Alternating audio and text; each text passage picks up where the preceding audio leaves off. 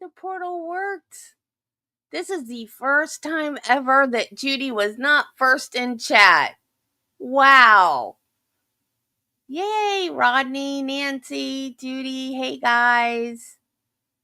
Terry. Where's Jill? Did she fall asleep? Jill probably fell asleep. She was up all night. Did she fall asleep? Jill probably fell.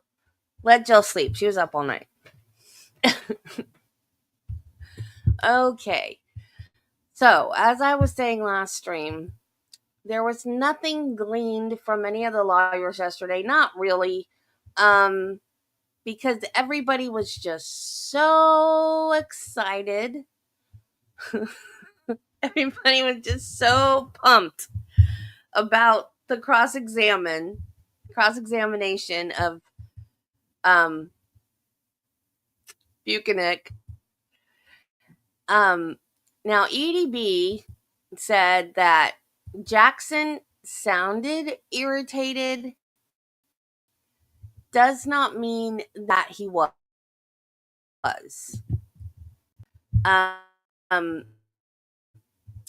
She thought he was having fun. She said that not to be confused, that was him having fun, that the frustration in his voice was for the jury. It was to let the jury know, hey Nancy, it was to let the jury know his feeling about what was being said, the way he was answering the questions. However, Runkle thought that he was upset and that he should not be displaying frustration. But EDP thought it was more of like a show for the jury. Now, I don't know if that's just different lawyering styles.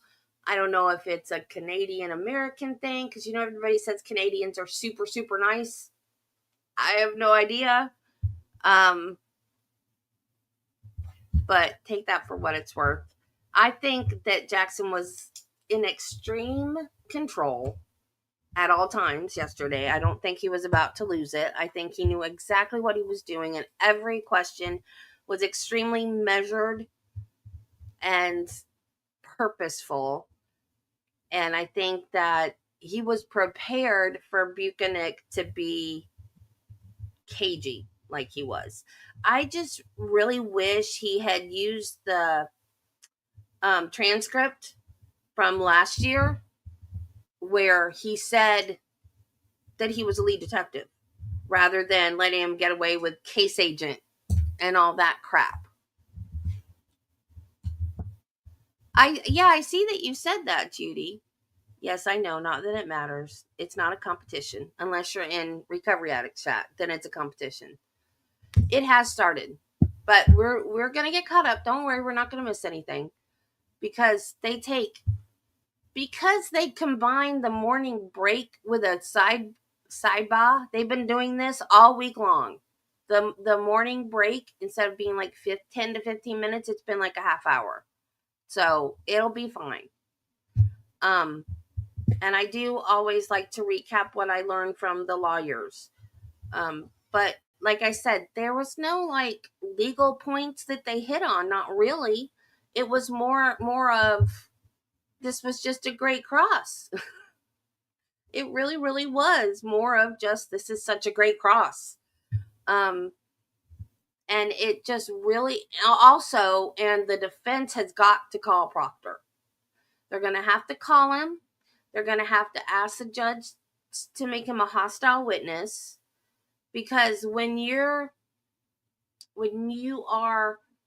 got a hostile witness, when you've got a witness on direct and they're not favorable to you, they're not going to want to answer your questions. So you have to lead them. And in order to lead them on direct, you have to ask the judge's permission to treat them as a hostile witness. So if they call Proctor, that's what they're going to have to do. And in order to get, I mean, it's already been opened. The door to the text messages have already been opened through Buchanan. He was on that text string. So Jackson can bring those in through Buchanan, and I hope that he does. But we'll see. Morning, Ms. Reed. Good morning, strangers.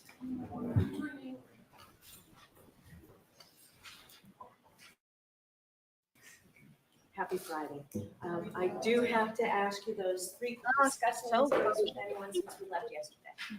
Everyone said yes or no to affirmative. Oh, happy You also Friday. I able get to to go follow to the the Cape and have instructions a white from cow when this is doing over. Independent research or investigation into this case. Everyone said yes or nodded affirmatively.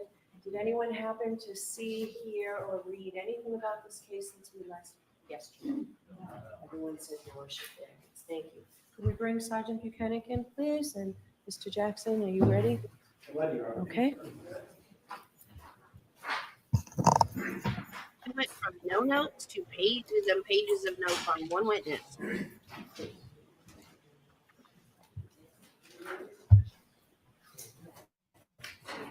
I was sick for 2 days, though. That's why there's no notes. And before that, it was over my head. And I'm not ashamed to admit it. Thank you. Morning, Your Honor. Morning, ladies and gentlemen. HKENIK.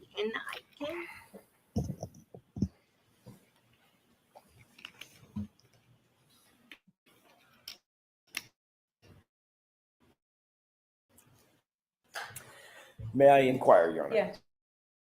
Thank you. Good morning, sir.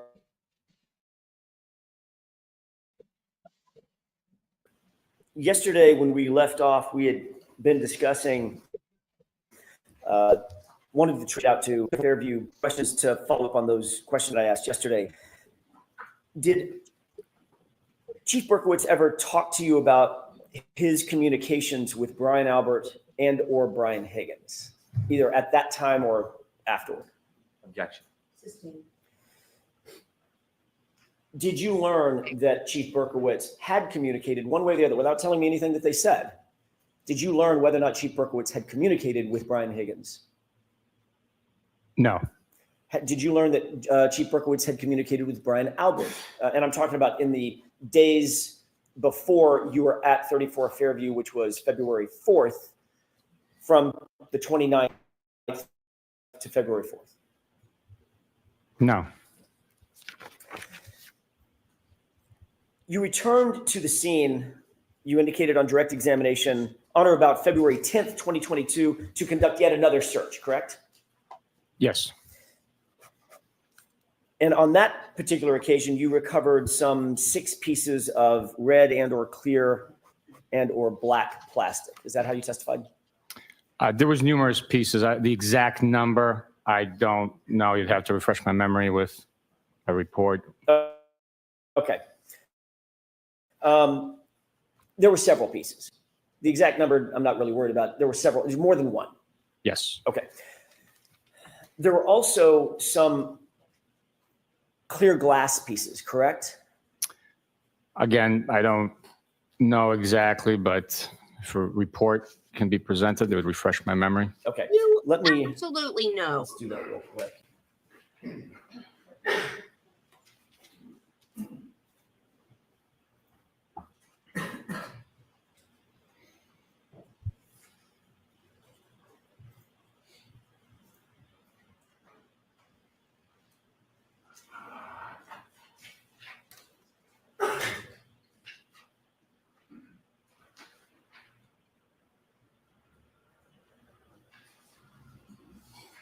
May I approach you? Yes.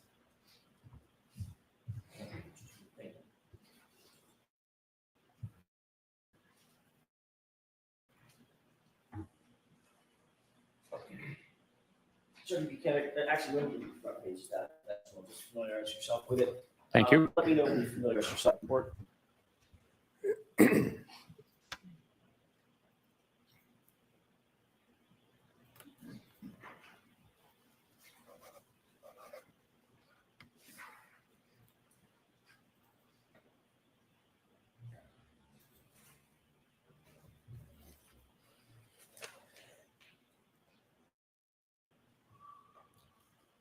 May I approach, Your Honor? Yes. Thank you.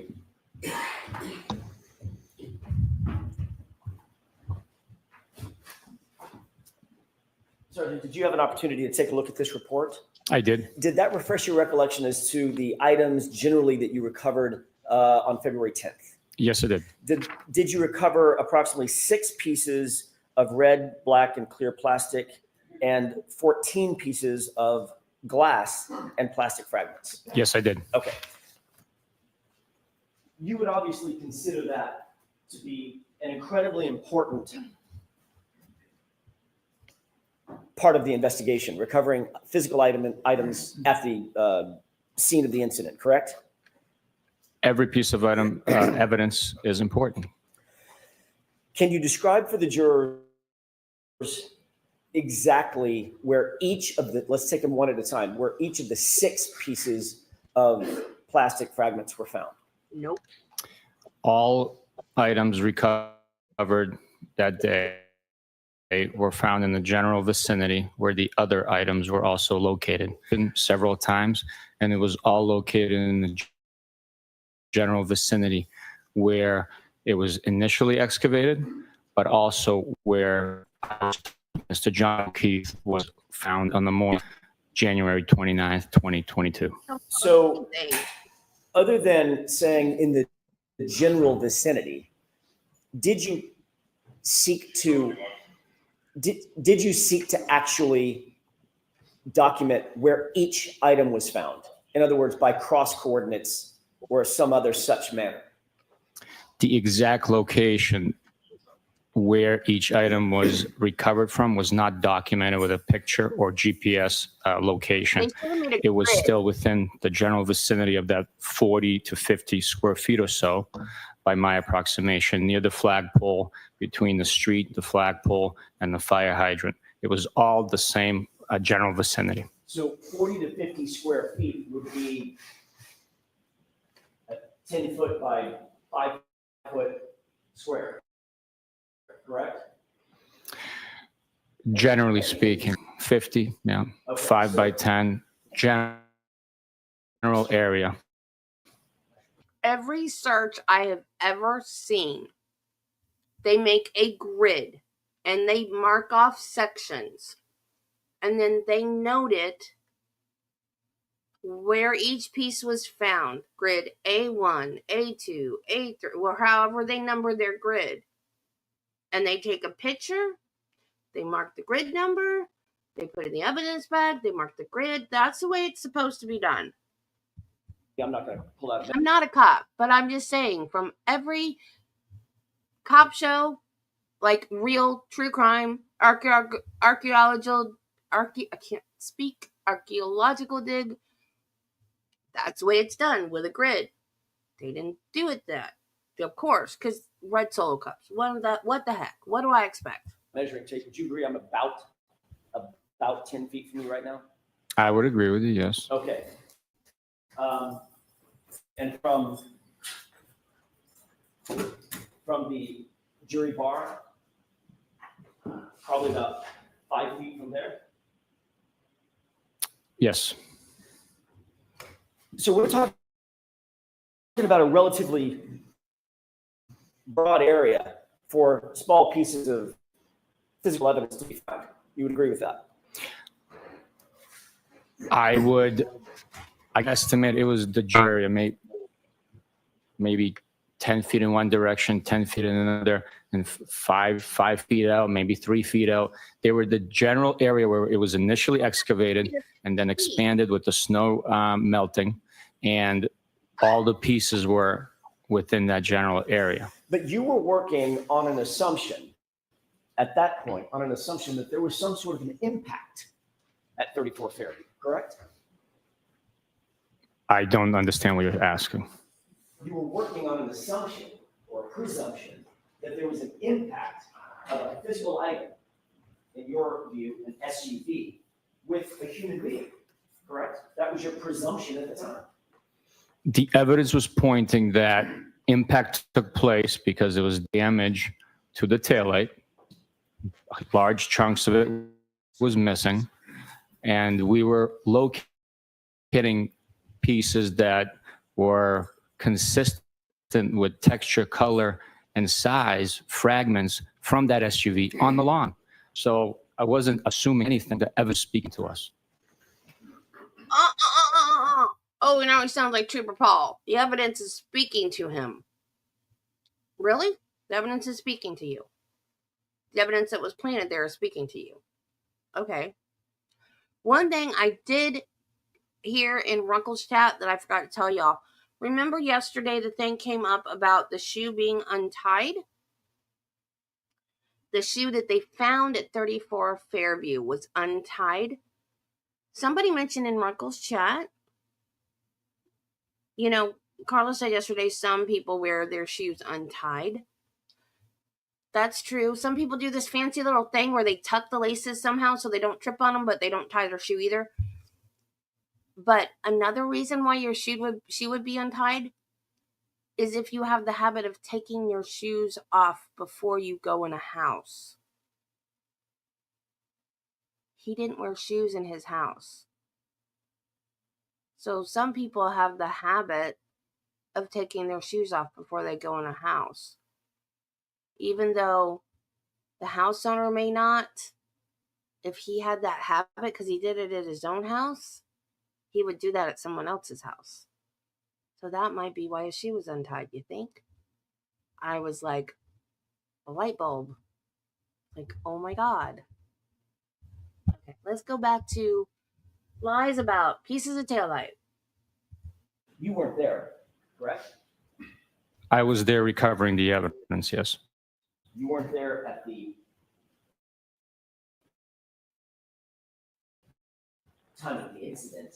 Oh, I just... No, of course. You were utilizing assumptions and presumptions based on information that was provided to you. Yes or no?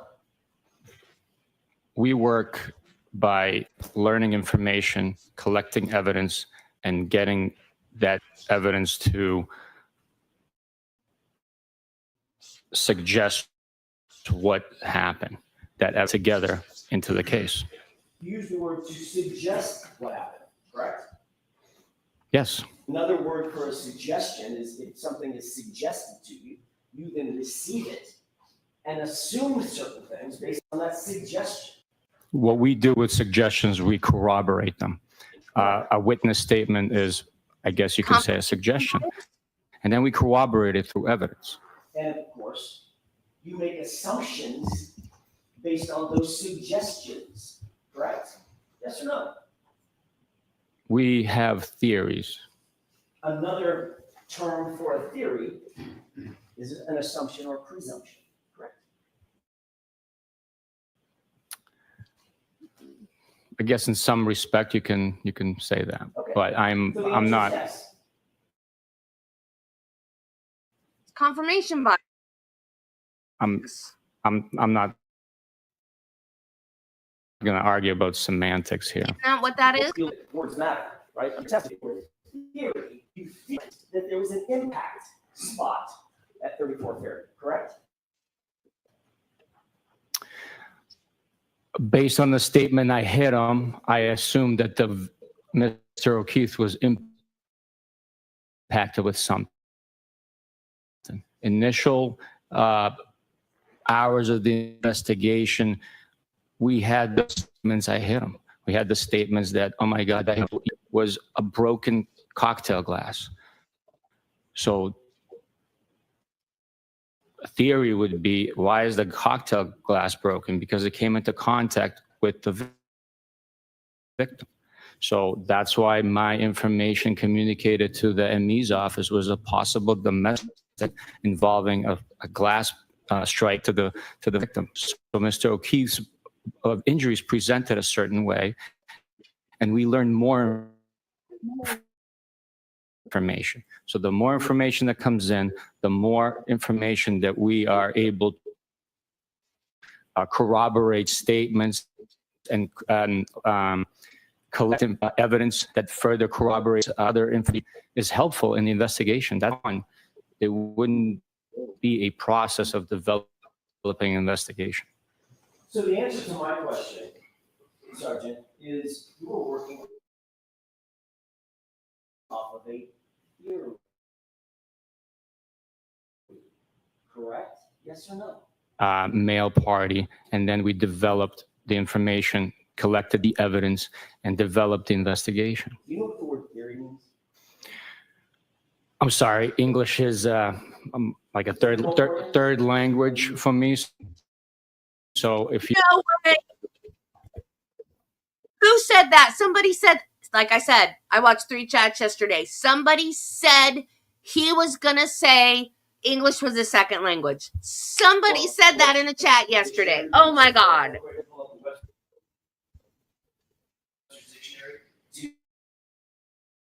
To define the word that you used in an answer about 40 seconds ago, not me.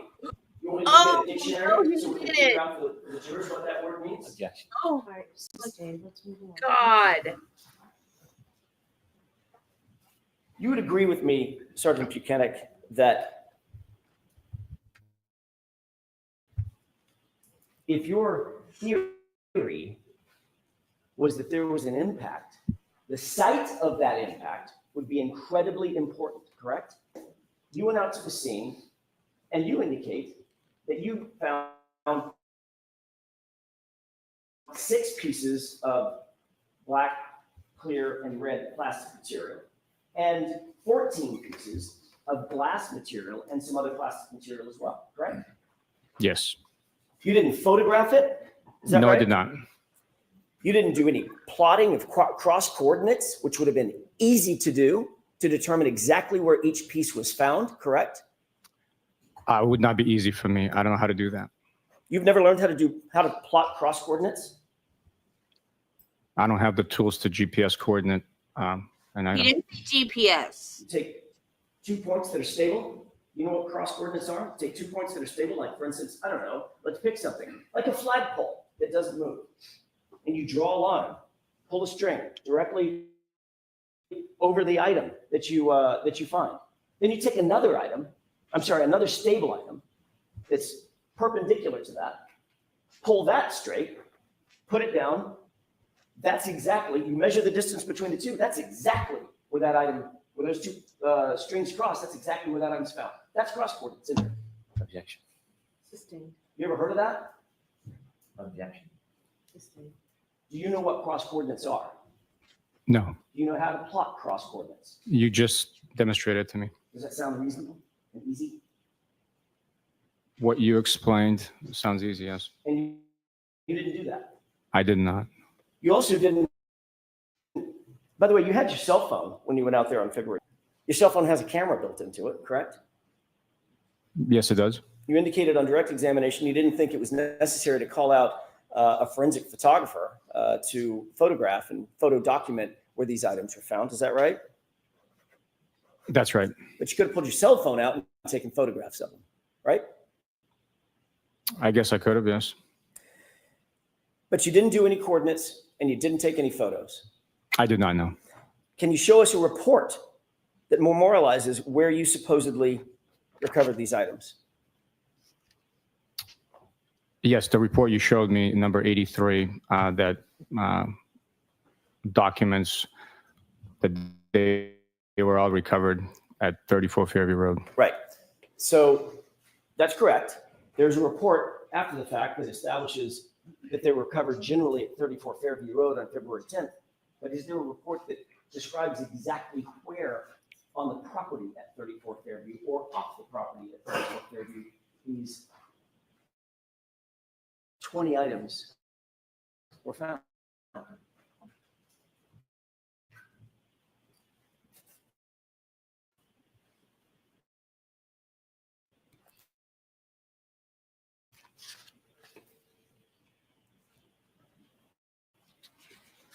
All right, Les.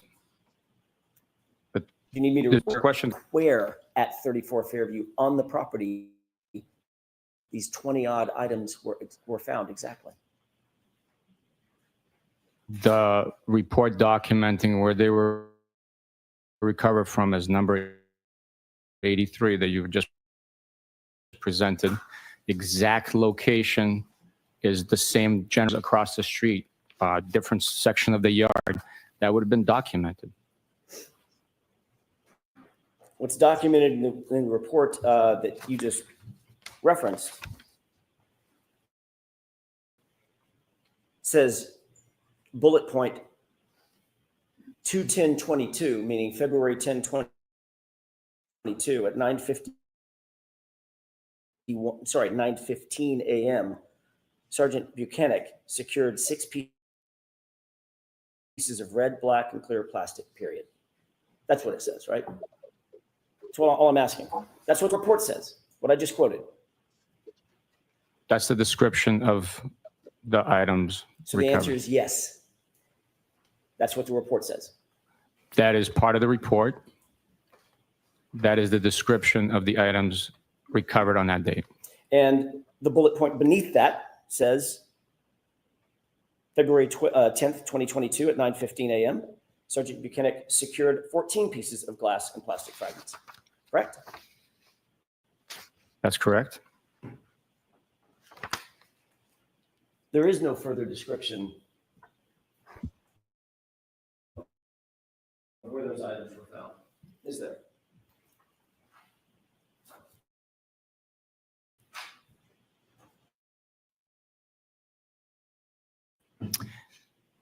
It might not be in the report. It might be on the description of the bag, describing that it was 34 Fairview Road. The report indicates and encompasses itself where those items were recovered from. Clearly, the same general vicinity the initial items were recovered from. If there was a need to document a different location, it would have happened. But you didn't see the need to document the exact coordinates where those items were found, did you? You didn't see the need. It did not happen. May I approach you? Yes. They called their line search a grid search. It was not a grid search. Take a look at It that. didn't mark out a photograph. grid. They just You lined up recognize it? shoulder to shoulder. And they use grid and line interchangeably because the guy from the CERT team, this trial said Yes, I line do. search. What's depicted in that photograph? Which general? Grid and line back and forth. It's the side of evidence bag that items were secured in. It documents the case number, the date, time, who recovered it, and general description of the 6 pieces of red, black, and clear plastic recovered from 34 Fairview Road in Canton. I'd like to have that marked and look at that, John. Is there any objection? No objection. Exhibit 111.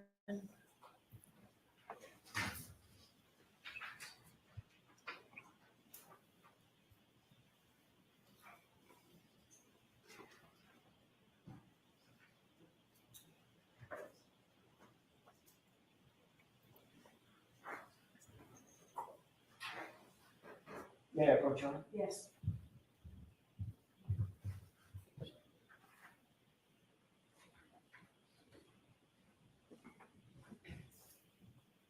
You indicated that the evidence bag would help determine where the exact location was that these items were found, correct? The general location where they were recovered from. Can we publish this, Ron? There shouldn't be anything general about it. There should be exact. Does this look like the photograph that you were just reviewing? Yes, it does. That's just been marked as evidence? Yes, sir. And can, Oh, that's Mr. Will, can we make that a little larger so it's more legible? Can you read that from where you are? I can. Moving past the dates, moving on to the date. What date is that? Date collected is 2/10/22. So that's the date that we've been talking about, correct? That is correct. And this indicates collected by, and who's that? That's myself, Sergeant Buchanan. Description of evidence. This is where the description of the evidence is located on this evidence bag, correct? General description identifying what's inside. And what does that description read? 6 pieces of red, black, and clear plastic. And that's all it says about the description, correct? Yes. and it indicates location where collected. And there's several lines that are available to fill in, correct? Correct. On that first line, what does that read? 34 Ferry Road, Canton, MA.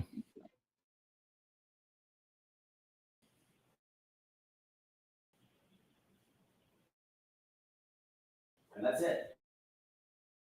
And who did? I do not know. Who did? I don't know. You don't recognize the handwriting? No, I do not. You don't recognize the handwriting of your partner and subordinate, Michael Proctor? Objection. Sustained.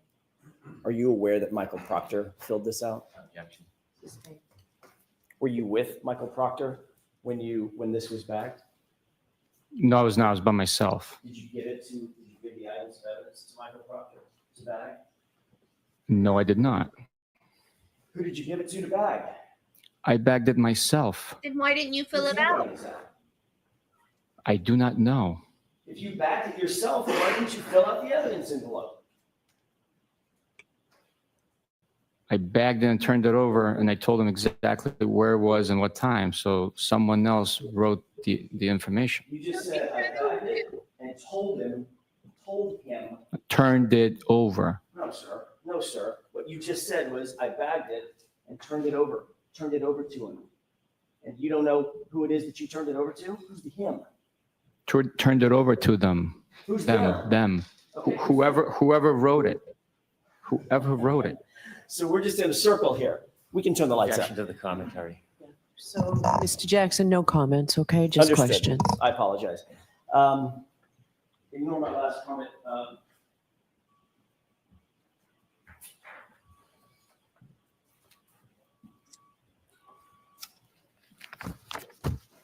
If the jury can't see through that, they're stupid.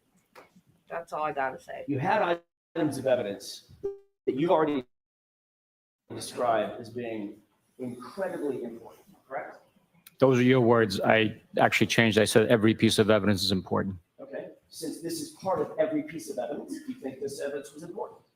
Every piece of evidence is important. So was this evidence important? Yes or no? Yes. So you had the evidence and turned it over to someone whom you don't know and can't identify. Is that what we understand? It was a member of the Massachusetts State Police assigned to our office. It wasn't just a random person. I can't specifically identify who it was or who wrote on that bag. I know it was a trusted member of our unit and part of the investigative team. How do you know it was a trusted member of your unit and a part of the investigative team if you can't tell these jurors who it was? How do you know that? Because I wouldn't have turned it over to a random stranger. Okay, so let's figure out the possibilities. Who are among those to whom you would have turned this stuff over? Who are among them? There was 4 troopers in the detective unit at that point assigned to homicide. Let's name them. Who are they? It was Trooper DeChico, Trooper Kakowski, Robbie, Trooper Dunn, and Trooper Mike Proctor. As you sit here today, Trooper, do you believe or do you recall turning it over to Trooper Dunn? Objection. We're going to go through each person. Every one of them. There's only 4. I'll allow this question. oh, Do you remember turning it over to Trooper Dunn? No, Do you remember turning it over to Trooper Pikowski? no, Do you remember turning it over to Trooper DeChico? no, Do you remember turning it over to Michael Proctor? no. So it might have been just a random stranger. Right? That's a ridiculous suggestion. objection, Your Honor, Have you ever non. seen Trooper Proctor's handwriting before? Yes, Matter of fact, you've seen it. I'm guessing not dozens, maybe hundreds of times, correct? not hundreds of times, no. Dozens. Logs.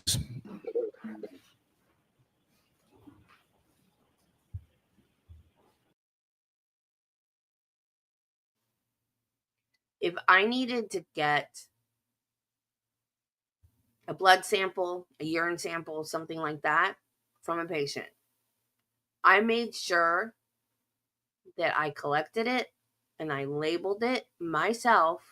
If I handed it over to another nurse to send it to the lab, I documented which nurse I handed it off to, or I just did it myself, which is the equivalent. In my mind, I would say that's probably the equivalent. There's no way he handed it off to somebody without knowing who he handed it off to. There's no way.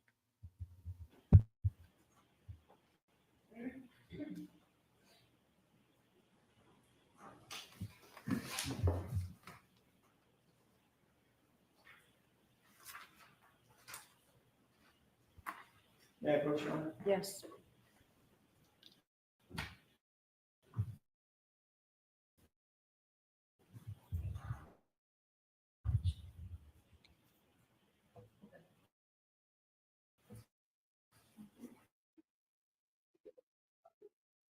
You recognize it?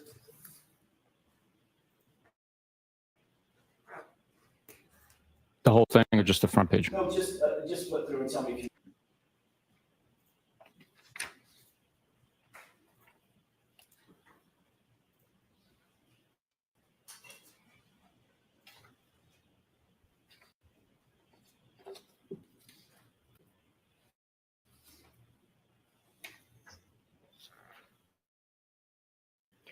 It appears to be a bunch of handwritten notes from possibly witness interviews. Handwritten notes by whom? Well, you labeled it Proctor. I don't know who it is based on the individuals interviewed.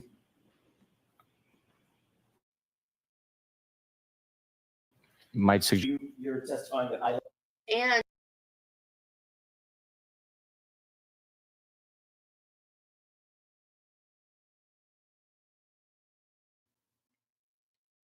StreamYard muted me again.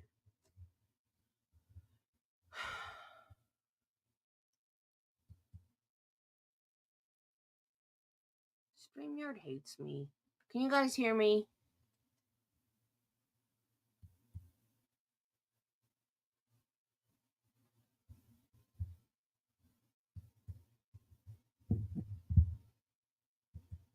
I'm sorry, guys.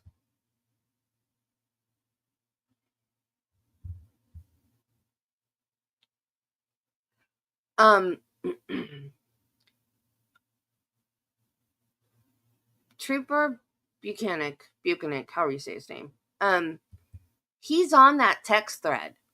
They got some of the texts in through him yesterday on direct, and I'm hoping that Alan Jackson will go over some of those texts on cross because they stopped before they got to the really bad ones. And I think those need to come out so badly.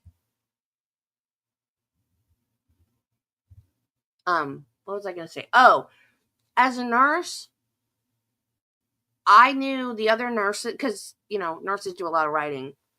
I knew the other nurse's handwriting. They didn't have to sign something for me to know what nurse wrote what. And I imagine it's the same way with police. You see their handwriting all the time. Like, these questions aren't hard questions, is my point. I'm not trying to sound uppity or like I know stuff. I'm just saying they're not hard questions.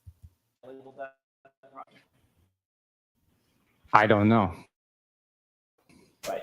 So you don't know. Well, you provided a document to me, so. Correct. I know. And then you just testified that I labeled that Proctor. How do you know I labeled that Proctor? Well, I got it from you. You didn't say me right that. That appears to be a series of Michael Proctor's notes, correct? That's what's suggested, yes. Okay. Can you turn to the first tab? There's a purple tab. Might have to turn my camera off. StreamYard's getting icky again. Icky, picky, icky. StreamYard.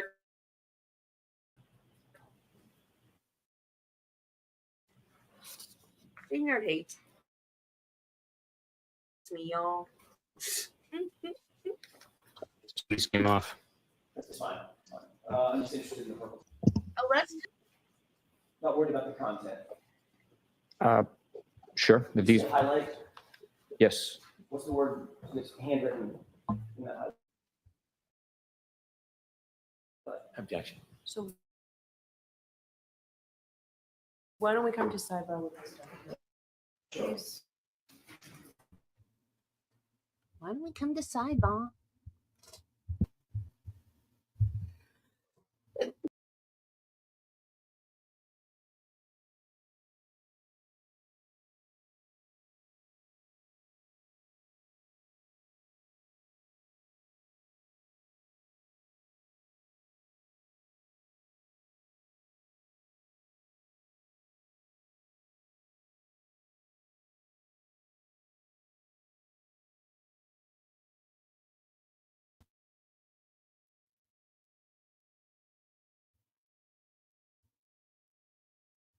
Yep, StreamYard's being picky, icky again. It just doesn't like me. Well, it doesn't like a lot of streamers, but for some reason, it really hates me. It keeps saying I have slow internet. I do not have slow internet. I do not. And it also keeps telling me I'm not plugged in with an Ethernet cable. I am plugged in. I am hardwired in. And I need the first time I emailed, they sent me back just like a standard email.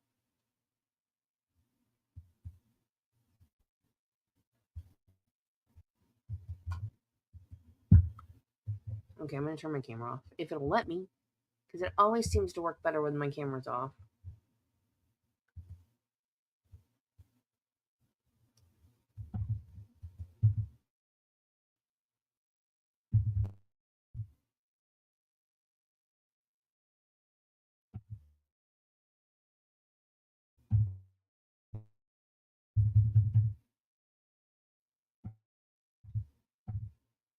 Your Honor? Yes.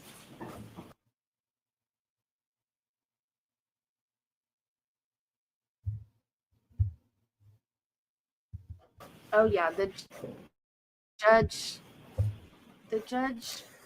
In the ordinary course of We're business, prosecution quite a bit. is it normal standard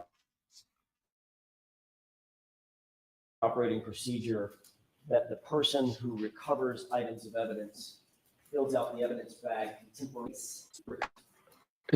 It's possible you can do that. There's a that you have to leave with an emergency or weather conditions you can't write on the bag. You can fill it out later if you have the time Stupid. and you know where you recovered it from, which is like, in this instance, if it was a general vicinity where all the other fragments of evidence was collected from, it's known that it was within the general area of that. Y'all, I'm sorry I keep pausing it, but the more stupid that comes out of his mouth, the more I want to talk. They need to, what do they call it when they resubmit a motion? I guess it's just resubmit a motion. They need to resubmit the motion to have Easter testify, because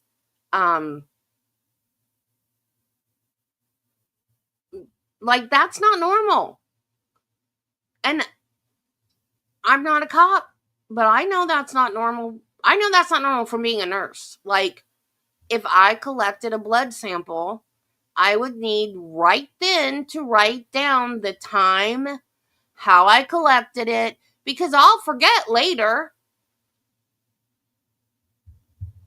Right? That makes no sense to write it down later.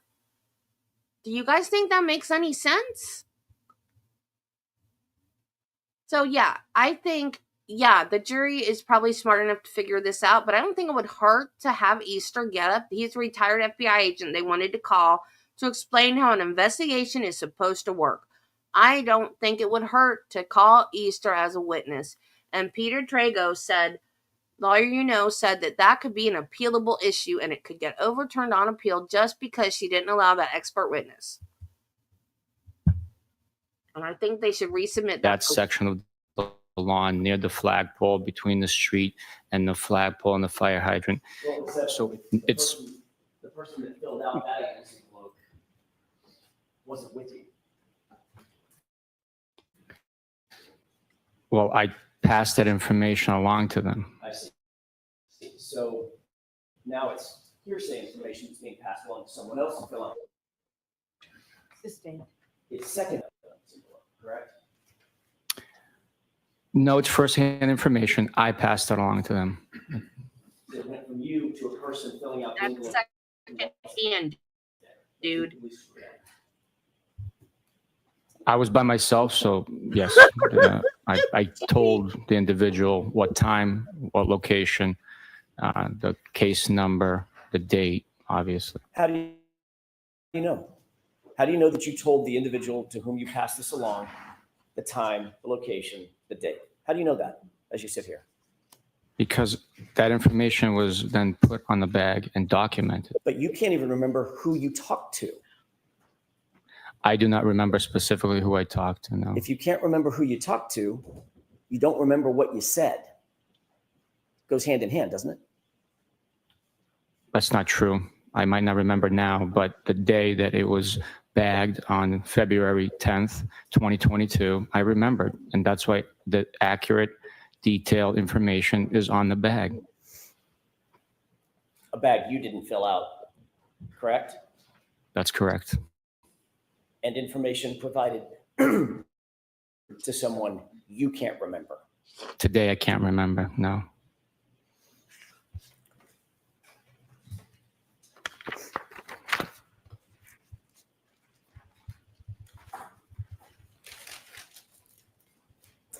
You're aware that that particular bag, that evidence bag, was not booked until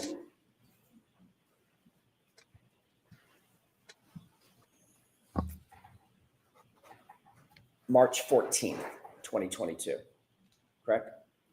I don't understand what you're saying. Those pieces of evidence were never booked into evidence until March 14th, 2022. Those particular pieces of evidence were collected on February 10th, 2022. Sergeant Buchanan, do you know the difference between collecting a piece of evidence and booking it into evidence, creating a booking label, creating an evidence log, things of that nature? Do you know the difference? I understand the difference, yes, Okay. but you claiming that it wasn't booked into something doesn't mean that it wasn't properly handled in custody and under our control. Sir, I'm not claiming anything. You're testifying. I'm asking questions. Was it booked into evidence on February 10th? If you show me a document, I can tell you what Sure. it might be suggesting.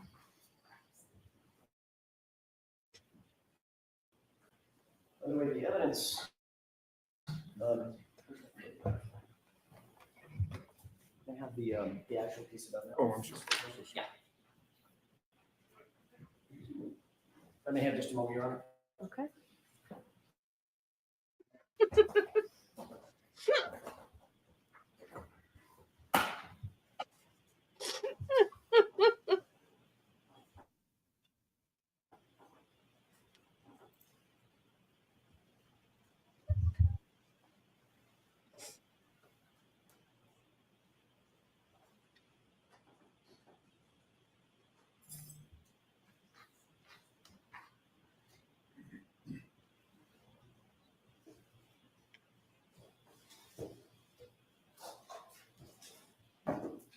Guys, don't forget to like the video, please.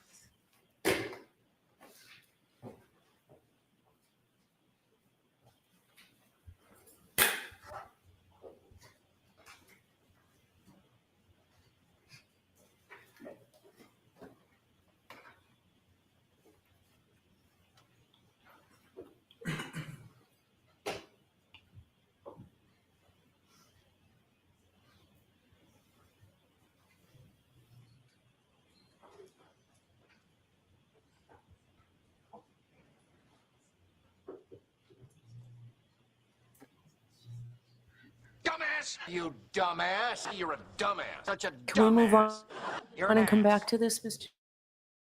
Jackson? I think I just gotten the documents that Okay. the sergeant needs. There are two documents here. Did you show That's a Mr. good Brown? question. I'm sorry. And very likely.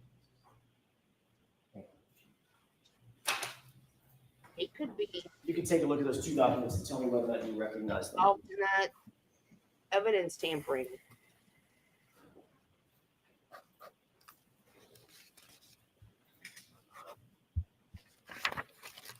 You know he's on the text string.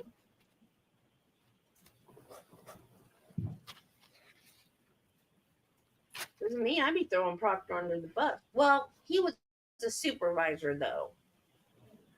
So he's partially responsible for allowing what he did.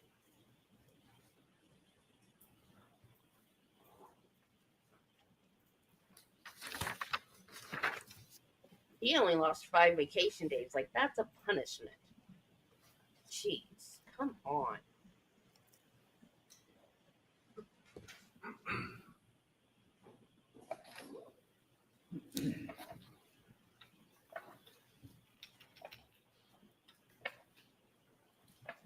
Oh, I didn't think about that. Okay. Yeah, but lying under oath is I'm going to leave those up there with very you. bad. Does one of those appear to be the log sheet for the crime lab? One is a chain of custody report for the crime lab of all the evidence that was processed, received, processed, and returned. Yes. And the other document? The other document is simply a receipt of evidence being submitted on a certain day to the lab. And both of those documents indicate that the first time the evidence was submitted to the crime lab was March 14th, 2022, correct? Objection. I'm going to allow that. I will have to take a look. It's going to be some time, please. Yeah, I You don't can look at the top. Well, let me ask you, ask it in question form. If you look through the log, it's in chronological order, the chain of custody log, correct? should be. It should always be. Why do you have to look? By item, I believe, but I didn't take a deep dive into it. I have to take a look. Right. Do you see any item, especially focusing on item 712 or items 712?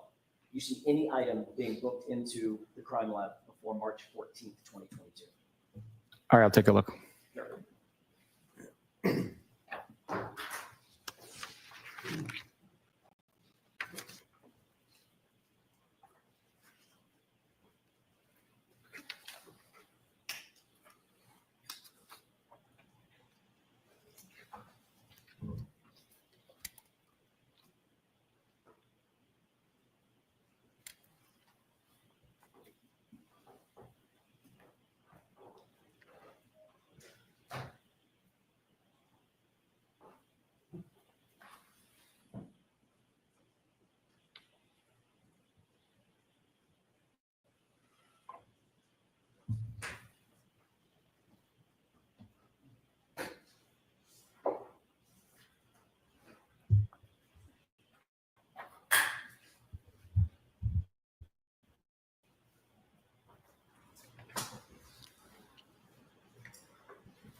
Did that refresh your recollection as to when the items were booked at the crime lab?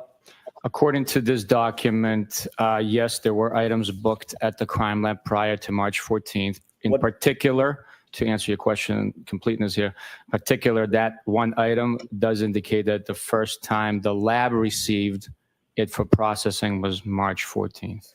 So they were booked at the lab March 14th, correct? The first time the lab received these items for processing, according to this document, is March 14th. And there's no indication on any document as to where those items were before March 14th. There is. We displayed the bag, me collecting them on February 10th, and they were in our possession at the Norfolk District Attorney's office. Whose possession? The Norfolk District Attorney's office. Your possession? Specifically? At one point, they were in my possession, and I turned it over. Right, after you turned it over on February 10th, it was the day that you claimed to have found these items. After February 10th, they were not in your possession anymore, were they? No, once I turned them over, they're not in my possession. When No. you say turn them over, you're talking about turning them over to someone whom we don't know, correct? As we sit here. Right now, I don't have a memory of who I turned it over to, but it was a member of our homicide team. So the next time, Sergeant Buchanan, the next time there's any documentation about those items is March 14th, nearly 6 weeks later, 5 weeks later, correct? I don't know that to be correct, no. But you can't point to any documentation. You're looking at the logs. You can't point to any documentation indicating the chain of custody of these items between February 10th and March 14th. Is that right? This is simply a log from the lab. Yes or no? Can you point to any documentation? Ask the question. Can you point to any documentation indicating where those items went, whose possession they were in what circumstance, between February 10th and March 14th? Can you point to any document? I know that it was collected on February 10th. Right. It's documented that it was collected. It was at the Norfolk District Attorney for processing. You keep answering the same question that I'm not asking, sir. Objection. Sustained. No comments, Mr. Jackson. Sergeant Buchanan, do you understand my question? I'm asking, can you point to a single document for these jurors as to where those items went and in whose possession they remained, specifically between February 10th, when you lost sight of them, and March 14th, when the crime lab received them? Objection. Sustained. May I approach? Yes. I'm just sorry, to- Mr. Just for Brennan. the evidence. Just for the evidence. False start.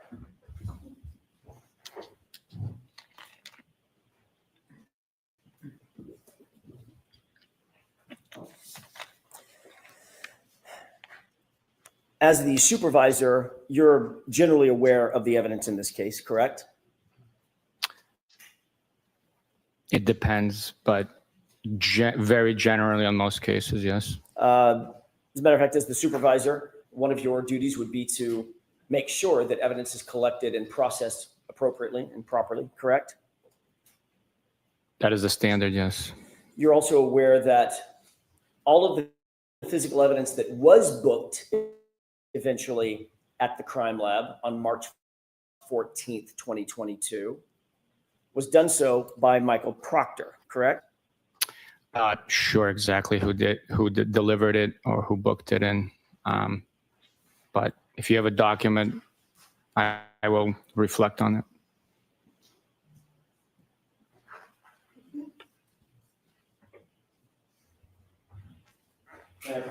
Yes.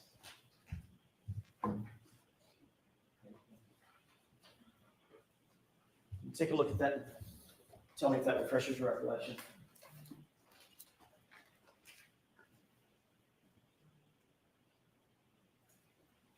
Yes, it does. May I approach? Yes. What is this document you just looked at?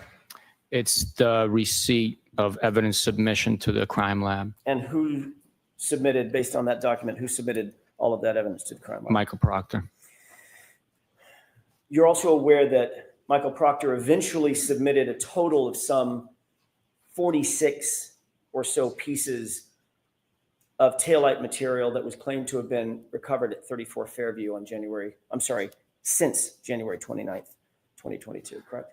I don't know the total pieces, but we didn't claim to recover it there. We recovered it there. You're testifying that they were recovered, but you didn't recover all of them, did you? I did not recover all of them, no. Matter of fact, Michael Proctor, according to you, recovered some of those items, correct? Some of those items were recovered by Michael Proctor, yes. And you're also aware that he submitted pieces of taillight material that he indicated he recovered as late as February 18th, 2022, correct? I am aware that there was items recovered on February 18th. I am not sure exactly if it was him or someone else that recovered it. You indicated, I think in direct examination yesterday, that as of February 3rd or February 4th, the weather had broken, generally, correct? It was getting warmer. Yes, the weather was warmer. There were rainy days following the 3rd, I believe. No, the 4th, it was raining when I picked up that piece of evidence. So, yeah, the weather had warmed up. So it was raining and somewhat storming on the 4th? There was precipitation when I recovered that item. I mean, I don't know if it was storming. There was a low pressure cell coming through. I have no idea. Okay, but that's the same day that you were told that Chief Berkowitz was driving by and saw that difference. The day I picked up the single piece with Canton PD present, it was raining. So he would have been driving by, windows up, water on the windows, in the rain, and saw the red piece? Sustained. You indicated that on February 10th, when you did your final visit, made your final visit to 34 Fairview, you indicated yesterday during testimony there was quote unquote very little snow still present, correct? That's correct.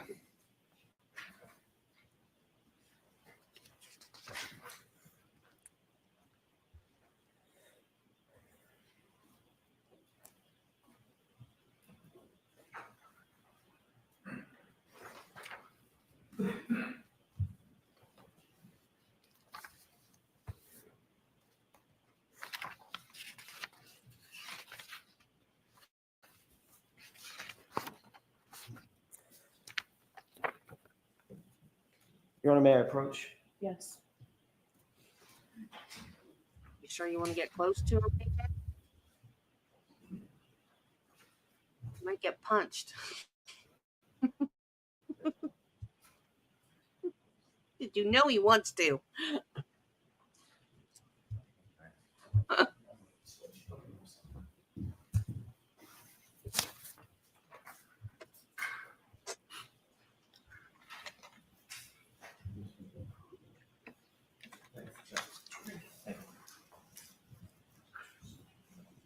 Sergeant, that's a 2-page document. Could you familiarize yourself with those 2 pages, please, and let me know when you're finished?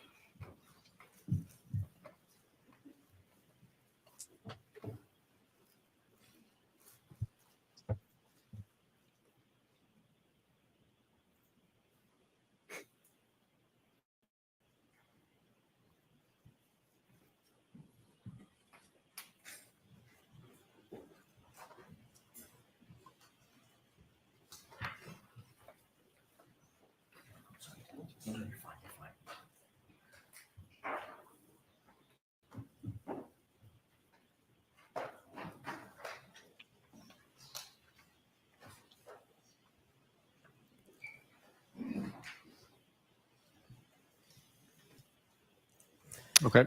Thank you. Sir, what do those 2 pages purport to reflect? What are they pictures of? Just general, an evidence bag, something else? The first one's an evidence bag with Can you some. just tell me the date, just so we can cut to the chase, the date of that evidence collection according to that? On the bag, the date is 2/11/22. Okay, and what's the On the second sticker, there's another date.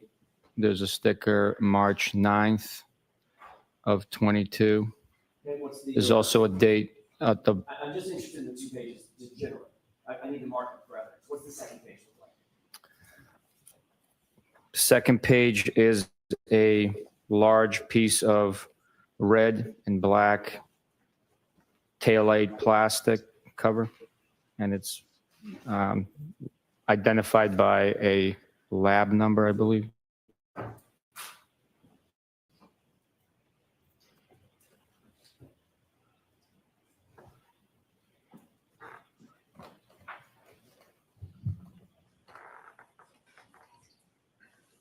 Okay, thank you. I'm sorry about that. So there's 1 page is an evidence bag, the other page purports to be the item that was in the evidence bag, correct? I don't know that, no. Okay. It's just one's an evidence bag with information on it. And then there's a photograph of a piece recovered. I don't know. I'd like to have these marks and introduced as next in order A and B.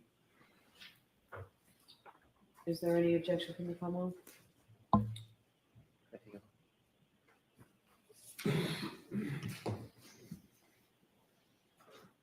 No objection. Okay.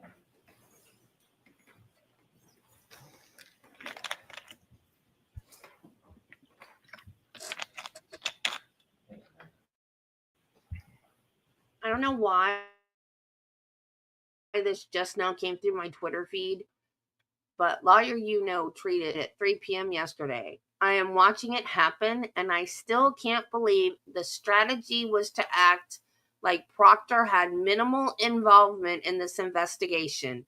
I won't believe it until they close their case in chief without calling him.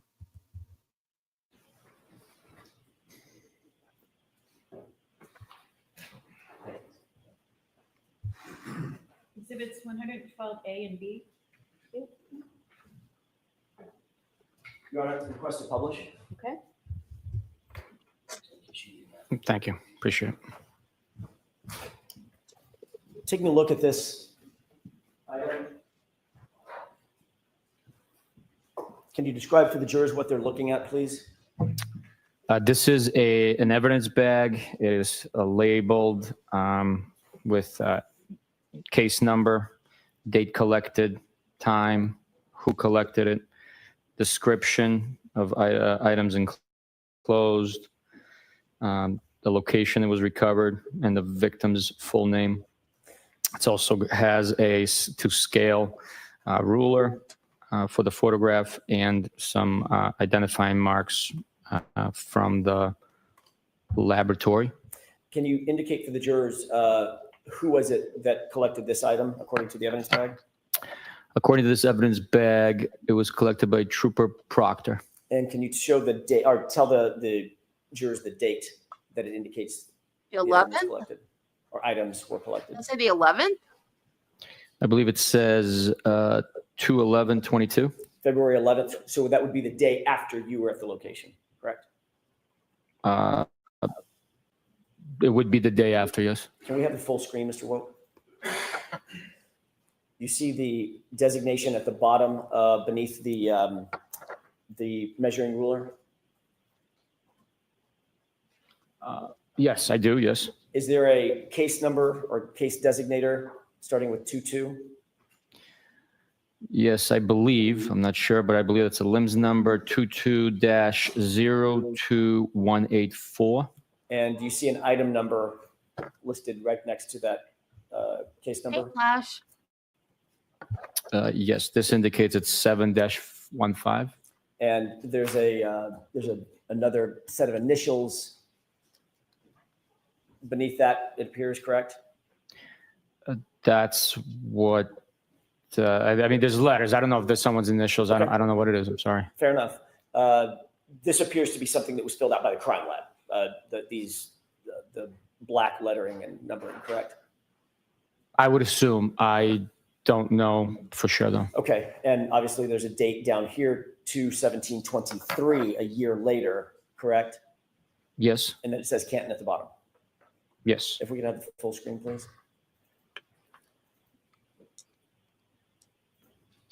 Okay, you also indicated that there was a label up at the top, correct? Yes. All right, if we could go to the second page, it'd be page B of this.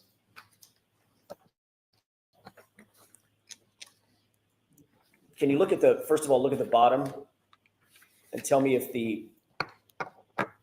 that number designator appears to be the same as on the evidence, as on the previous page?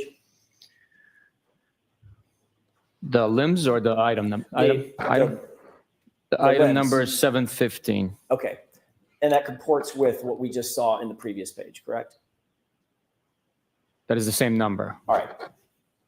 This would be an exemplar, one of the items in that evidence bag labeled 715, correct? There were several items, but this is one of them. Is that right? It's how the crime lab keeps them separate? I believe so. I don't know their procedures. I believe so. I know they use alphanumeric identifiers. As I can't testify their procedures, why they do it, how they do it, or the sequence in which, or the choice in numbers or letters. I have no idea Okay. about any of that. We can have the lights up with the court's permission. We can leave this up. If you can leave that up, Mr. Wolf. All right. You can still see that on the screen, correct? Yes, sir. Okay.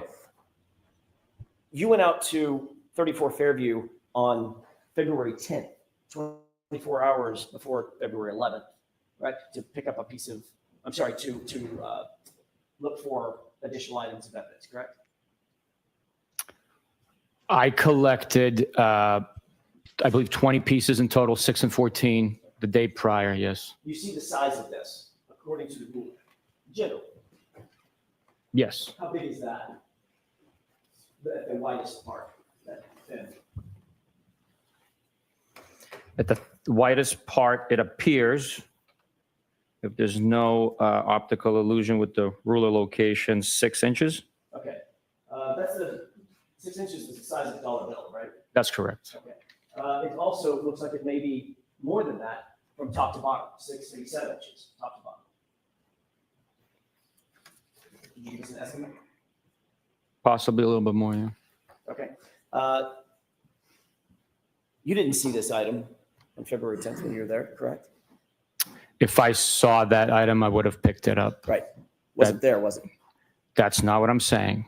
I said if I saw it, I would have picked it up. But you didn't see it, did you? I did not see it, obviously. But No. according to the information that we just presented, this item was found the next day by Trooper Michael Proctor. Right. Based on the information presented, that's what it says, yes. May I approach? Yes. We can take that down. May I approach one more time? Okay. Thank you. This is a 3-page document. If you Did could you show familiarize Mr. yourself with Brennan? that. I didn't see. You showed it to me earlier. Thank you. I did previously.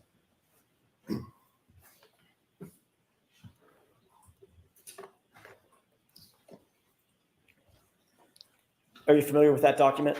When I say familiar, that's a bad question. Let me ask it a different way. Do you recognize what's generally in those 3 pages? I got to take a look. Sure. I must have missed your first Sure. request.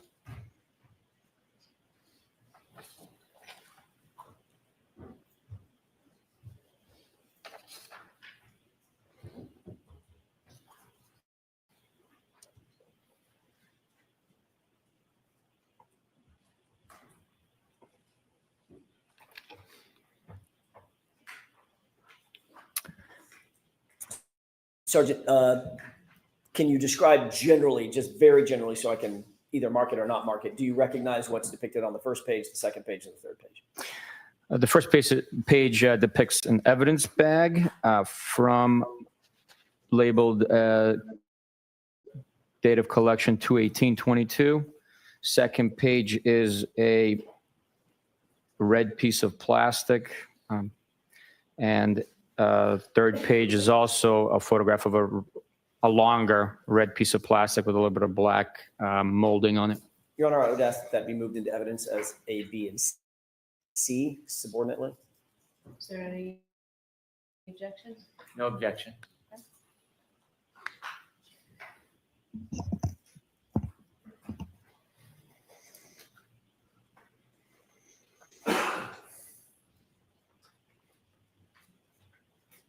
Exhibits 113A, B, and C. Move to publish, Your Honor. Okay. Sergeant, same couple of questions, if we could. Do you see a date of collection on this evidence envelope? Yes, this photograph indicates 2/18/22. And collected by whom? Trooper Proctor. Full view. Thank you, sir. And then if we could highlight lower, that appears to be by the ruler. Do you see the same, I think you called it a lens number? Limbs, LIM. Okay. The LIM number is the same number, the 22-02184, correct? Yes. And the item number in this one is handwritten as what? 7/16. Okay. If we can go to the second page, please. Do Do you see it, first of all, on the bottom, the same item designator number?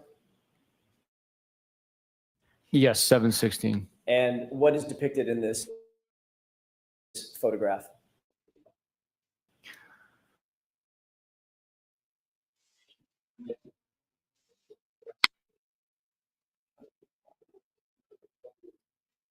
Be contained in that evidence envelope, one of the pieces at least, I would assume.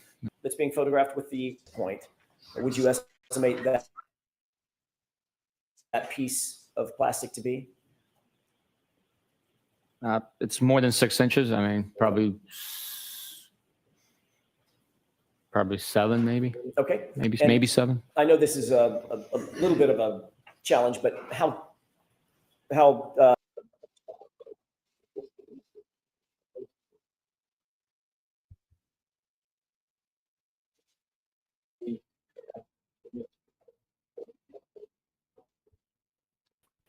Darn do it, you see the same StreamYard, what designator are on you the bottom doing?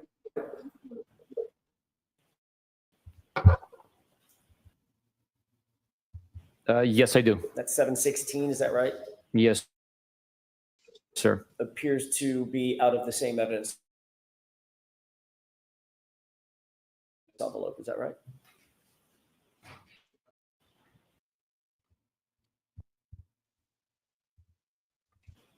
Seven and a half, 8 inches.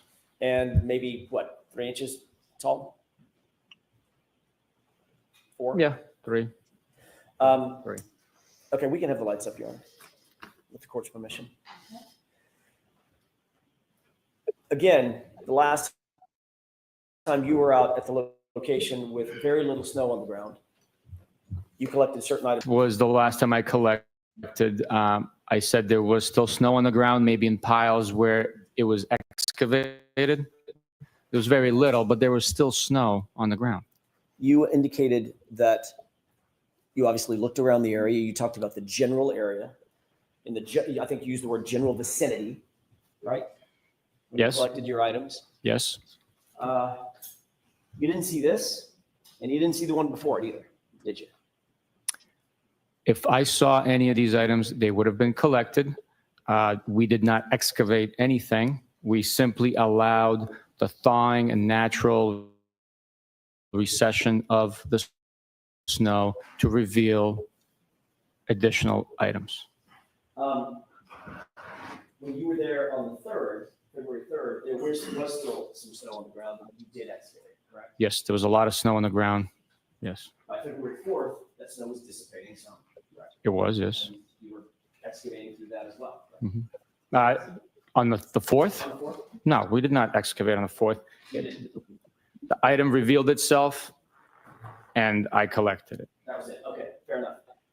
Then on the 10th, you didn't need to do any more excavating because there was, quote unquote, in your words, very little snow. Very little. Right. Those were my words. Okay. Compared to the first day, there was very little snow on the ground. And in fact, you did not see any of the items that were collected or claimed to have been collected at 34 Fairview by Michael Proctor on February 11th, the day after you were there, correct? Did not see that item? Did not see that item, no. And did not see any of the items that you've seen that were claimed to have been collected by Michael Proctor on February 18th, a week later, correct? Those items were not observed by me, or else I would have collected them. We can take this down.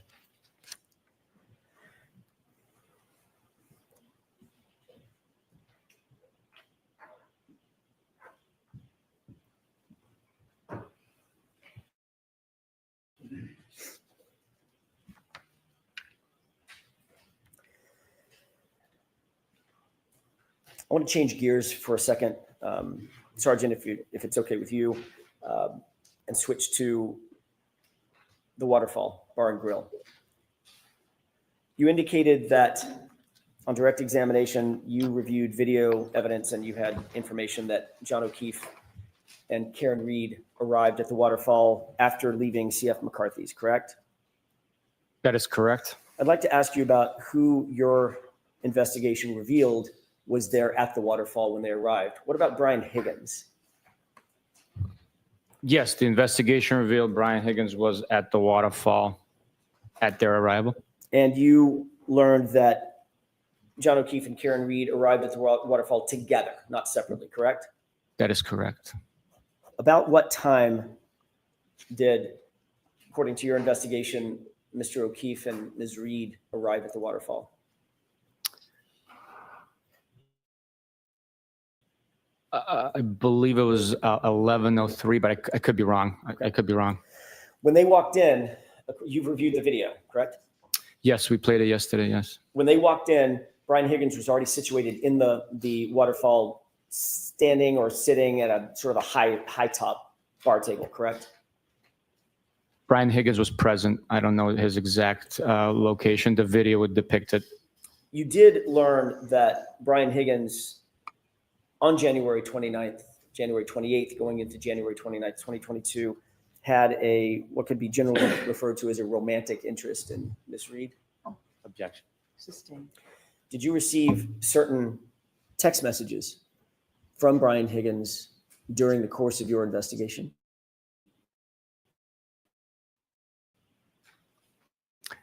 I received extraction of his text messages, any text messages. Simply text messages that he supplied to you on his own. It was extraction of text messages on a CD and also printed out the same document. Did you perform that extraction, or was that extraction performed at your request by Massachusetts State Police from his phone? It was not performed by me, and it was not performed at my request. Okay. So in fact, when you met with Brian Higgins, he simply provided you something that he said had been extracted from his phone. Objection. Sustained. Did he provide you something? Yes. Did Brian Higgins indicate that he had taken those off of his phone? Objection. Sustained. What was your understanding about what the items were, the pages of text messages that you received? What was your understanding about where they came from? From his device and his communications with the defendant and Mr. John O'Keefe. But you did not have a forensic extraction performed, correct? That's correct. And Brian Higgins never gave you his phone to perform a forensic extraction, correct? That's correct. So the items that you received were directly from him and him alone. Is that right? He handed me the items. I don't know who else was involved. You said him alone. He handed me the items. That's what I mean. You reviewed those text messages back and forth, correct? It's been some time, but yes, I had. And those purported to be, I think you already said, those purported to be two strings, I'm going to call them strings of texts. Some string text messages between Brian Higgins and John O'Keefe, correct? Yes. And some string text messages between Brian Higgins and Karen Reed, correct? Yes. Would you describe the text messages between Brian Higgins and Karen Reed that he presented to you as flirtatious in nature? Oh,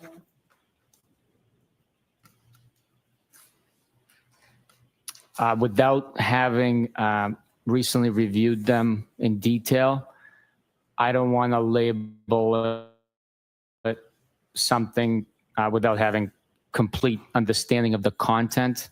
I'm not comfortable putting a label on something. Well, how would you describe them? I mean, were these business texts? No, these were, friendly communications. I don't want to put a label on it. There were communication between acquaintances or people that know each other. There was text message communication. As far as flirtations, I would have to take a look at the content of it for certain terms that would support that label. Well, remember a text message exchange about a kiss that was shared? Objection. Sustained. Do you remember any text message between the two of them, interest that either one of them may have had based on the text messages? Objection. Sustained. May we approach, Your Honor? Yes.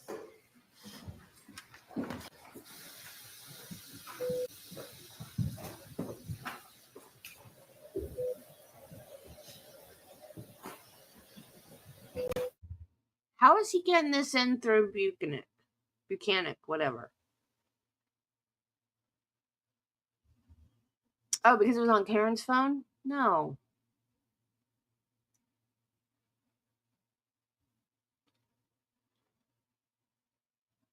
I don't have money to bail you guys out. You don't send me enough super chats.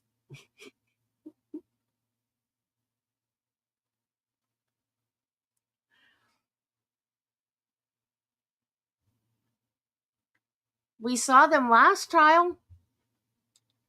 They got them in through Brian Higgins' last trial.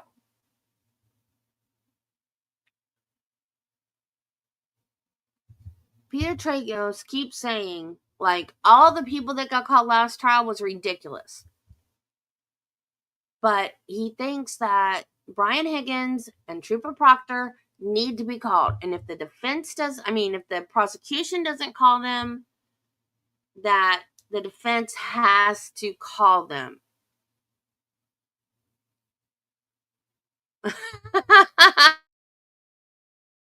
Thank you, Carla.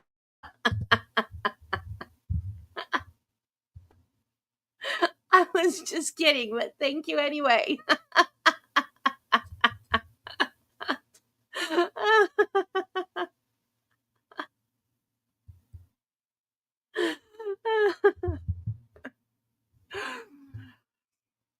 Because these texts got in through Brian Higgins last time, and it shows that she was flirting with him, which is one of the theories as to why there was a fight in the house. Was that Higgins was going to fight John for Karen.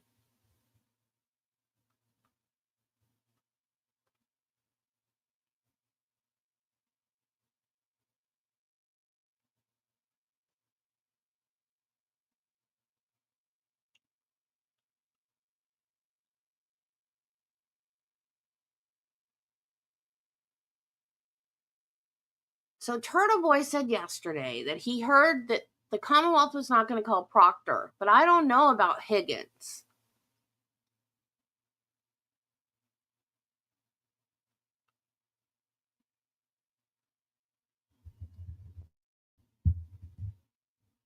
Well, it has to come through in a certain way. And because the person that sent them is not on the stand, it has to come in a certain way. And he never gave his phone up like he was supposed to. And I guess they got them in last time because Brian Higgins testified and they had Karen's phone. I'm not even sure how they got them in last time because Higgins never turned his phone over. He destroyed his phone. See, what happened, there was an order that their phones had to be preserved. And Kevin Albert, who's the brother of Brian Albert, who was the homeowner, found out about that order and clued them in the day before the order became known. Like before they got the notice that they were not allowed to destroy their phones. So he told Ryan Albert and Brian Higgins that there was a preservation order that they were going to get the next day. So the day before they got the order, they both destroyed their phones. Brian Higgins not only destroyed his, he went onto a military base. He took the SIM card out. He threw the phone in one dumpster and the SIM card in a different dumpster on a military base. So nobody could get in there and retrieve it. Tell me he's not hiding something. Tell me with a straight face he is not hiding something.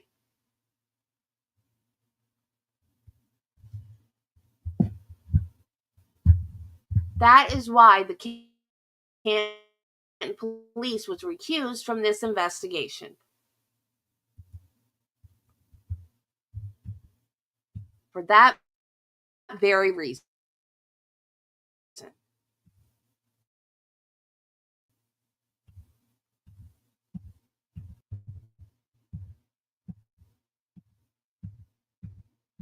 just fold your notebooks and leave them with you, please, and just step right up. Thank you. What the fudge now?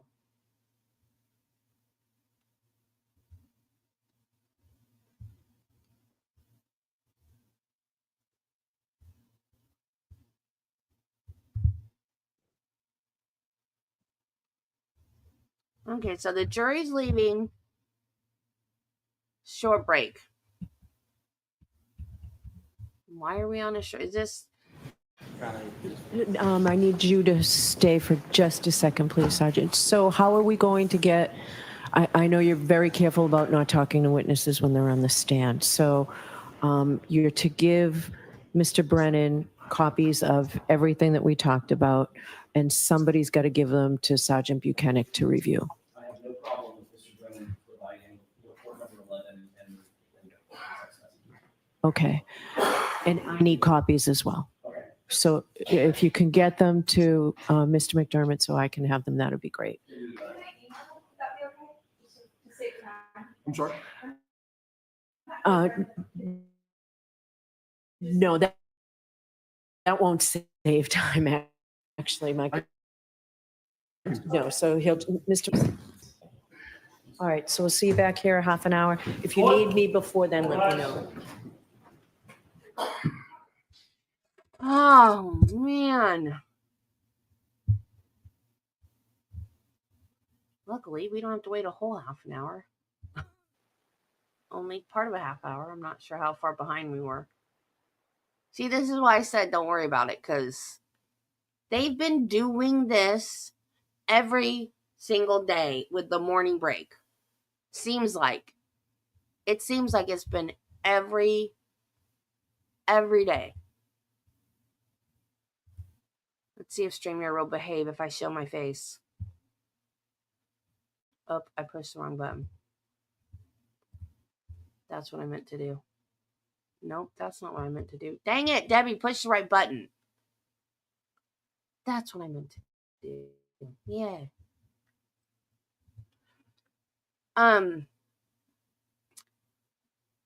Yeah, the machine. I know you spelled it wrong, but that's okay. We all have our moments. Whose text did he download on that though? Was it his?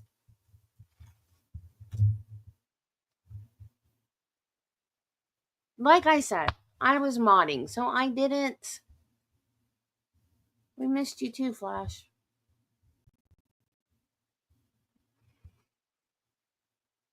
I can't remember things because I was so. See, we're a very small group and we're all on the same page.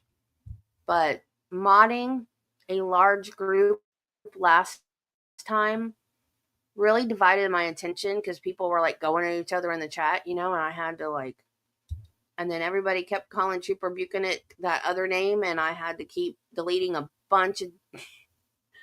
And then one day I just blew up at everybody. You're like, you're a bunch of infants. The next time somebody says the B word, you're getting timed out.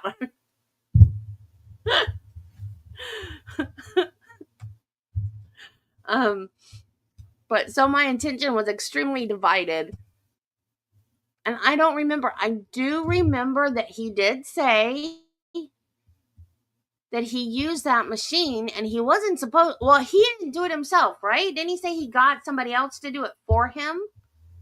But he wasn't supposed to be using it. That wasn't like anything assigned to him or anything. He just did it on his own.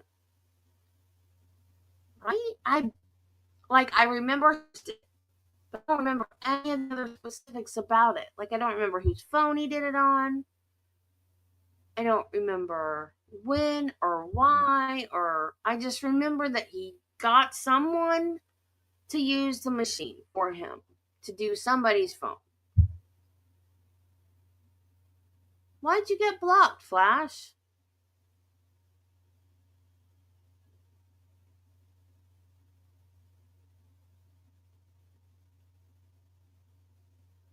I've been blocked one time, and that was during the election.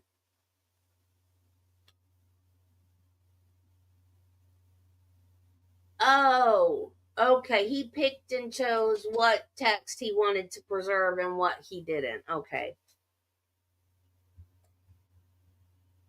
I got blocked one time. What I was during the election. Someone asked if Biden was going to pardon the turkey last year. You know, because what are you doing, StreamYard? I'm trying to put one comment up. Somebody asked if Biden was going to pardon the turkey, and I was like, I don't know. What did he say? Darn it, I forgot what I said now. But he had referred to himself as the wrong name or something. Like Biden had referred to himself as the wrong name.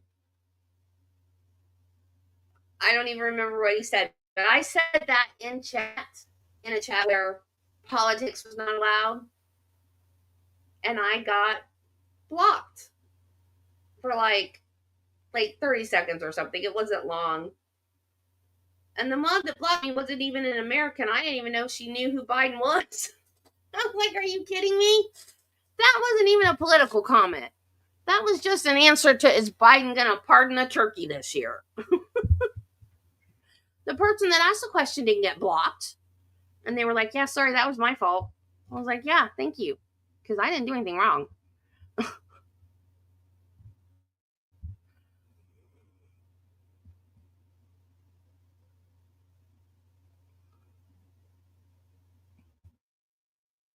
You would think. StreamYard, I hate you so much. Can you please show the other comment now?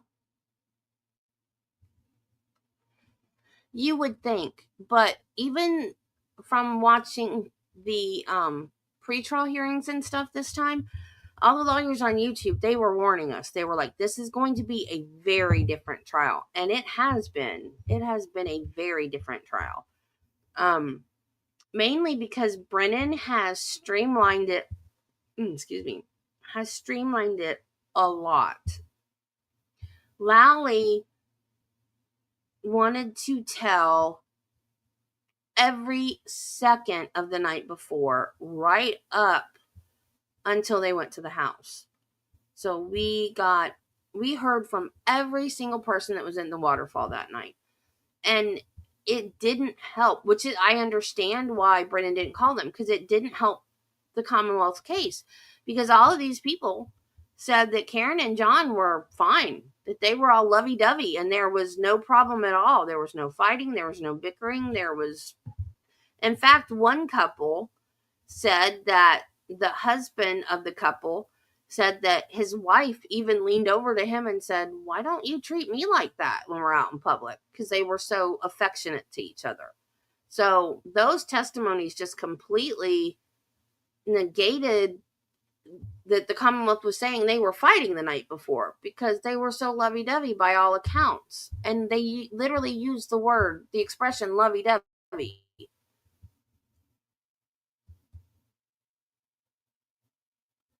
Oh, did he? See, that's what I mean. Those specifics are just because I was so busy in chat. So he did use it himself, but his friend explained it. Okay.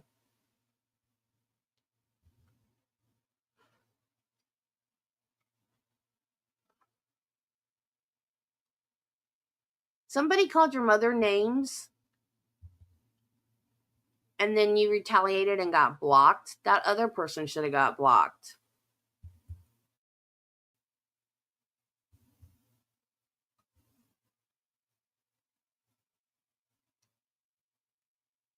Oh man, that sucks. I hate mean people.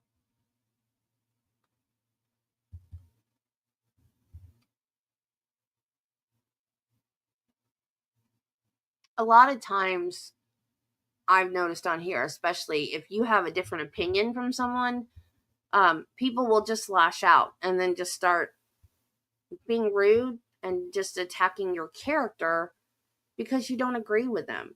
Everybody's opinion is valid. Everybody has an opinion. Now, if someone were to come in here and say, "Oh, I think she did it and this is why," I would say, "Well, fine. Tell me why. Don't insult my intelligence. Don't just start calling me names because I disagree. I will tell you why my opinion is what my opinion is. I will explain to you why I think the way I do.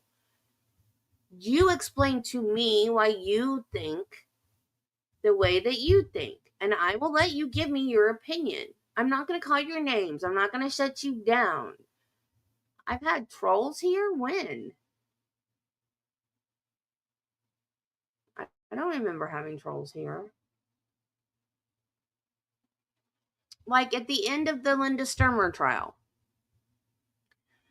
I do think that she did it, but I don't think that the prosecution proved it. Oh, you were asking. I don't think I've had trolls here.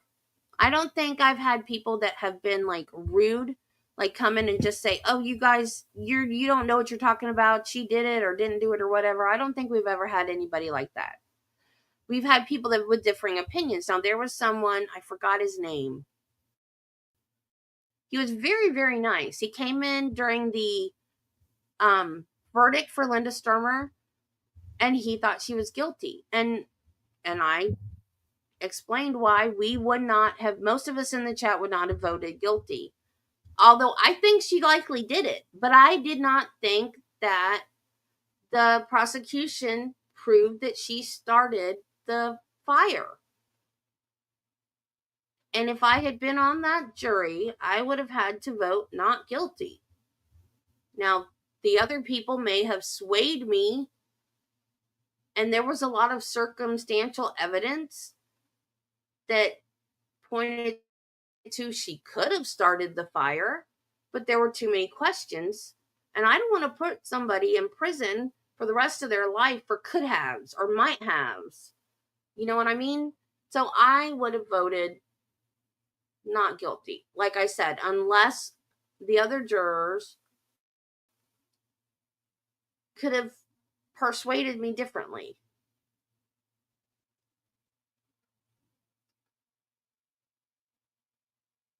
Do you think that's true, Flash? I'm just asking. I don't know. Do you think that's true? I mean, because some people have biases and they don't realize that they have them. I feel like I am biased for cops because my dad was a cop. And I freely admit that. And I try not to be. I know there are cases of bad cops. Like this one. This is a case of bad cops. But this is blatant. This is blatantly obvious bad cops.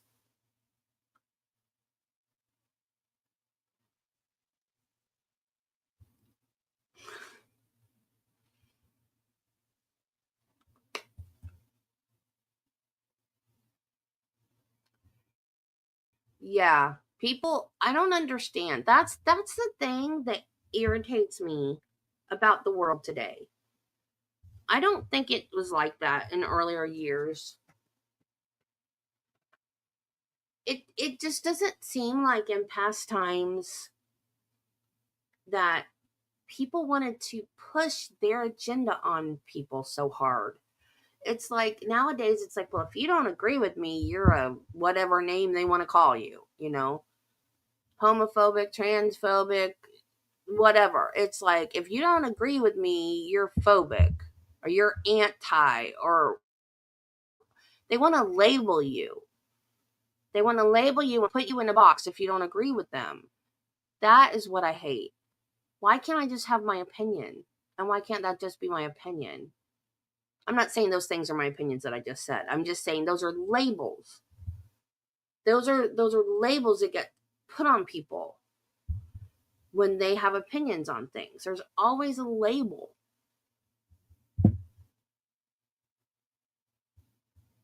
I've not seen one yet, Carla. So I'm guessing that means there's not going to be a new trial. Because I think if there was going to be a new trial, I would have probably seen it yet. I keep checking, and every time I check, all I see is that he's wanting a new trial. Like, I only got news about the post-conviction hearing thing that we watched. I don't see anything new. Or I see that they were supposed to have everything in by April 8th, which is long past. It's been a month.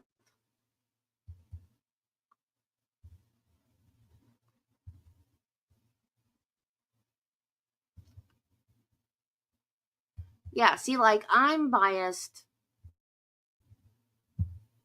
for cops because my dad was a cop, and I grew up knowing a lot of good cops. So in my world, cops are not the bad guy. In my world, cops are, if you need help, if you're in trouble and you need help, lost, out of gas, flat tire, somebody's chasing you, whatever, you find a cop. Cops are the good guys. That's my life. That's my life experience, right? But somebody with a different life experience, they might feel totally differently about cops. And that's not our fault. It's not. Everybody has some type of ingrained bias, whether they realize it or not. And that's just being human. But in this case, it is so obvious how bad these cops are.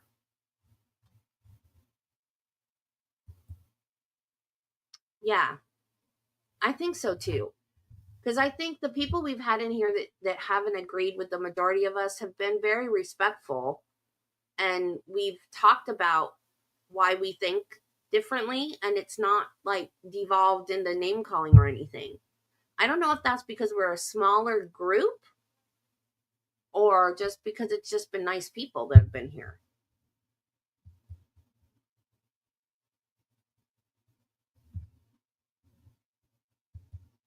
Yeah, at this rate, we're just going to die out and go extinct. Keeps on. Yeah, I used to think Elon Musk was really weird because he was like, oh, we got to repopulate the earth. We got to have lots of babies. And I was like, dude, you are weird. But now it's actually really like, it's becoming a thing, right? Like, I'm starting to hear it from other people besides Elon Musk. I'm like, okay, well, maybe he was right the whole time. Maybe we do need to start having kids. I don't have kids. I have stepdaughters that I would rather not claim. Well, most of the time I don't claim them. I love them, but I don't claim them.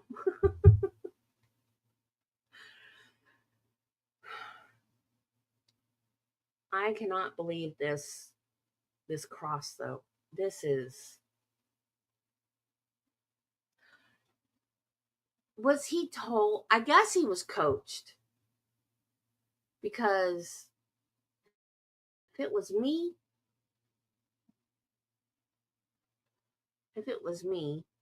I would be like, oh yeah, Michael Proctor screwed up.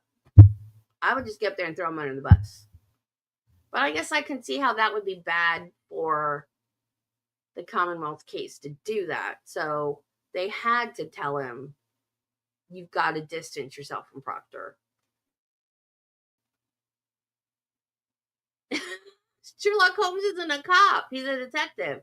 And he doesn't work. He's private, right? And Sherlock Holmes a private detective? He's not a... Abernathy is the cop, right? Man, it's been a long time since I've watched Sherlock. And even longer since I've read the books. He didn't work for the police, did he? He was private. And Abernathy's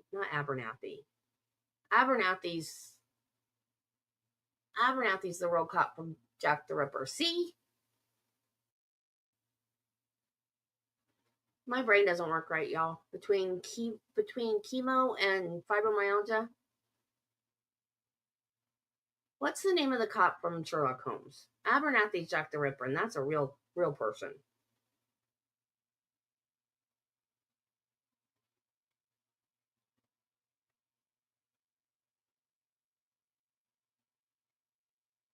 Tackleberry.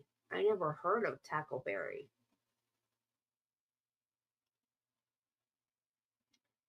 My favorite cop is fictional, and he's not a cop anymore. That's Monk. He was a cop. I love Monk. I love Monk so much. I even have the books. There's a series of books that was written. I should reread the books. Oh, Police Academy. Oh my gosh, I've not watched Police. No, Tackleberry's from Police Academy. I forgot. I have not watched Police Academy in so long. I love the Police Academy movies.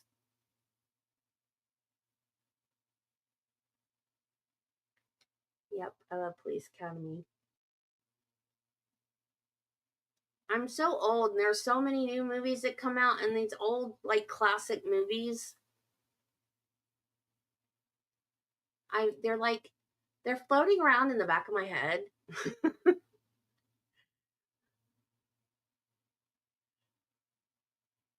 Lestrade. Lestrade sounds familiar. Okay, I'm gonna Google.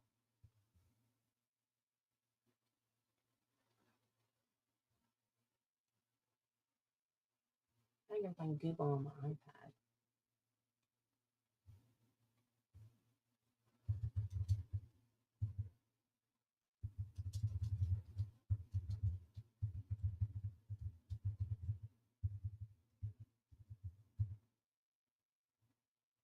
Lestrade. Yeah. Inspector Lestrade.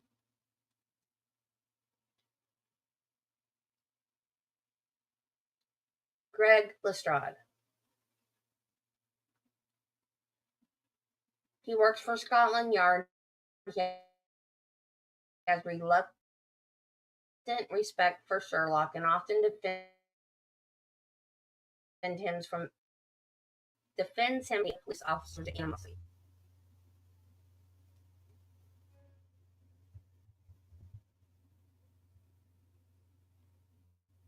Yep, Lestrade.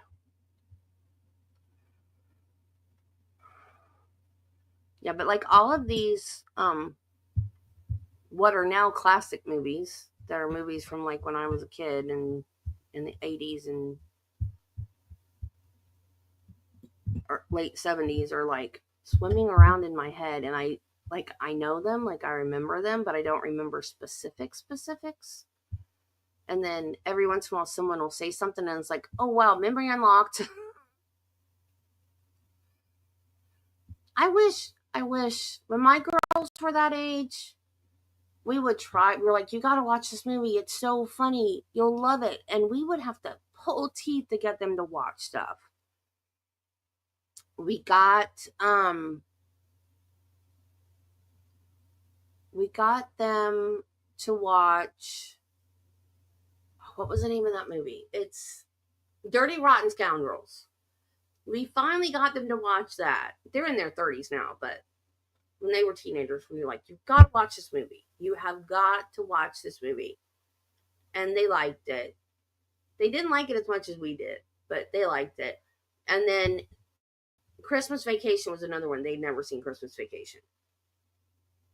And they loved that. But it's like if it's like our generation movie and we have them watch it, they like it, but that's it. Oh, that was cute or that was funny, and then they'll never watch it again. It doesn't like become part, like even now, if it's like an old, even if it's like an old, like my mom's generation Christmas movie, like Christmas in Connecticut, or what is that other one? Something in. Can't remember the name of it now. Like It's a Wonderful Life, like all those old black and white, old Christmas movies. Miracle on 34th Street. Those, even if I watch them, of course, because I wasn't there when they first came out. Like my mom got me started watching them. They get added to my like Christmas movies that I watch every year. And I thought that would be a thing with the girls when we did, Christmas Vacation.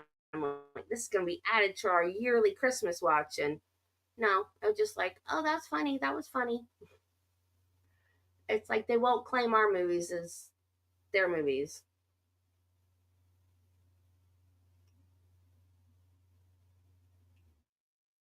Now, I don't like Hallmark movies. I don't like chick flicks.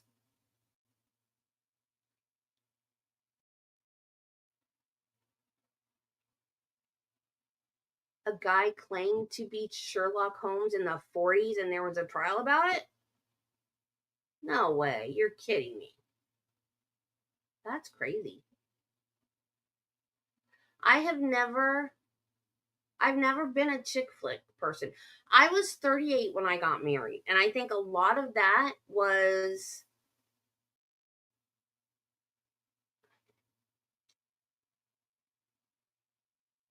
I don't want to say envy. I just didn't enjoy seeing like rom-coms and stuff when I didn't have someone. Nothing But Trouble. That's a good movie. I've not seen that one in a long time. The Burbs. Cobra. Oh my gosh, I watched Cobra over and over and over and over. They are dumb and unrealistic. Absolutely. I like slasher flicks. Yeah, that's it. That's exactly it. I think that's exactly why I didn't like them. I mean, I still don't like them, but when I was dating and trying to find someone to spend my life with, I think that's exactly why I didn't like them. Because it was ridiculous. It's never that easy. It's never that easy. And it was just like, why do they do this? Why do they make it seem like, oh, you meet somebody and then there's some big misunderstanding and then you realize they're the perfect person for you and then everything works. That's not realistic. It does never happen like that. It never happens like that. And I remember going to see Made in Manhattan with a group of friends. And I remember sitting there and trying not to cry because I didn't want to embarrass myself in front of my friends. Because I just remember thinking, that's ridiculous. No, that's not realistic. Not at all. That's not. And my married friends, the people that there were some really young girls like right in nursing school in their early 20s. I was like late 20s, early 30s, late 20s. So it was the young girls right out of nursing school, and then a little bit older women that had just got married or only been married for a few years. So they didn't have that feeling that I did, that angst of I want to find somebody. And they're sitting there watching, they're laughing, they're whatever, and oh, Ray Fiennes is so cute and all that. And I'm sitting there trying not to cry. So it was that sums up my experience with chick flicks. So I don't. And then like my stepdaughters, they love them. And one Christmas they made me watch some of the Christmas ones, and I'm just like, they're so predictable. Like half hour into the movie, I could tell you everything that was going to happen. I'm like, how can you guys watch these things? You know exactly what's going to happen. There's no suspense. It's just, and they're exactly the same. Every single one is pretty much the exact same movie.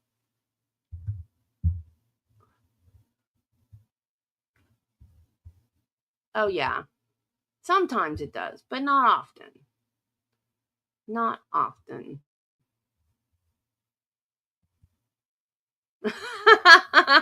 Yeah. Now that I used to watch. I like that.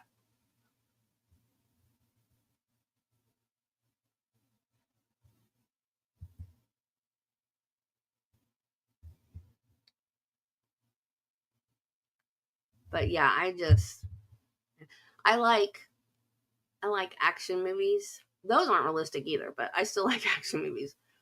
I like action movies. I like horror movies. Travis doesn't like horror movies. Travis likes comedies, but Yeah, Roseanne was good too. The first time. I didn't watch the reboot or whatever. I also didn't watch, like, I don't remember when I stopped watching it, but I didn't watch to the end whenever that last season was a dream or she was writing a book or whatever. I didn't make it to the end. And a lot of shows that were on in the late 80s, early 90s, I realize I didn't finish watching them because I finished high school and went to college.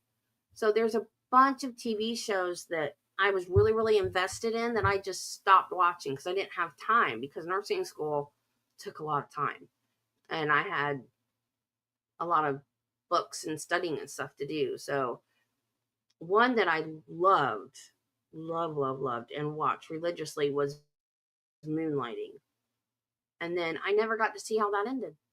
I know I would watch it occasionally when I could, and I do remember there was something where Maddie got pregnant, but then they broke up, and then there was another woman that was pregnant that he was like coaching her, Lamaze or something. And I never did find out what happened with that.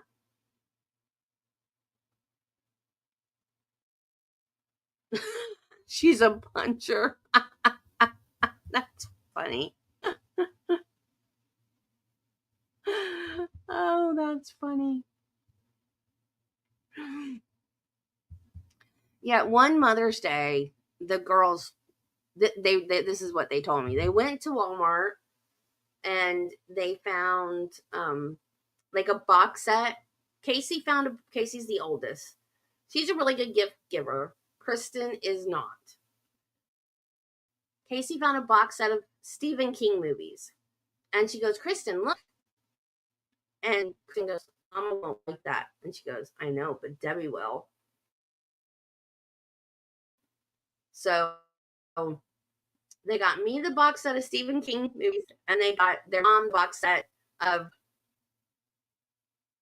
They got her, I think, Hallmark movies or what was that show? Because she was into that too. Woman, what was that called? Something Quinn, Medicine Woman. They got her those too. I don't remember if it was Mother's Day or birthday or what. But I got the scary stuff. She got the little chick stuff. So that's the difference between me and the other.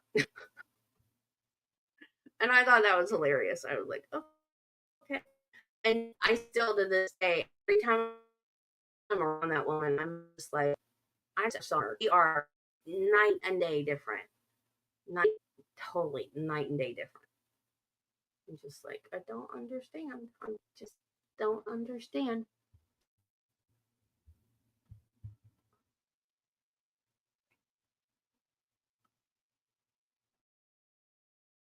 Oh, Krispy Kreme donuts is a good gift. Oh, I don't remember. I used to watch Dean Koontz movies and read his books. I haven't read a Stephen King book in a long time either.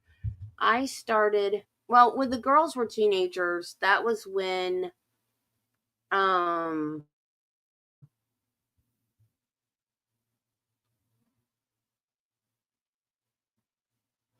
Twilight. I had got them started reading Harry Potter.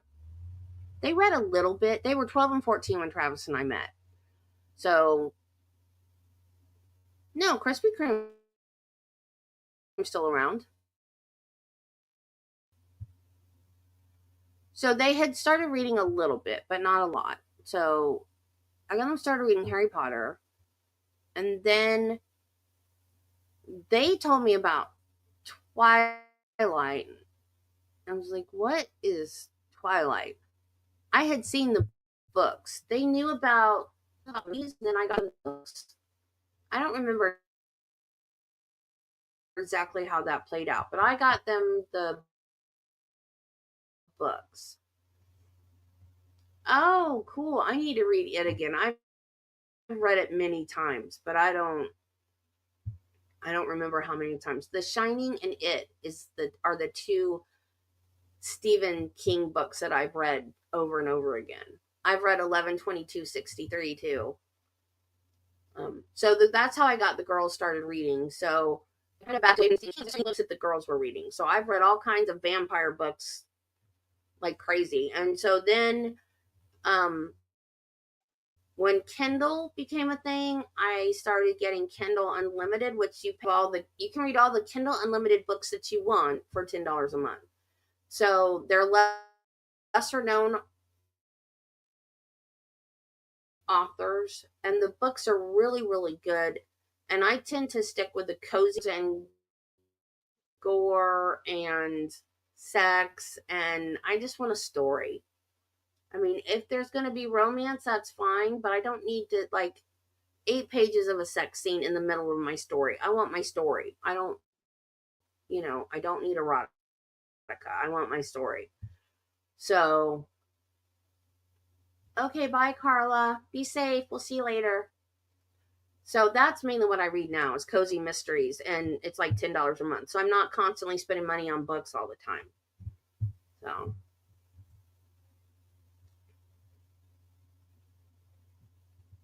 Oh, what language are the Witcher books in? I didn't realize that. I thought they were in English. I've never read them, but I know of them.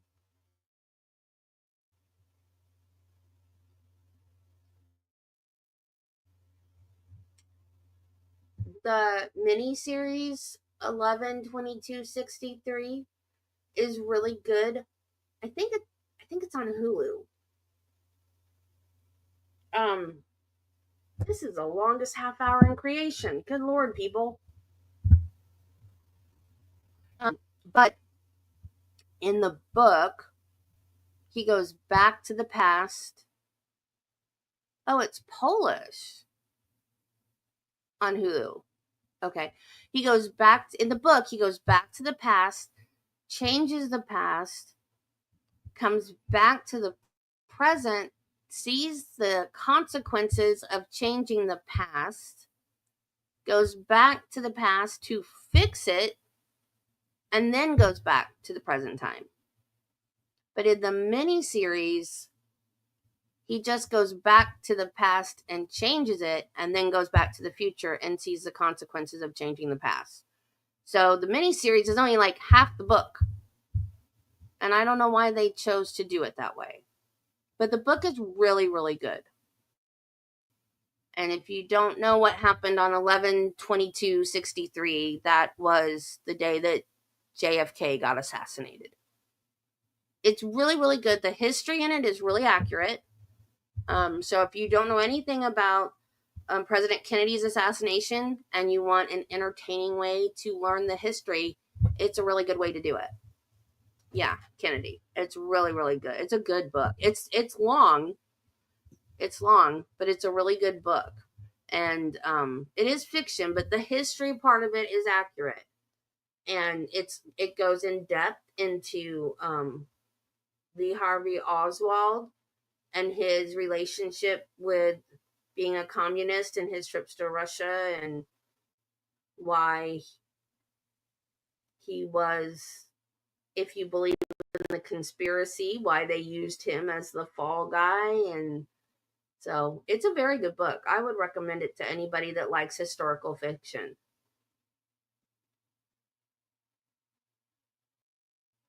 No, I haven't seen that. That sounds interesting. I like stuff like that.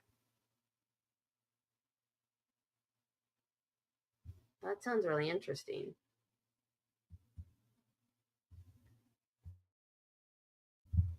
I like historical fiction. Like it if the history is accurate. Now, one of my favorite, I love musicals. I was a kid, and musicals are my favorite.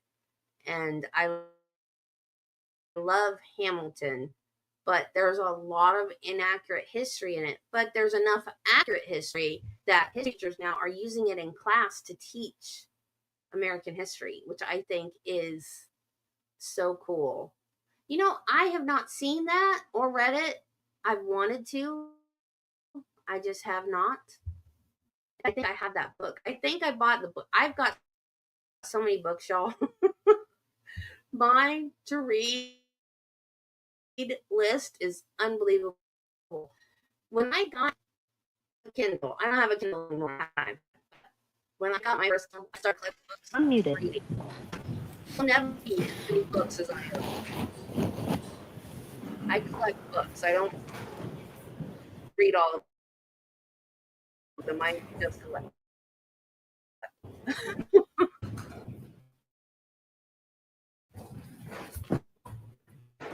All right, StreamYard, behave. Now, tell me to wait. I don't want to wait.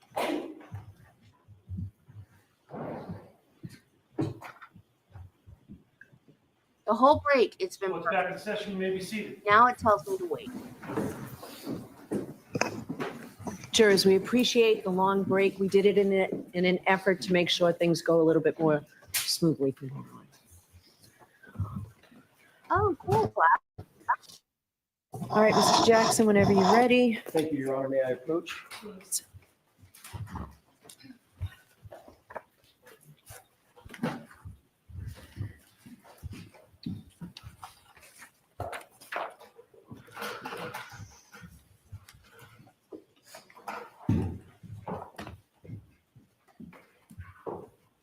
Sergeant, I've handed you a document in addition to what's been marked as evidence, item 111.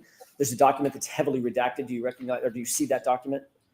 I do. Do you see a word on that document? Yes, I do. Does that appear to be a redacted form of the document that is the same document or the same page or copy of that page that you saw this morning from those notes? Yes, it is. Okay. I'd like to have that marked as next in order, the redacted document with the court's permission. Okay. And with the court's permission, Hold on. sure. Exhibit Oh. 114.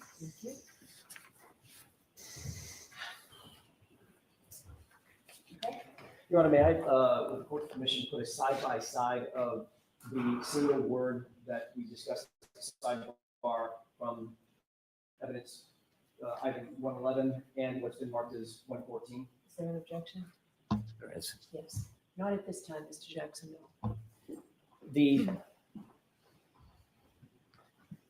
In your opinion, having seen those two words next to each other, do they appear to be the same or similar handwriting? In my opinion, they appear very similar, yes. Okay, thank you.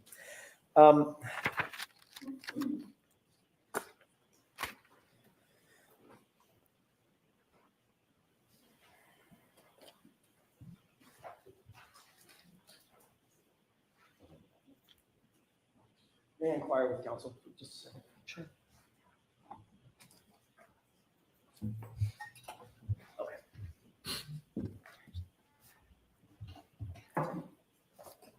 Thank you. May I approach one more time, Your Honor? Yes.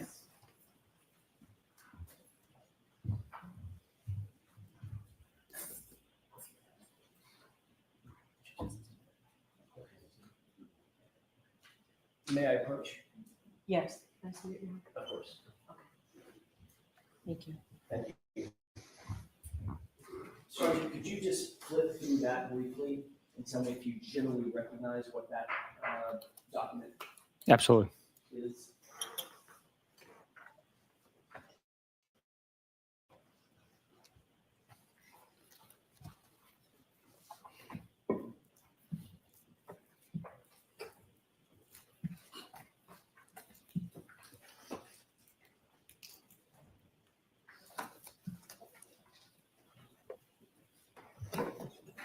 I do. Thank you, Sergeant.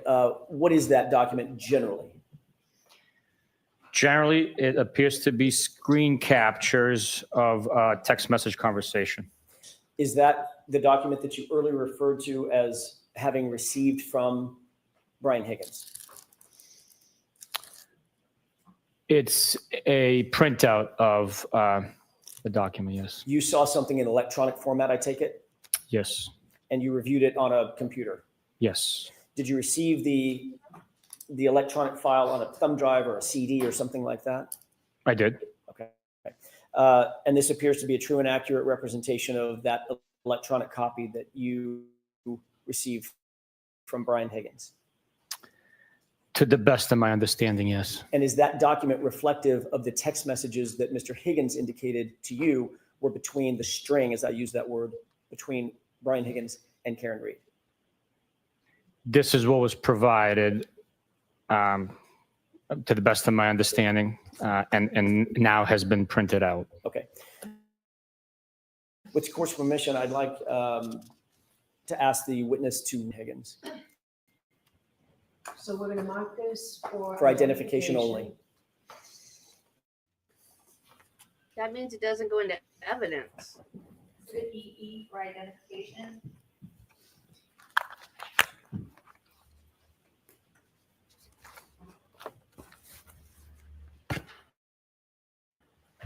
You're certainly not asking him to read this whole document. I expect to.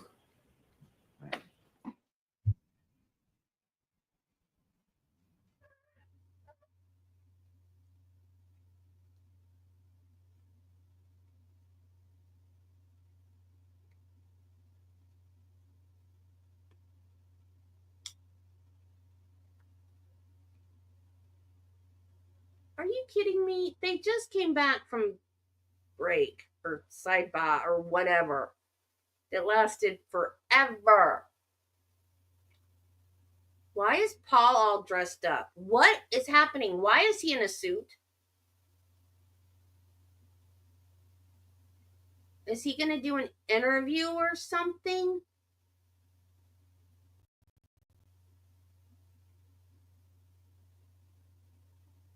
Has he ever been in a suit? Is he going to testify today?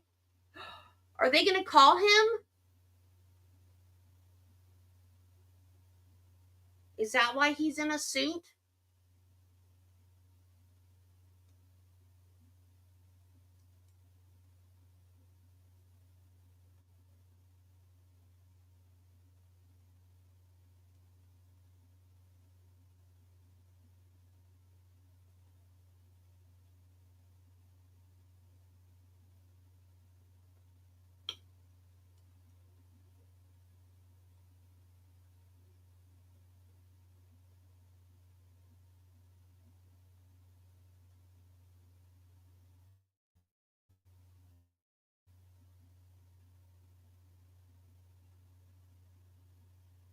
Oh, John's dad's there. I think it's a bad day to come. Unless he's there because Paul might testify. I don't know why Paul's never dressed in a suit. Why is Peggy laughing?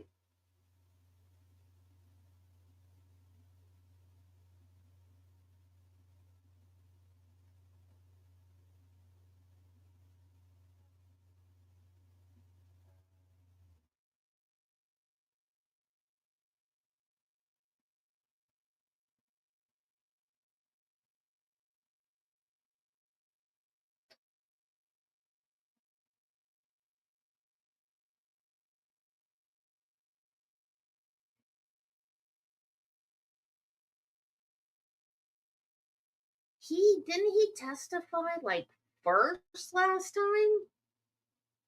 Why is Brennan leaving him till last? Well, not last, but the expert witnesses will be last.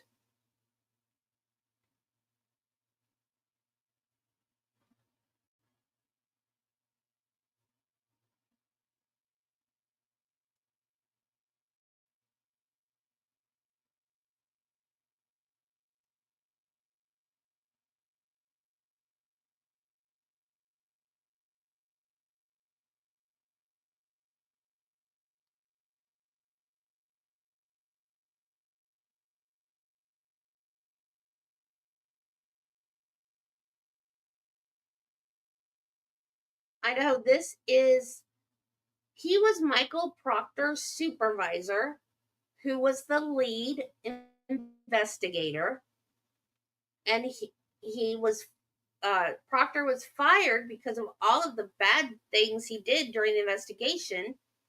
So they're trying to get all of the testimony that Proctor would testify to in through his supervisor. But his supervisor is trying very hard to deny Alan Jackson is going so hard at him with the questions about Trooper Proctor. Proctor is fired. Proctor got fired, but he is on the witness list. So the defense can call him. So that is what we're hoping is going to happen. We're hoping that the defense will call him. The only problem with that is he's not going to want to answer questions. And so if that's the case, Alan Jackson or whoever does the direct questioning of him, and I imagine it will be Jackson, will have to ask Beverly to treat him as a hostile witness.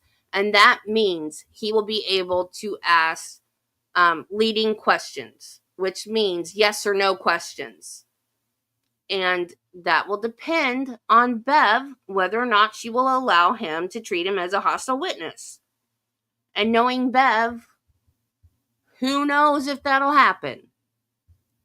So it could be a total waste of time if the defense calls him and Bev doesn't let them treat him as a hostile witness. Absolutely. Flash is absolutely possible that he'll pull Mark Furman. I don't think he'll plead the fifth, though. Because, well, is there anything incriminating enough that he could be jailed for? I mean, he's already lost his job.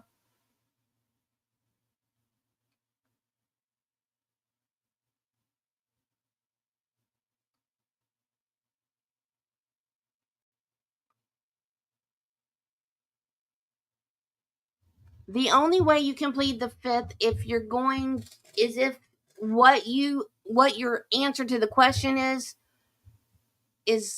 could put you in jail. That could be something that would prosecute you.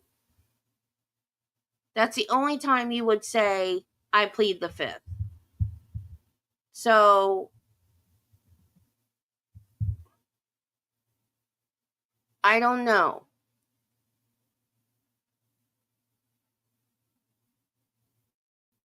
Yeah, we've seen Fiddler do it. But Fiddler's an amazing judge. Beverly Cannoni is not.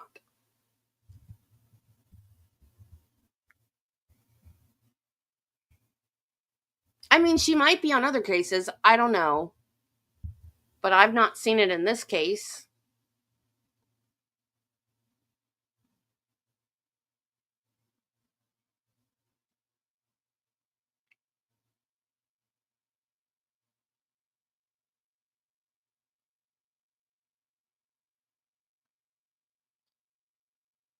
All of the people, every last one of the people that testified in the last trial are on the witness list this trial. But they don't have to call them just because they're on the witness list.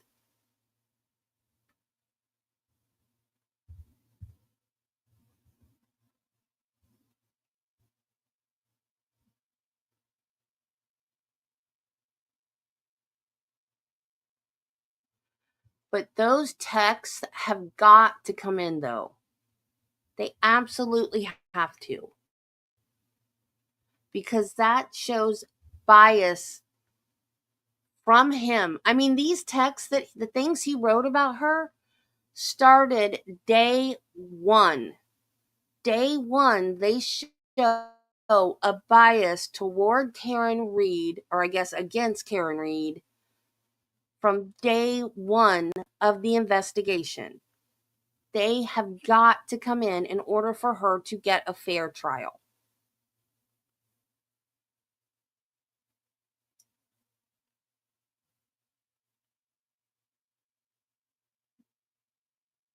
But without Proctor, unless they can get him in through Buchanan, Buchanan, however you say his name.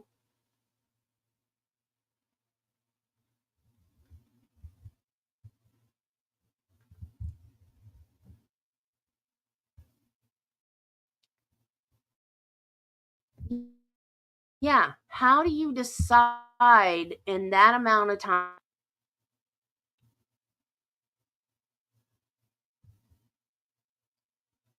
Come on, StreamYard. How do you decide in that amount of time?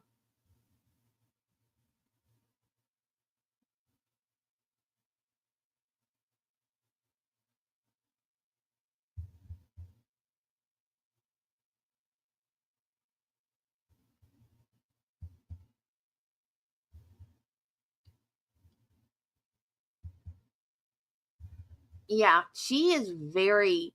I don't know what happened in all the interviews that she did, but when she talks to the press, she is very good. She absolutely knows how to talk to the press. She also said they asked her about the shoes because I guess in pictures of the they look different than the shoes that were shown in court. And they asked her about that, and she just said for them to look at the evidence. So she does very well when she talks to the press on the steps of the courthouse. Now, the interviews she's given for like the media documentaries and that stuff, I think she said some, obviously from the clips that Britton has played, she said some things that I don't think she should have said, but Brennan is also taking them out of context too.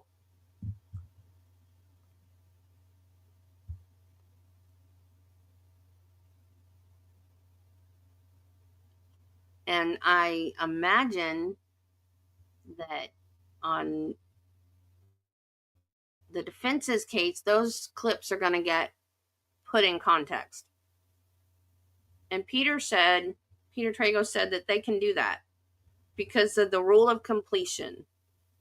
There's a rule of completion in law where you can't just take something out of context. You have to play the whole thing. Of course, they're not going to play the whole documentary, but he can play the part of the clip that gives the context. I don't know if they will or not.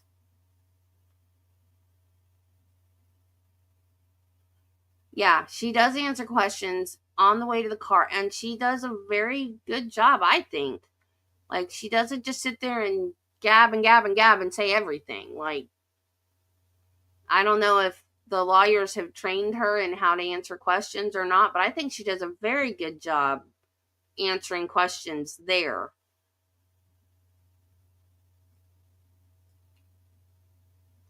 But she did say yesterday that she did see John go into the house. But in some of the, yeah, she's out on bond. Some of the interviews that she's done, she has said, I saw him open the door, but I'm not sure if he went in the house or not. And then later in the same interview or a different interview, she might say, oh, I saw him go into the house. So it's almost like she's not sure. So I don't know what to think about that.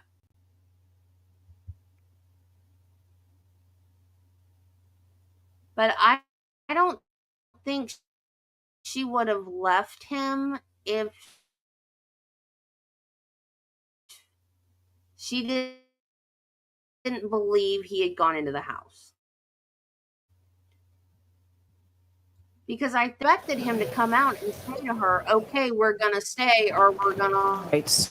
leave. So, jurors, we're really trying to be expeditious as we can be. So there was a big stack that messages that are going to be marked as the next exhibit. Are they just marked? Are they I have evidence? 2 instructions for you folks. First is, as I've told you before you consider any electronic communication in your deliberations, you must first find. Look at that. Look at that smug, annoyed. I don't know what else to call it. Look at that face. Does that look like a professional policeman testifying on stand in court? Look at that face. Jill, where are you? Is that punchable enough for you? Find that it is more likely true than not that the person who authored or sent or created or transmitted the communication was in fact here, the defendant, or Brian Higgins. If you do not find that it is more likely true than not that Ms. Reed was the person who authored or created or transmitted the electronic communication, or Brian Higgins was the person who authored or created or transmitted the communication, then you may not consider that electronic communication at all in deciding your case. Now, if it gets past that and you do find that that burden has been met, these messages are not being offered to show the truth of the statement. They're simply to show that this information was in fact provided to the Mass State Police for their investigation. Those are the instructions. All right, with that, Mr. Jackson, go right ahead. Thank you, Your Honor. I appreciate that. Yes, I'm going to let the witness have that pack. Oh, he's got one. Oh, you know what, Chrissy, I'll take one back. The one for ID will now be the exhibit, and I'll take the other one. Of course.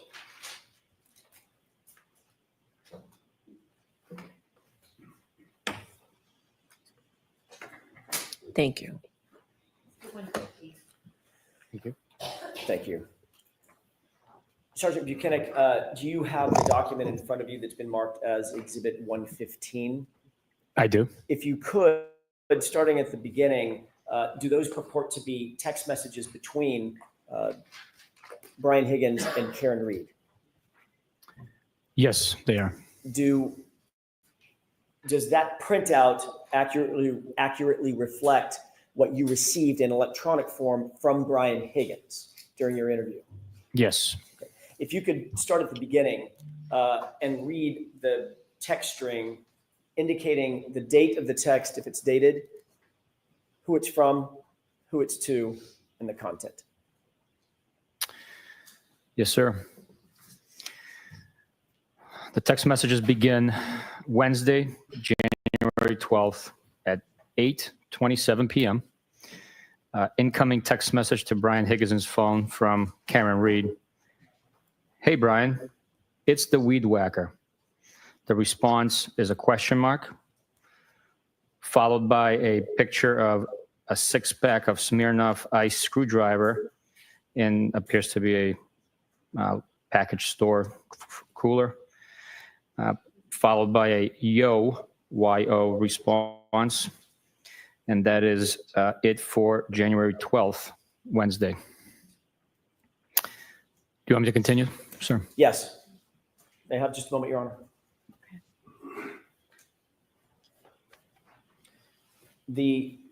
Going back to the Smirnoff container, that was from whom and to whom? For the picture of the Smirnoff. It appears it was from Brian Higgins to Karen Reed. Okay. If you could make sure to delineate from whom and to whom each text is Every time? okay, thank you. Okay. Yes, and go ahead and proceed. Thursday, January 13th, 9:24 a.m. From Karen Reed to Brian Higgins. Did you try those Smirnoff? There is a ha acknowledgement response to that text message by Brian Higgins. The next page, it's the same bubble, but continue on the next page. I will repeat. Did you try those Smirnoff screwdrivers? Question mark. I stopped at the Hilly for one last night, a Bitmoji showing teeth.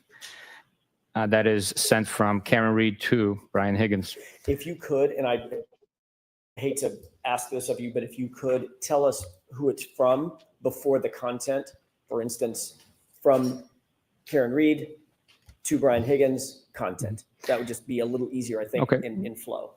The last one was from Karen Reed. She stated, did you try those Smirnoff? And that she stopped by at the Hilly last night for one. From Brian Higgins to Karen Reed, haha, followed by same person. How did you get my digits? Question mark, question mark, question mark, question mark, question mark.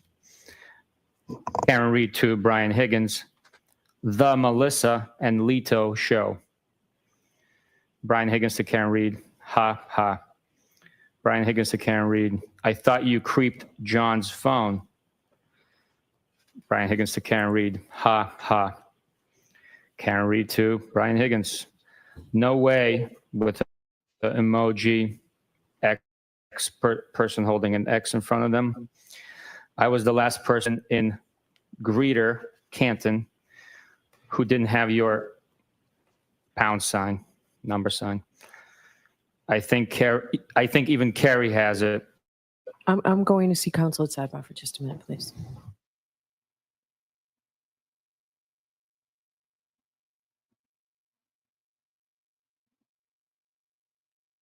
Why are you stopping them? And why isn't this up on the screen so everybody can read along like they did last trial?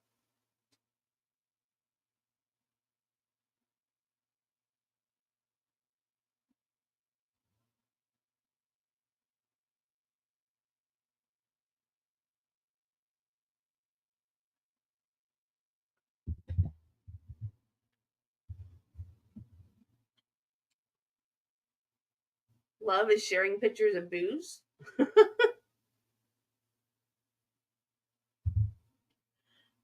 She was flirting with him. This is the way she explained it in one of the documentaries. This was after the Aruba thing where John made her jealous. He didn't make her jealous on purpose. She just got jealous. And so she was trying to make him jealous. That's the way and she also said, well, they weren't married, they weren't engaged, they didn't have a house together, they didn't have kids together, which that still doesn't exactly sit well with me because likewise, but she was jealous of John. When she thought John was cheating on her, she called him a pervert. So it's okay for her and not him. But that still doesn't mean that she killed him.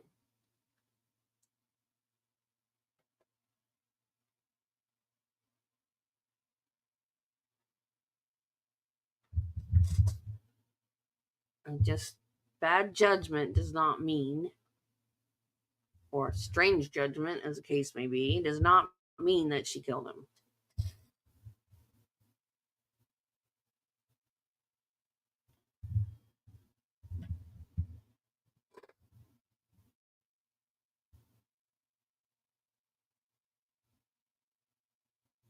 We're trying to make this easier for everybody to either read or listen to or look at. So we're just going to take a minute. We think that we have this document here. And also to make it a little bit easier for everybody, Sergeant Buchanan, you do not have to describe the emojis. You don't have to say anything about what the pictures are, and you don't have to say the punctuation now that we'll be able to have it. But you are being asked to read which text is from whom. Maybe if we agree upon the color, you won't have to say that. Can there be an agreement with that, counsel? We can do that.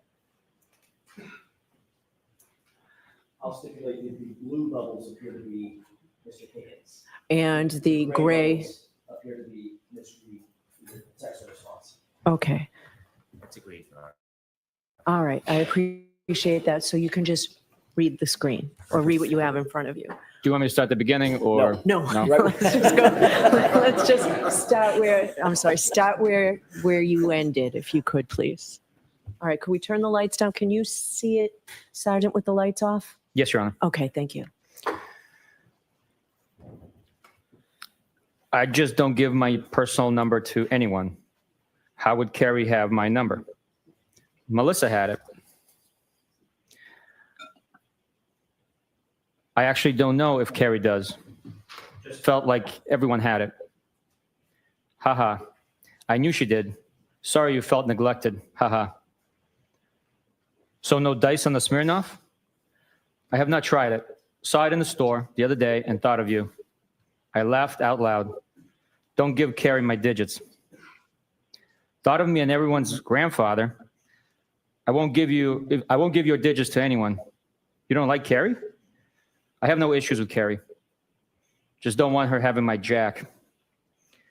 Saving you as Karen, screwdriver, or weed whacker. Need to think about it a little. I'd prefer weed whacker. That's to think about nicknames. We were tossing around the idea of a short vacay with the current show. Wanted to see if you were game.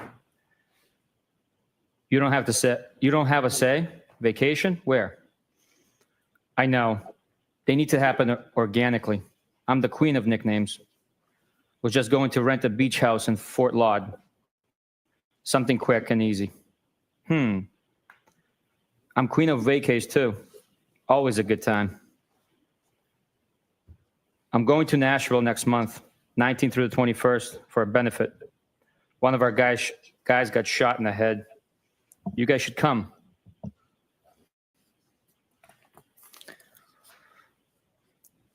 So you claim. Advertisement.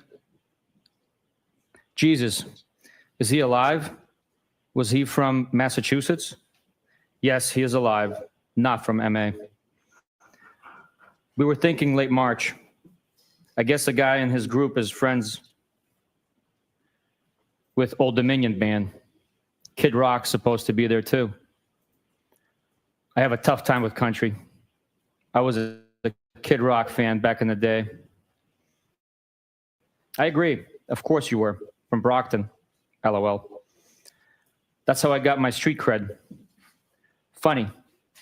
I didn't know you had any. LOL. Carrie said you tag along. No one would say that about me. How would I know? We all frequent the same watering hole. I don't know Carrie well. She talks about herself a lot, but I guess so does everyone. I don't ask questions, just make observations, assess, and decide. I am quiet. Hey, Carla. That's a good policy. You can read most people in a few minutes. Excuse me, mins. Yep, for sure. You go out with last night? Myself. I only had a drink and a half. Sadly, I know everyone at this point. Lame. Why is that bad? BC. That's how much I go in there. What do you do for work? I've never had a problem going to bar/restaurant solo. I go there a little. I'm a college professor. Solo is cool. I was in adjunct previously. Oh, really? Did you mention that? Anna Maria, Quincy College, and BHCC. I teach afternoons and work downtown during the day. What is BHCC? University of Southern Charleston, a.k.a. Bunker Hill Community College. Oh, nice. Trust is life. Line from Good Will Hunting in the classroom at BHCC. Funny, a savant from Brockton. I'm not making fun of BHCC. My parents met at community college. Fall River writes, you're very random. How so? You just are. I don't think so. What's random? Haha. I had no idea who this was last night, for a few minutes anyways. I mean, what's random about me? I think I'm pretty predictable. How so? You must go around beeping at a lot of weed whackers, excuse me. Nope, never. It was my one-time thing.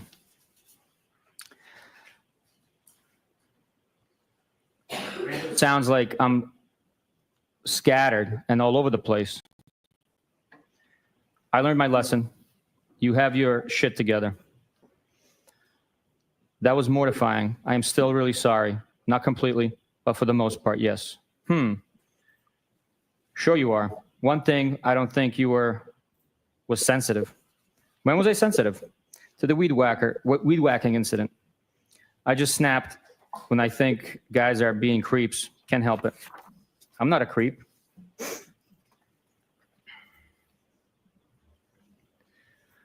No, you're not a creep. Nope. You're kind of a loner, which I used to be. Not really. I have a ton of buddies, but I only let a handful of friends in that I am tight with. So you think you got me figured out? Circle of trust. Yeah, I said loner, not loser. I assume you know a lot of people? You never really can figure anyone out completely. Your dad died when you were young? He died in March of 2020. I am so not a loser. You won't figure me out, LOL. No one is a loser. I just didn't mean loner to imply friendless. I'm sorry, that's recent. It wasn't COVID, was it? Cancer. I know you date girls who don't lock the house behind them, and you arrive private and observant. I'm sorry. What kind? Lung, brain, kidney, and pelvis. How do you know all these things? LOL.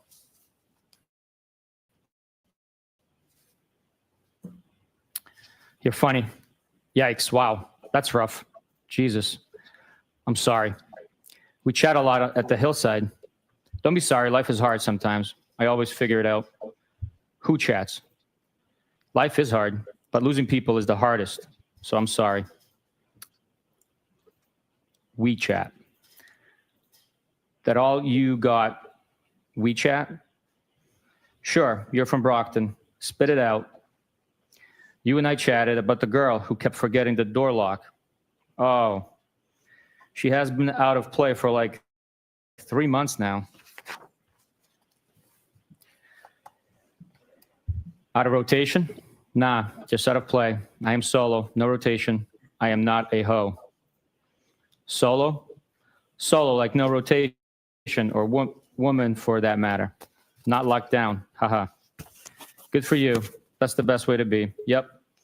Has its benefits for sure. Are you working? Remotely. Oh, tough life. Live like a queen. I just got a Saturday invite. Did you say yes? Not yet, but did respond. What did you say, Mr. Elusive? No, I just don't want to intrude on your couple's night. Haha, I am shy.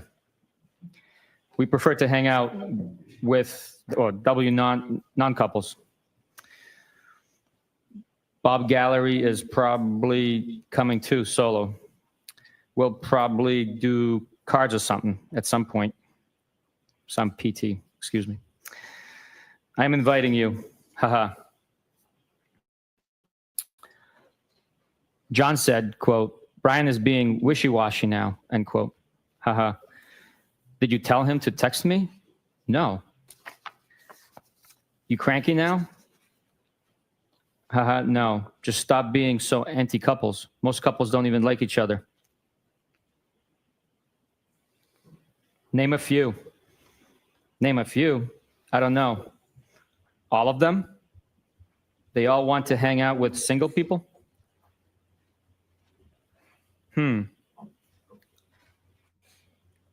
I need a drink. I had a blueberry beer. I'm jealous. Hey, I'm trying to menu plan for Saturday, Mr. Elusive. Don't count on me. Boo. Haha. I am sure you will get over it. Just got my first drink. Where? Brick House. You tied one on last night? I was just thinking about you. Haha. Yes, 4:30 a.m. came early this morning. Eek, that's early. You out late with the Commodores? Solo? Yeah, but you're always lining up your after party.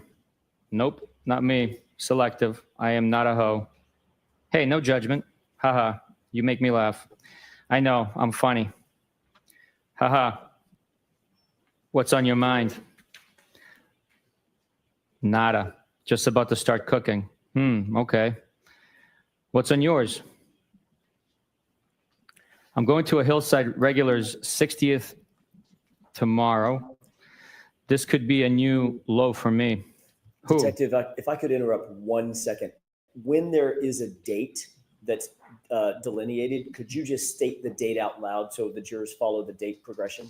Next, Starting with the next one. I'm saying the next text message date or Yes, sir. date within. Where the Yes, above absolutely. or below the bubbles. Yep. So this screen here is Friday, January 13th at 3:33 p.m. Thank you. I believe I stopped before Bob Clinton. Everybody can't stand him. I detest him. His breath smells like ass. OMG, always. His daughter and I have mutual friends. I actually don't mind him when he's socially distant. I think he's friendly. Why detest? Yeesh. Talks like an ass clown. Maybe I'm being too hard. He just says crazy shit. Doesn't know his audience. Geez. Is he different from anyone else in there? Haha. His wife and daughter are cooler than he is. I like his wife. Never met the daughter. A nurse? Yes. Her fiance is a firefighter. By coincidence with people I grew up with. Crazy. Sunday, January 16th, 12:59 a.m. You're nuts.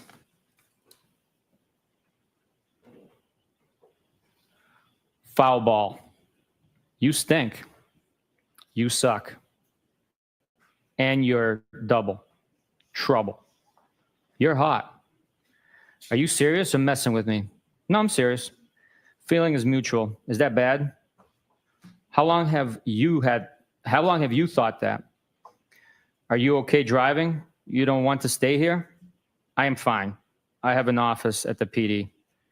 You didn't answer the question. Rather you stay here? I wish. I think you're messing with me. Why do you think that? Because this is so out of left field. Where did these feelings come from? I just think you're like me. Meaning, do you have your own kids? I have no kids. How am I like you? Hello? Aren't we alike? I think so. So why did you get my number and reach out to me? Shoot straight with me. I told you, I just think we're alike, right? Yes, agree. Now what? I don't know. Shouldn't you know? Do you like me? Yes, from jump. When was jump? First time I saw you. When was that? Hillside for sure.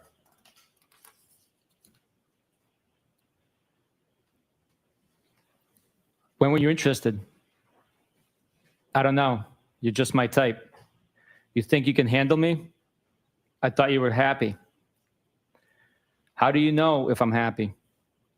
I just assumed. Are you to handle? What do you like about me? I just feel like you're from my neighborhood. Yeah, ditto. And I think you're hot.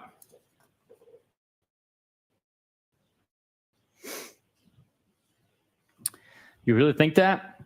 I have always thought that about you. What? That you're hot, smart, witty. But I didn't think you were interested. Witty. Yeah, meaning quick with a response. Tell me why you got my number and reached out to me. Just thought we were the same, from the same neighborhood. Are you afraid to say what's in your mind? On? No. Didn't I? I am glad I stopped by. I should have come earlier. Do you really live in Mansfield? Yeah, I was basically begging you. You don't have to beg me. Beg. Huh? I will give you whatever you want. How are you texting right now? Ugh. Leaving me hanging. No. Kids? Kinda. How am I texting? Is everyone asleep? I'm just wide awake on my phone. Yes, they are. I should have stayed, LOL. So now what? Yes, you should have.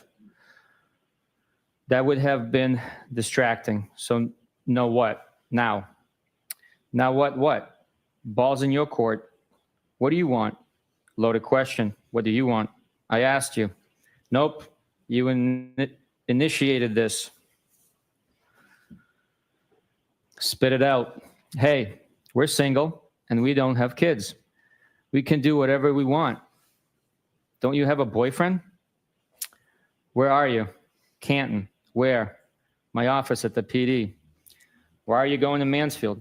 Where is that? Canton PD. I have a house there from before I reconnected with John. Oh, I feel like you're not really saying what's on your mind. Do you like me? Yes, clearly. Come over to my house. When? When works for you? Whoever, whenever. When works for you? I asked you first. I think you're messing with me. I'm glad you came over tonight. Me too. Ball's in your court. What do you want, Karen? You look great tonight. I don't know. What do you want? You always do. Yeesh, really? Why? I look great? You're full of it. I think you're hot. I always have thought that. Just have not revealed my thoughts. I'm hot for the hillside. Low comps. Knock it off. You're hot, period. Are you glad you walked me out? Yes. Are you? Def.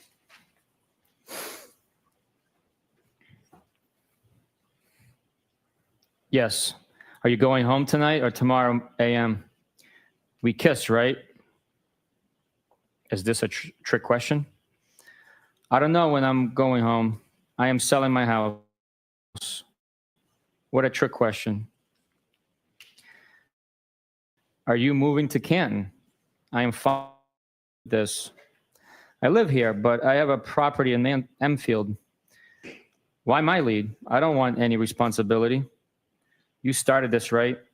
Why did you get my number and each out of me and each out to me? Still have not told me. Sorry, should I not have? I am fine with it. Just don't know why you can't answer.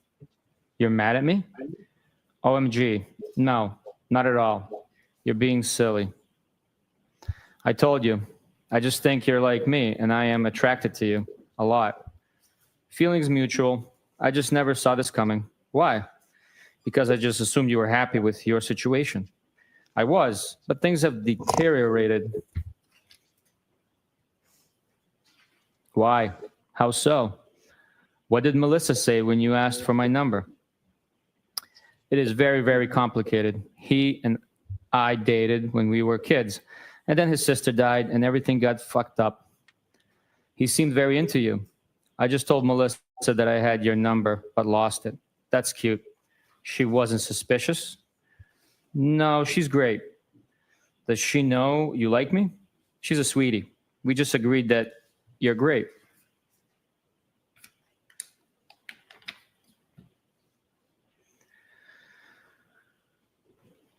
What does that mean? I was jealous that she had your number. Look, like you're either all in or you're out. Why would you be jealous?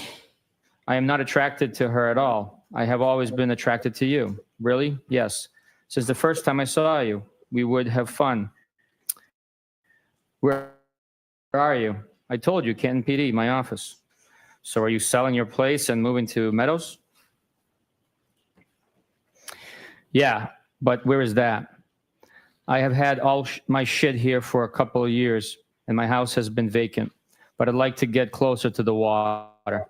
Are you breaking up or staying together? I don't know. He hooked up with another girl on vacation. I am very close to his niece. It is a very fucked up situation. When was that? And how did you find out he hooked up? I don't want to complicate your situation. We went away for New Year's, the four of us. I put the kids to bed and found him in the lobby of our hotel, all over one of our friends. Whatever. It doesn't matter. It does matter.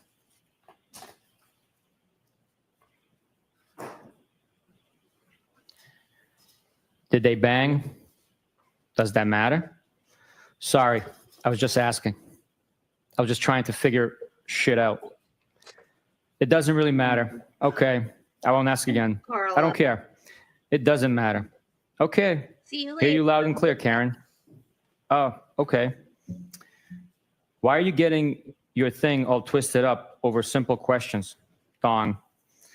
I am not, am I? You're kind of getting defensive. Not at all. What is the question? Do you feel guilty texting me? No. Okay. What do you want from me? Nothing. Do you want anything from me? I would hang out. Oh, gee, thanks. OMG. What am I supposed to say? You're being tough on me. None of us is married. True. So game on? We can say whatever we want.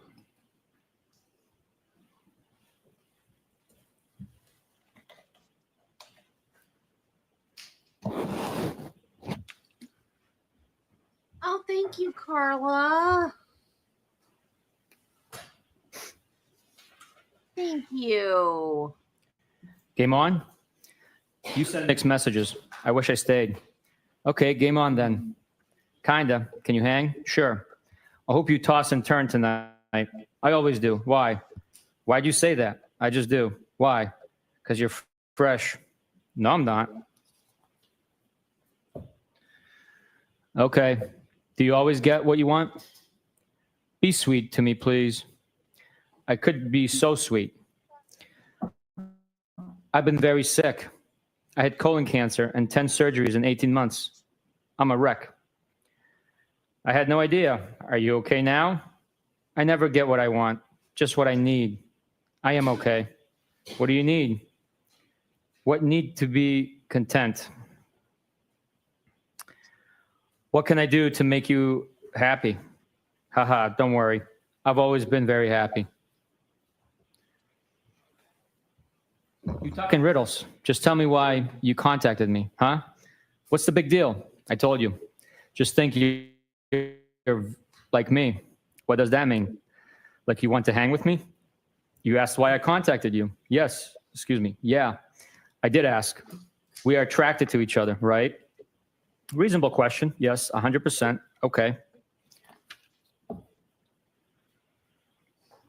We did kiss earlier.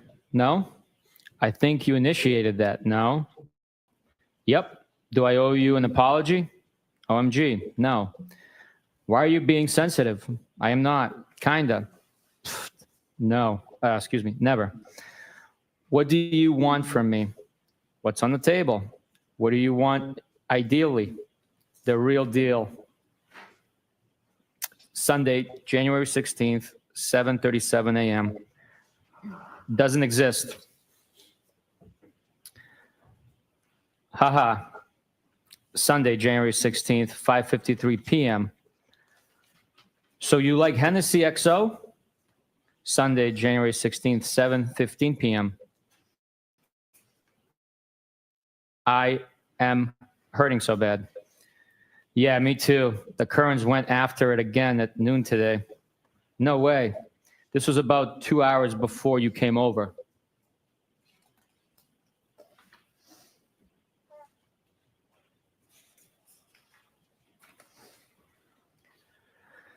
Is that all they do? Haha.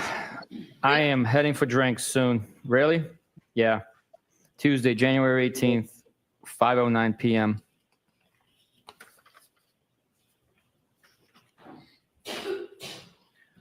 What's on tap? Haha. What does that mean? Usually means, what are you up to?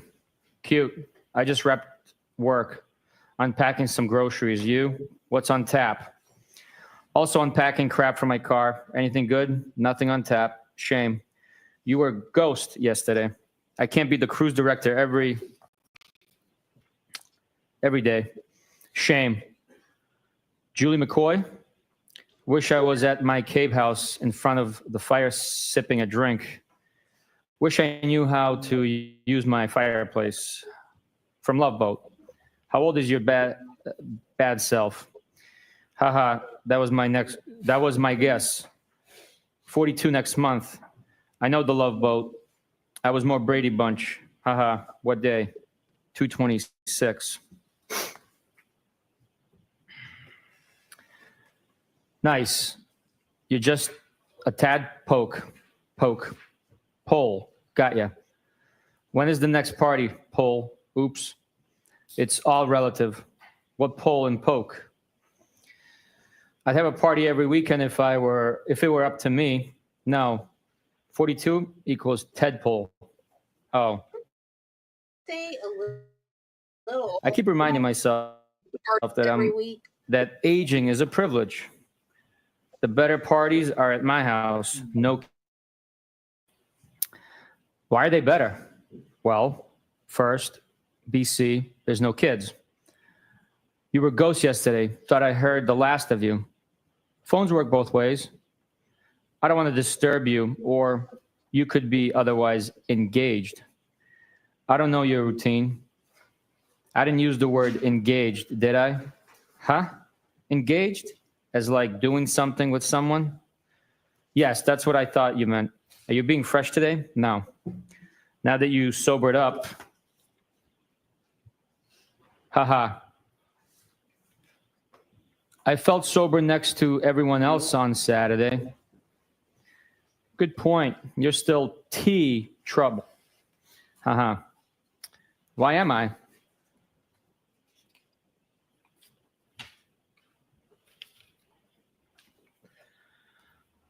Just playing with you. What is that? Whiskey with a big ice cube. What kind of whiskey?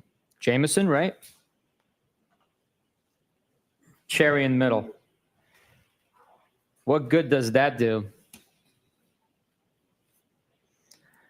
Are you in W Rocks? So good, yeah. Do you have a 4:30 a.m. bell tomorrow? Why do you ask? Trying to figure out how many whiskeys you're going to have? Depends. I don't restrict myself from having fun. How many Hennessy XOs you having? None. I have none at my house. Haha.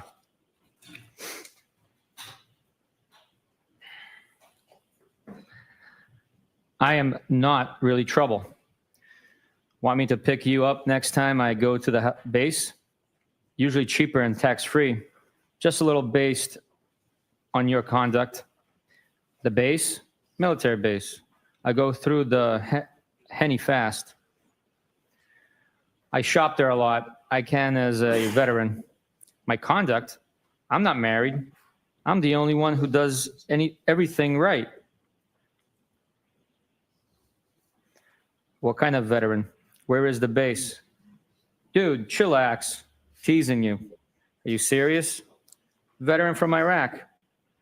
I can go to any base, but usually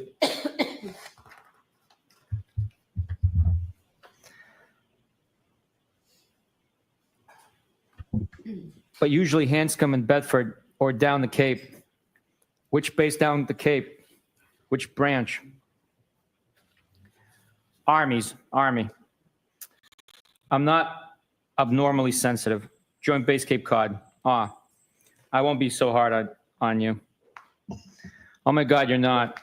You called me trouble. That makes me sound bad. I was just playing with you. You weren't, but that's okay. Stop being sensitive, please. I am not. Okay, so what's up? Did you figure out how many whiskeys? You mean tonight? Yes. Not sure. I am flexible and adaptable. Why are you so curious? Are you drinking? I haven't had a drink yet. Just want to see what you're up. Looking for an influencer. My day was long. Influenced? How? Are you in Canton or Mansfield tonight?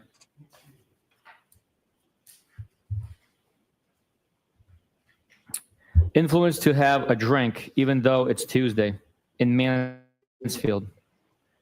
How often do you stay there? Is it a nice crib, house, or condo? I stay here once or twice a week. House. I guess it's nice. I like it.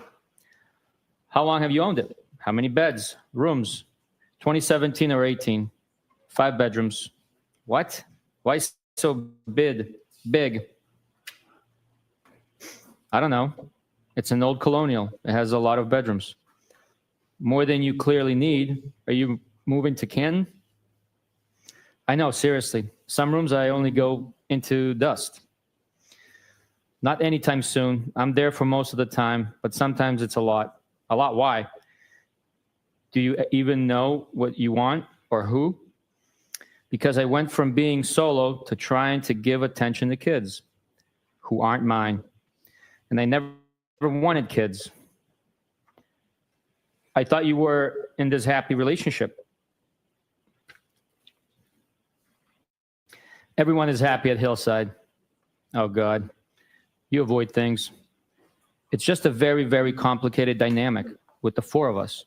He isn't cut out for what he's doing, and the kids present constant issues. I think he believes he is doing the right thing. Well, of course he is, but his heart isn't in it. It's only because he was very, very close to his sister.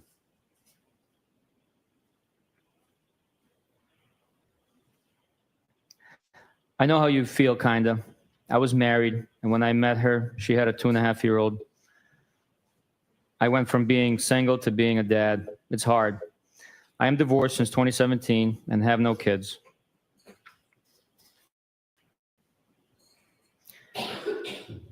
I try very hard, but they are very spoiled, and they're not my family. My parents keep telling me I'd feel different if they were mine or my own sisters. Then I told you he got drunk and sloppy on New Year's Eve while we were away, and that has really affected me. What did he exactly do? I never got married, and now somehow I'm arguing with someone about raising kids. Why won't you tell me? He was a puddle all day and then disappeared. Then I found him all over friend's sister in the lobby of our hotel, and she's gross, which I think may actually be worse. Not sure. Oh God, did they bang?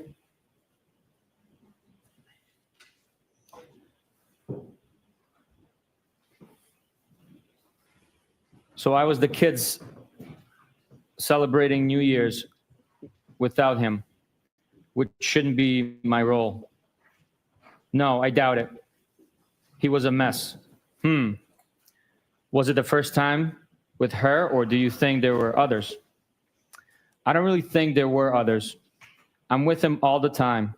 He never seems to want to go anywhere without me. But honestly, the issues with the kids bother me more than him actually cheating. They're constant, and it feels like lose. You clearly have a lot of feelings swirling inside of you. Yeah, it's very complicated. Sorry for the rant. You can vent, babe.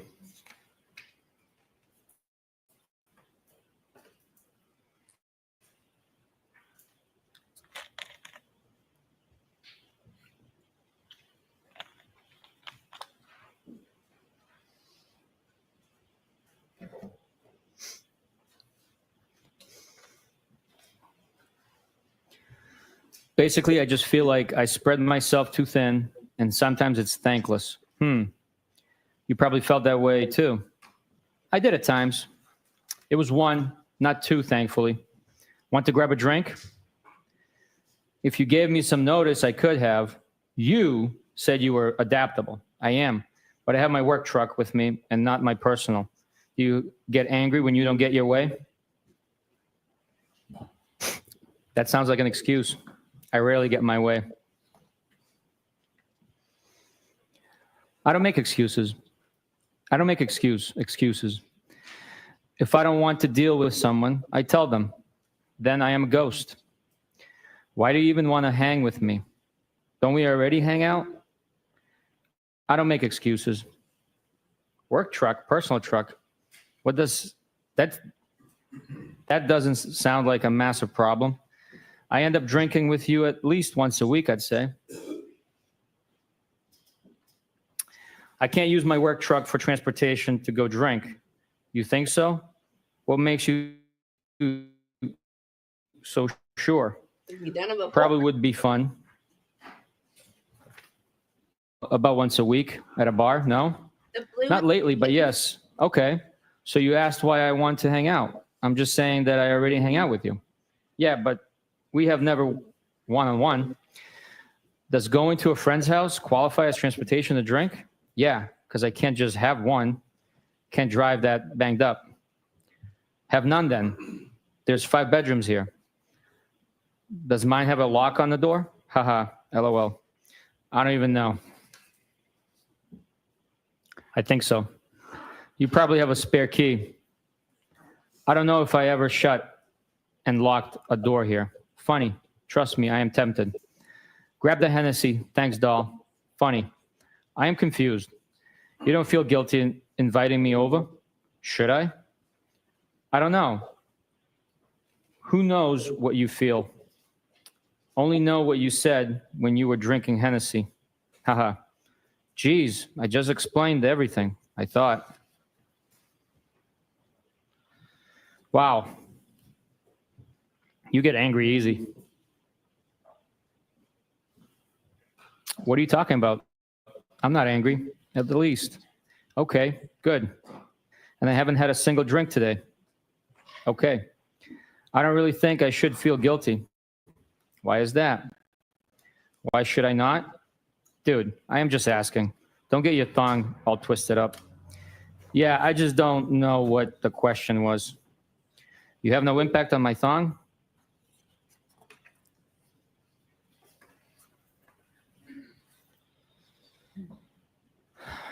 That statement would have pissed me off. I think I try my best to do the right by people, and sometimes people suck. And I'm not married, nor do I have kids. I agree, but you kind of have a live-in boyfriend. You act like you act like I ask dumb questions. Yeah, kind of. But it's been a long time, and there's ups and downs. So at some point, you have to think more rationally. Yeah, it's up Do you and down plan to on leaving him? relationship. I'm sorry. I don't think they're dumb. It's just hard back and forth on text to understand the question. When you ask what day earlier, read my birthday, I thought for a full minute that you meant what day did I use to watch the Brady Bunch. And I had typed it a text every school day at 4 and 4:30. I meant what day was your B-day. I don't have any plans at the moment in either direction. Sometimes I go back and forth. Yeah, I figured that out. What's your interest in me? I assume people have been interested in you before. True. First, I think you're fun to talk to. I like sizing other people up. And you seem to be private, which I also like, and probably pretty independent too. So like, I am a ton of fun. I am super private and do not talk out of school. I am safe. Does that make sense? I am all of that and more. Safe? Like I am private. Don't talk out of school with what I do or who I hang with. Do I aggravate you? Haha, no. According to John, you may occasionally talk out of school. He said that about me? But that's none of my business. With respect to what exactly? None of my biz. So then why invite me to your house party? Now I am aggravated. Tonight's house party or last week? OMG, why? Last week. Like, why would he talk shut about me? Because we all like you. Everyone does. Geesh. He wasn't talking shit at all. He always says how much he likes you. Just mentioned That's Brian exactly does what all I right thought. for himself. He has not said one negative thing about you ever. I just didn't think you were that private. That's all. I am about a lot of things. Don't be so sensitive. I am good. Oh, geez. Are your panties in a twist now? Stop. Nah, my boxers are just fine. Woman. Okay. You're not going to run your work truck through the gears tonight? I thought you were tons of fun. No, I am not, as much as I would like to. Moving on to the next call. Huh? Will you stop? You sensitive again? I can't really follow your thought process. You keep kind of insulting me a little. I am still confused why you want to hang with me. It's also out of left field. No, I am not. Are you single? Yes. I don't think it's out of left field. Wasn't I already begging you to come over last Saturday? You getting my number from Melissa and reaching out to me. And then on vacay and probably a few other occasions. You didn't really beg. I asked at least twice. How do people usually reach out to each other? Why would I have thought you had any interest in me? Usually do it when they do live with someone. Do not. Maybe, maybe not. So you have sent me signs before? Did I miss them? John and I have had a lot of ups and downs, and we already did this nearly 20 years ago. And there's kids involved that get attached and things get muddy. I don't know what the answer is, but I feel very strongly that I've put my best effort in with all three of them and the extended family too. At some point, it gets frustrating and my actual feelings take precedence. I get it. I am not denying that or that it gets tough. Do you remember anything you said to me the other night? I'm just trying to explain where I'm coming from. Yes. I get it. I deleted it because I didn't want to do my own text walk of shame. But I'm pretty sure I remember everything. Okay. So don't you think it would complicate and confuse your situation if we hang out? Fair question. Probably. Do you only do things with that simplify your life? Nope. I complicate my life on the regular. Yeah, so does everyone else. Just so you know, I thought you were extremely hot off the rip. Amazing personality. I could go on and on, but I do not. Want to pump your shut up too much. Thanks for saying that, but low comps at Hillside. You know how to ruin something nice. I frequent other places. John has showed me about 5 times the Ring video of me walking you out on Saturday. And my voice and my accent are killing me softly. What? Yeah, he has cameras everywhere. You cops. Jesus. He like, Christ, are you guys hooking up? OMG, great.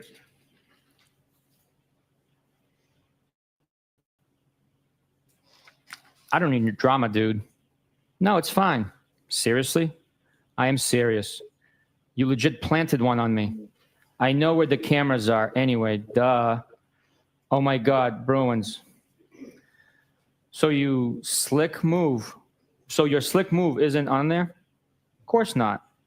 OMG, I almost. It was a peck anyway. I kissed Carrie and gay Jeff too. Yeah, weak, I agree.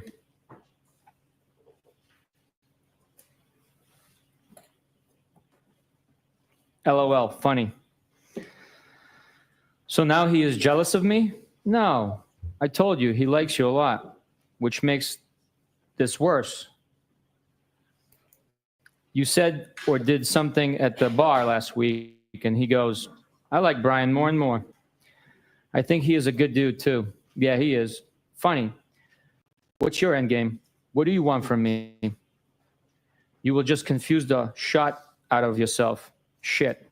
Because I am a lot of fun. So am I. I'm sure I'm more fun than you. How so? Details. I don't know. I hate people on the whole, but I've been told by many people that I'm a lot of fun.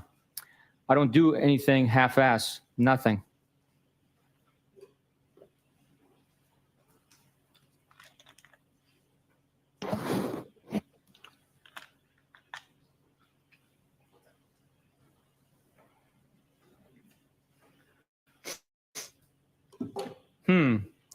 So what do you want from me? I don't know. I just like you so I reached out. You have zero idea? Nope. Oh God.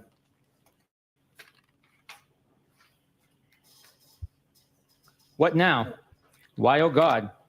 Because I need some direction. Well, I'm not an FG oracle, sorry. That's actually funny. Do you eventually get what you want?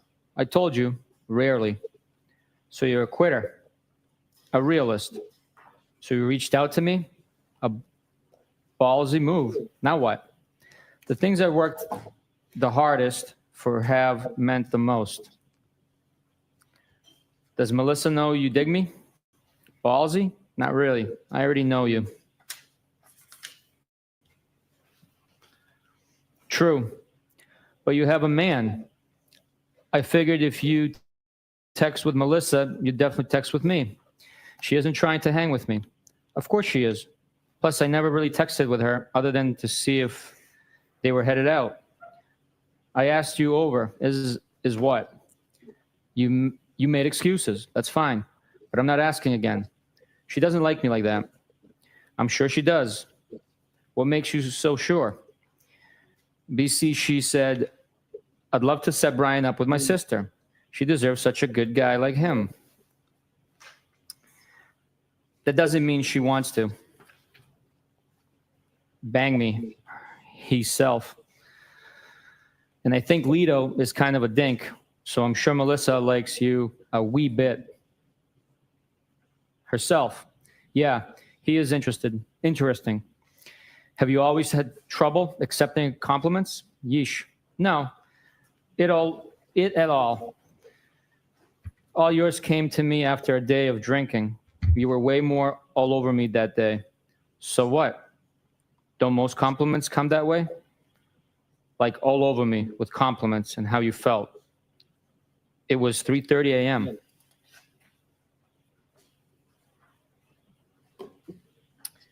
It was fun.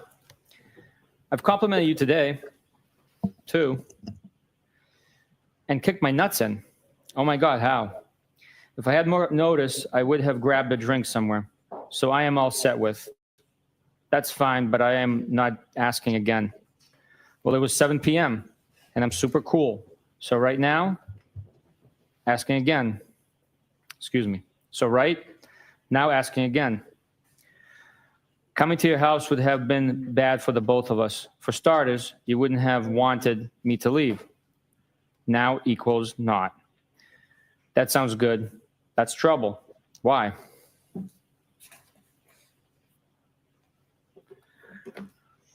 Because you would have made me stay, locked me in your room. No, I wouldn't have. Haha, you wish. I don't share a bed with anyone ever. I have my own room in Canton. What? Yeah, I think sharing a bed is archaic. Is that the one you wanted me, TK, stay in? You sit like to be spooned? You don't? Not for more than a minute or two. Weird. You would rather sleep alone? I've got to make my sleep count. So doesn't everyone? Honestly, I am the world's lightest sleeper. I can hear an ant crawling across the floor, and I wake up almost hourly, which isn't fair to whoever I'm sleeping with. Okay, bet Melissa isn't like that. Haha. Isn't like that. I know for a fact Melissa isn't like that. She told me she can't even fall asleep unless they're spooning. Lito rolled his eyes and pointed a gun at his head. You've probably got to go to work on your truck. Talk soon. Whatever. How romantic. Oh my God. Lighten up, Francis. Let me know when you figured you're shut out. That's a tailor-made joke for an Army vet. No one else has it figured out. Why do I? Combat vet. I didn't say non-combat. I told Sat, I think you're hot. And since told you how cool I think you are, maybe you're actually a jerk. What do you want me to say / do? I'm pretty sure you're seeing people too. I am not a jerk. Don't change the narrative to suit yourself. Own your words.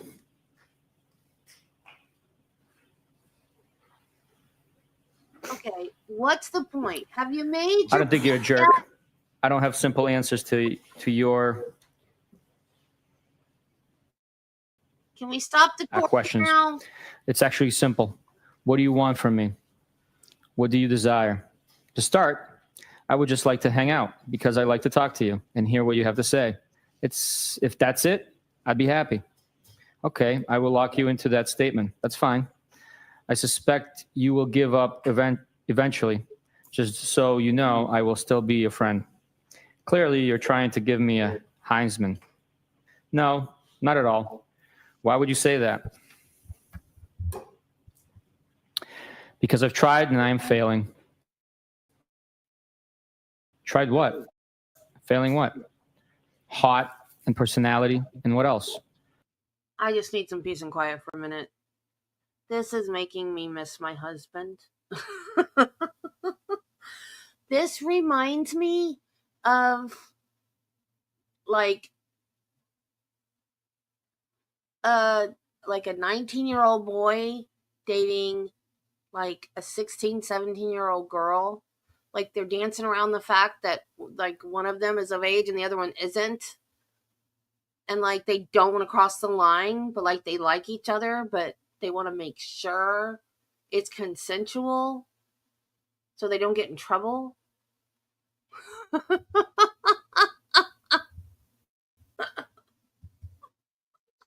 What's the I could go on and on part? BC, it feels like a Heisman, sugar-coated with a few compliments. That's okay. Lord. I asked you over on a seemingly uneventful Tuesday.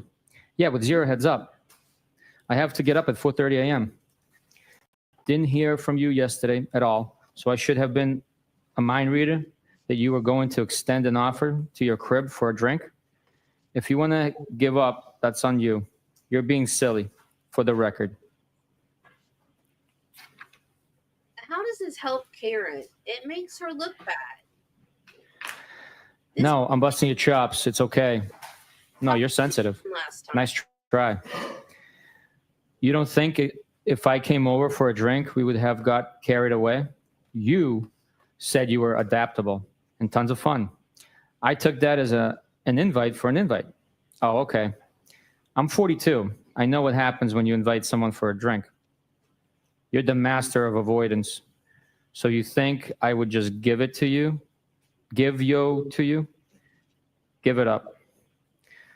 I've been a lot in my life. I have a little bit of a carpe diem mindset. Been through. Like these needed to come in, but not every single one. What am I avoiding? Enough to get. I'm the not point afraid across. to be direct. Some of my questions. Okay, which? Ask again. Nope. Tricks are not for kids. I'm pretty sure we would have hooked up. Okay, I can't say that. Of course you can. Did I miss any other questions, sir? Probably. Are you having a drink right now? Yeah, on my second. Show me what you got. I went for some wine and downgraded to a mudslide. The taunting in me. Haha. I had to make another one because you got me all worked up. I could have made it for you, weirdo. Sure you could have. Done a lot.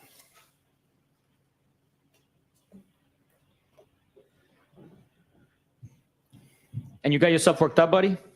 Yep, I am. What a crime? Excuse me. That a crime? Are you annoyed? Kinda. Why? Because you there, this offer on me last This I need to drink. minute of through. I could have made 3-round tips by now. Excuse me. I apologize. You could have made 3-round trips by now. Oh, I bet. Crickets. 4-round trips. Bite me. Geez, that's fresh. I agree, just because. But So you only say like everyone. one nice thing per day? Tough. I know. Rule of complete. You're impossible. I know. Complete list. Let me know when you figured this out. You're impossible. I've been pretty straightforward. You're wishy-washy. What do you want from me? Doesn't matter. Okay, then. Wednesday, January 19th, 10:08 a.m. Sup? Sup? You tell me, playa. Just working remotely. Sweet. From Mansfield? Yep, you? I am in Canton at the moment. I want to drink. Haha. Is that bad? They always Really? drink. I think day drinking once a week is okay. Go celebrate the 20th anniversary of the Tuck Rule. I can't wait until tonight. Tuck rule. Wednesday, January 19th, 1:07 p.m. Where are you planning on heading? Not sure. Wednesday, January 19th, 3:34 p.m. I'd invite you over here, but you probably have your work truck. Here we go. I assume that's a pass. No problem. What's wrong with you? Excuse me? I didn't answer fast enough? Couldn't put in Huh? action, Jerry. Where'd you get that from? You're tough to make plans with. I'm headed out shortly. I tried. Where to? I'm meeting my friend in town till about 7 and then likely make my way back. Okay.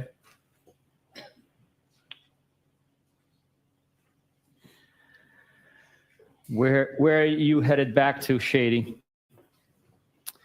I assume that means Shady. Oh, thank I'm meeting my gal pal, who's from Canton, sports person. back to Mansfield. Do I know her? Name? I don't think so. Julia Mellon. Lives on Sherman. I'm not trying to be difficult. I just don't want any drama for either of us. I don't either. Okay. Trust me, I am tempted. I don't think it's a big deal. What? You coming over to my place? Or are you coming over to mine? Okay. You clearly are getting aggravated with me and my lack of participation. No, I'm not aggravated at all. Okay, we're good. I will see you around. I knew this is how you would act. Whatever.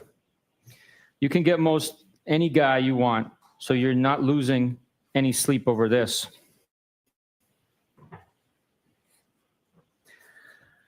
None of that is true. I'm not talking to any other guys, and I have issues with John. And things are far from perfect. You just happen to know about him because we all hang out at the same bar. I'm not married, and neither are you. Neither is John. Was that your attempt at a lecture or deductive reasoning? What do you want from me? That's just how I feel. Excuse me. That's just how I think/feel. You don't need to approve. I've already answered that last question a couple of times, I think. I'm not judging you. Never have, never will. You shouldn't. I don't know what your private life is about, nor is it my business. You just happen to know what I see, that I see someone. I don't have kids and I'm not married. Aren't you afraid you might actually like me? I don't think that's a bad thing. Isn't that the point? Well, it would be complicated because you have a boyfriend. That's funny. You said we are all a lot alike. Because we are. Yeah, life never stays the same. Things always change. Okay. Why are we alike according to you? Because we go with our gut. That's true.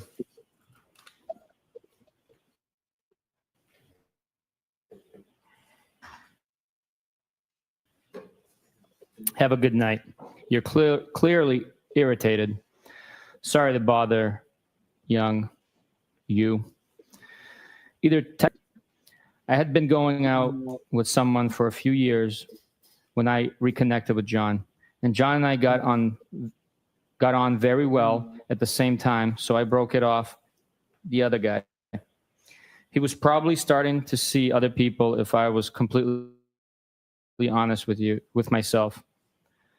I don't feel bad about any of that. I think it was meant to work out that way. So what's your point? Are you legitimately interested? Unhappy in your relationship? Mad because you saw him all over another girl? Or a hybrid of all of it? My only PT is that there's a difference between being married or someone and dating someone. And we have no intention of ever getting married. The PT of dating is to not get tied down if you're not confident you should be. In my mind, anyways. The first two, but I don't care too much about the other girl. Okay, so he is cool with you dating other people? And I happy per se. Cracks, and it's far from perfect. I doubt it. If he is seeing someone else, I wouldn't want to know either way. He probably feels the same. And you probably feel that way about whoever you hook up with. I think that's normal. Okay. You don't agree with me?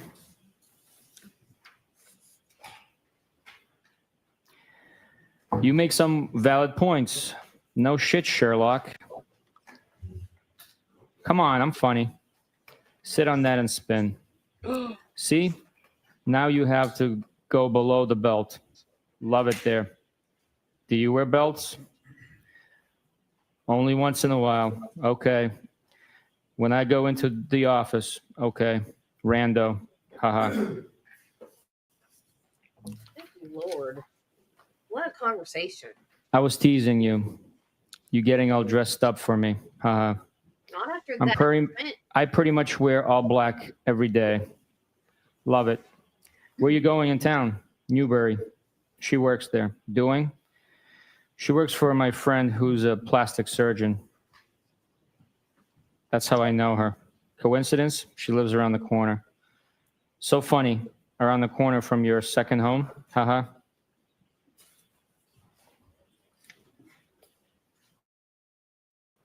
Oh, haha. I had to come downtown earlier, so told her I'd meet her for a drink. You there now? You would like my spot at the Cape. I have a great spot for dinner and drinks down there. Are you there tonight? I'm a beach worshiper.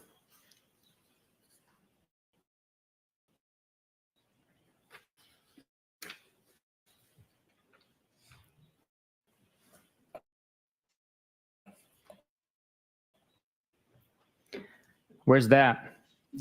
I'm in West Roxbury, a spot in West Rocks, Dedham line, Behead. I heard. I used to rent with my friends on the beach for 7 straight years. I miss it. I've been thinking about moving to Tiverton. I can give you all the beach life you can handle. Stopping for a drink later? By where? My spot in West Rocks. Probably not for a bit. Okay.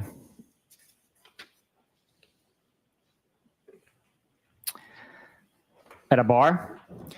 I wasn't suggesting anytime soon. I know you're with your friend. I meant my house.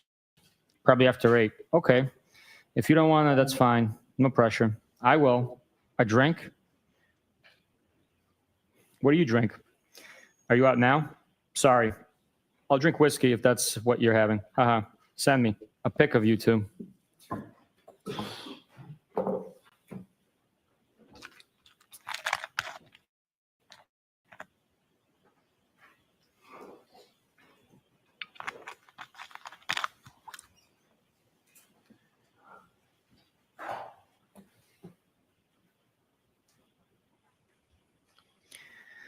Haha, I figured. My shot is tight. Shit. Sure you can handle this. Please. Bite me. Stop saying fresh things. Why? Excuse me, I'm sorry, Detective. There may have been a page that is missing in that document, or it's not comporting with the, Oh, you're right. I did accidentally turn the page. no problem. I apologize. I think starting at, I usually drink whatever the person with me is having. Yep. I usually drink whatever the person with me is having. Oh, okay. I don't take selfies either. I don't really even know how. Whatever. I wanted to see your smile. Ugh, I hate having my photo taken. Weak.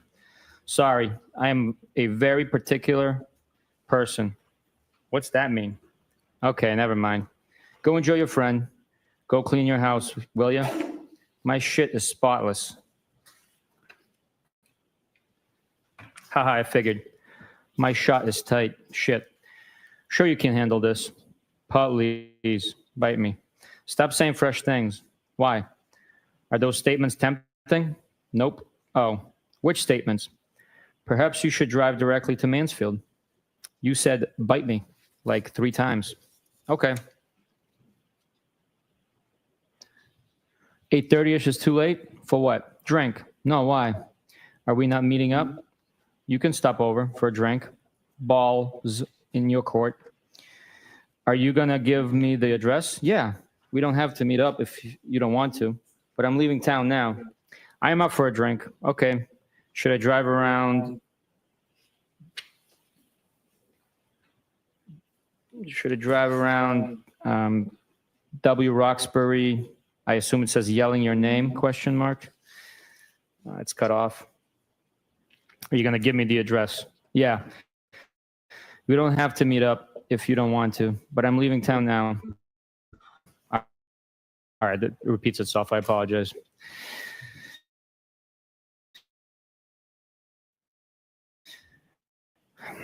So, okay, should I drive around? Do you really want to come over? Only if you want me to. Can you take charge? I thought we already settled this. Haha. I'm lost on days too.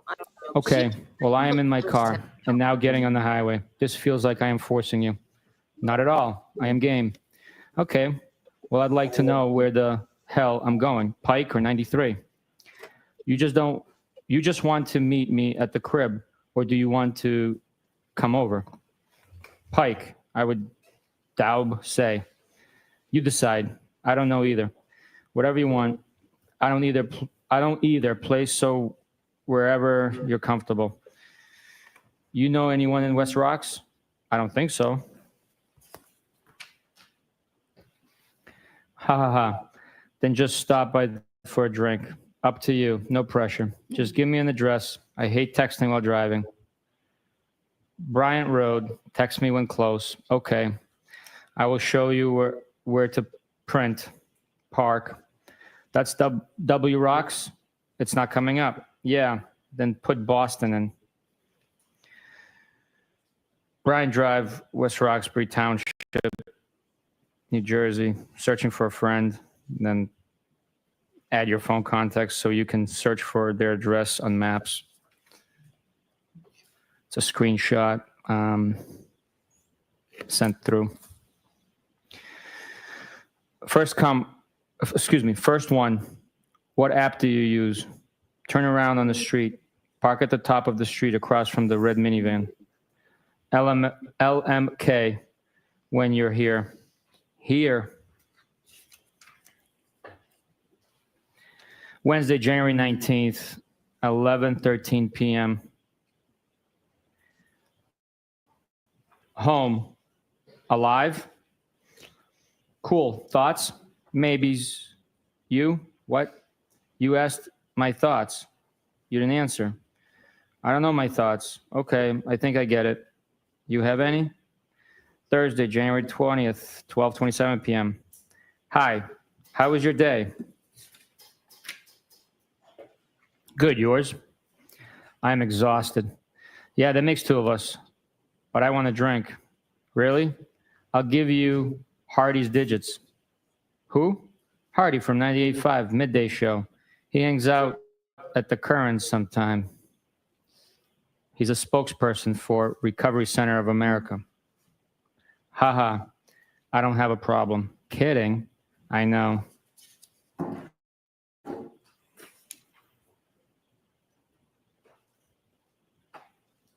Good riddance. Haha, stranger. Hey, I was at Hilly all weekend. Have not heard from you. Haha, I apologize. Sunday, January 23rd, 9:40 p.m. Phone works.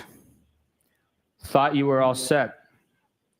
With talking? No. You sure?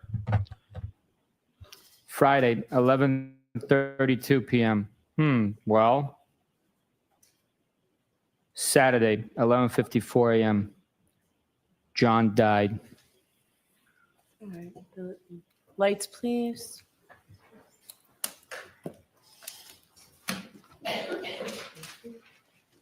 Lectures are right at 1 o'clock, so we can keep going.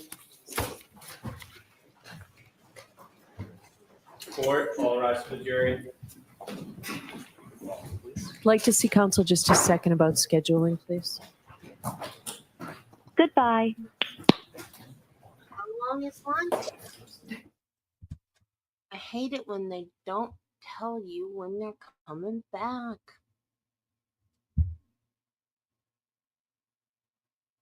We're just going to end that there with no questions, no explanations, no nothing. The jury just gets to think about a crappy text message string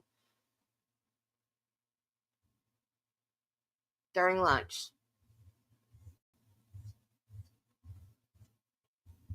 Woohoo!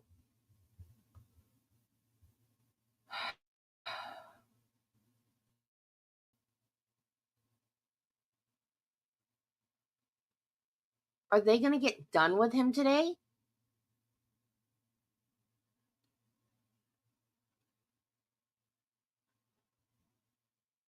Where did Erin go? Because Erin was sitting next to Paul. She's gone now. And Paul's dressed up like he's going to testify or something, but I don't think.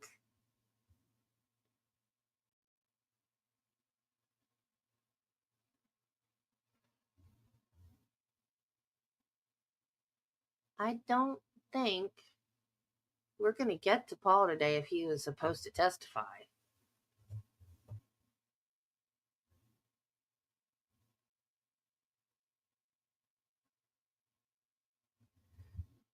I don't know. I can't empathize with her about her attitude with marriage and kids because I always wanted to get married and have kids since I was a little girl. And I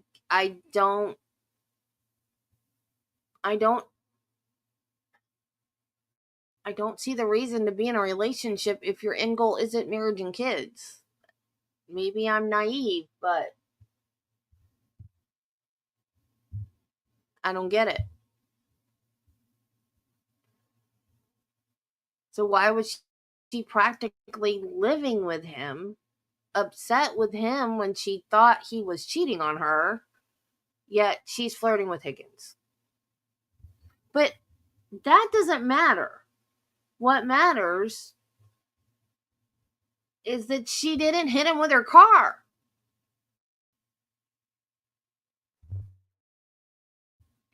And what matters about these text messages is it's a possible motive.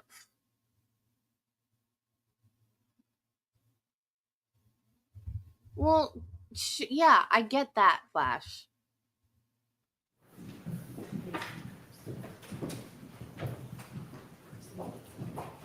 But why be monogamous and practically live with another person?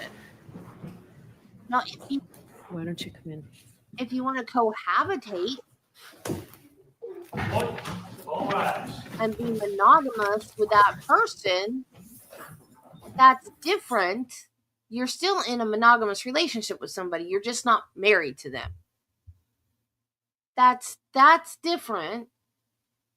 A lot of people do that and still have a family. It's like being married, and you're just not married legally. But to be with someone to the point that you're almost living with them and then you're flirting with his friend? And then her explanation in the HBO documentary when she was asked about it was, well, John and I weren't married. We didn't have a house together. We didn't have kids together. Yet the night that he went missing, she called him a pervert because she thought he was sleeping with somebody else. I just don't get that. But that's not what's important. What's important is that she didn't hit him with her car. And the reason why these texts need to be brought up is because that is a potential motive for a fight at 34 Fairview, with the fight that could have been the catalyst to his death. Common law marriage, right? Which they've been together for 2 years or more, roughly 2 years. She even admitted in that text string that she practically lived with John, that she had all her stuff there. She rarely went to her house in Mansfield. And yeah, maybe she didn't want to have kids. She did say she was very close with his niece. And I was a pediatric nurse. Before I was a pediatric nurse, I was a preschool teacher. I love kids. I have a goddaughter. She did feel insecure. You can tell that by a lot of the other stuff that was brought up in the other trial. You could tell she's a very insecure person. But my friends over the years I've had their kids have come spend the night with me. I've taken them places. I've taken them to theme parks. I've done all kinds of stuff with my friends' kids. I've been Aunt Debbie to I don't know how many kids in my lifetime. And I don't have any own. And I remember this sticks in my head because it's sad to me. I remember one day at work, I was playing with a baby, and somebody asked me how many kids I had. I think I was the grandmother of the baby, and I said I don't have any. And she says, "Oh, you need to have kids. You're so good with them." And that's why it sticks in my head, because it's so sad, because I never got to have any of my own. But I pretty much, other than the carrying a baby and being in labor, I have pretty much experienced just about everything there is to experience in having a child. Because I've had so many of my friends' kids at different levels of development. And then I had my stepdaughters from preteen and teen all the way up. They're in their 30s now. They were 12 and 14 when Travis and I met. So, I've had the experience of having kids, just not bearing children, and disciplining and that kind of thing with a teenager. That's coming from 14. That's their brain. I hate it. It makes me feel like I'm at, if we get a massage or something in a spa.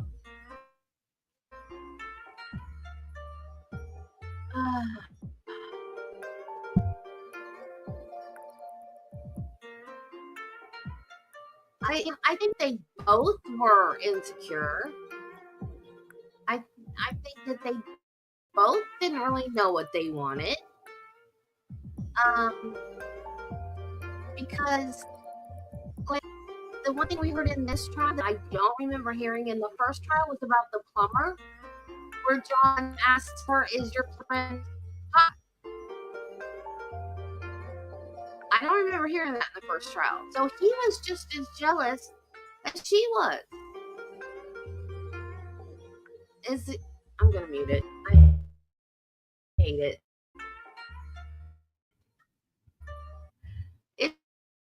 Is your plumber friend hot?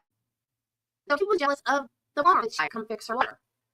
So it's, and then her view of, apparently I missed this last time, her view of John was that he wasn't cut out to be a dad. Like, he was doing it because he was close to his sister and felt like he was obligated to take care of the kids. Thank you, Jill. It was fun. It absolutely was fun. It was fun.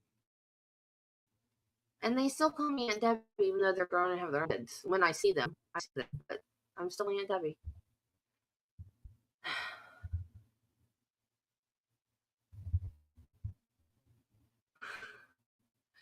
That's interesting.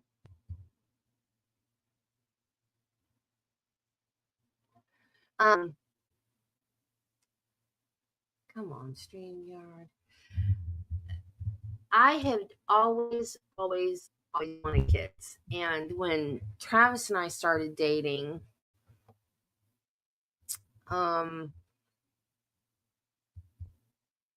it was right before I turned 38. And the first time he came to my house, it was back there. It was a Johnson and Johnson commercial.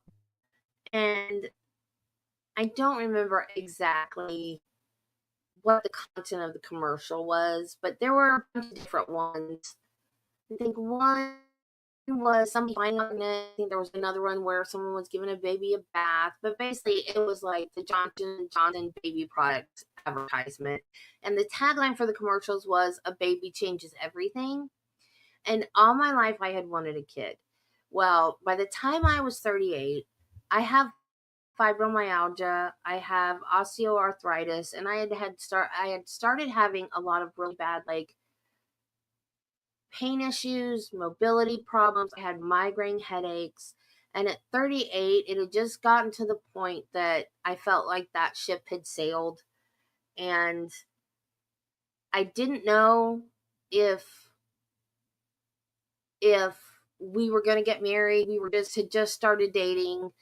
And every other guy up until then that I had dated had not worked out. So I didn't know. And it was the first time I'd ever verbalized that I had decided I didn't want kids, because I had always wanted kids my entire life.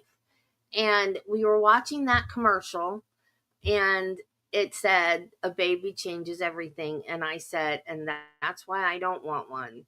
And I shocked myself, because that's the first time those words had ever left my mouth. They had just kind of been in the back of my mind. It was like a new thing. It was kind of like I had finally resigned myself to the fact that I was never going to have kids of my own. And I think that was kind of the thing that made him decide that we were going to work out, because he had 2 daughters from a previous marriage and he didn't want any more kids. So I think if I had pushed that I wanted a child, then that might have not made us mesh as well as we did. But after we got married, well, when we got engaged and we were talking about our lives and everything, it was more of like, if we have one, we have one. If we don't, we don't, kind of a thing. And we didn't. We just never did. And I can't remember how old I was, where I ended up, I had to get my uterine lining burned because I got so anemic from blood loss every month. So that ship sailed. So we were like, okay, oh well, we have our 2 girls and they love me like They love me like their mother, even though now that they're adults, they don't think that they have to respect me like an authority figure anymore, and they treat me like crap. But when they were little, um,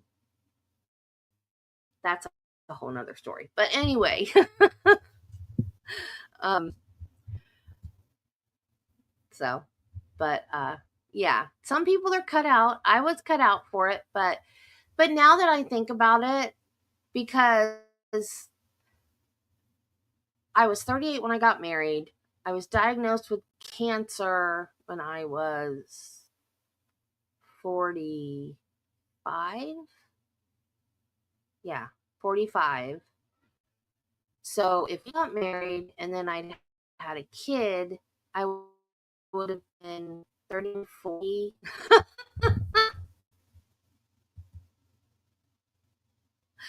I would have been like 39, 40 when I had a kid. And then they would have been like 5, 6 years old when I got cancer. So it worked out. I mean, it worked out. So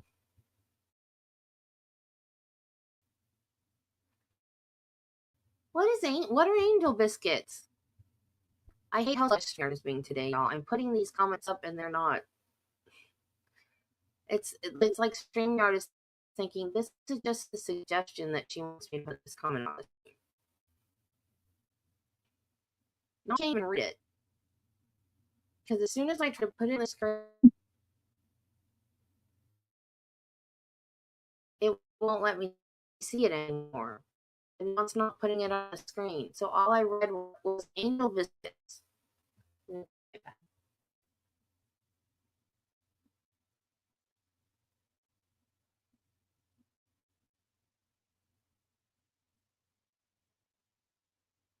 StreamYard is telling me.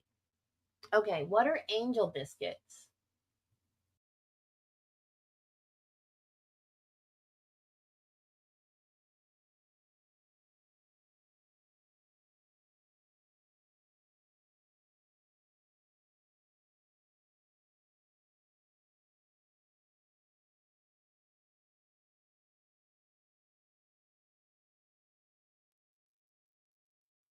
I'm back.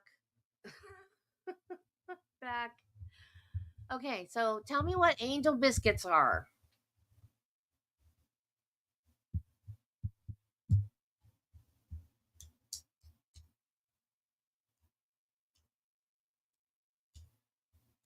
I'm back. Are you guys here?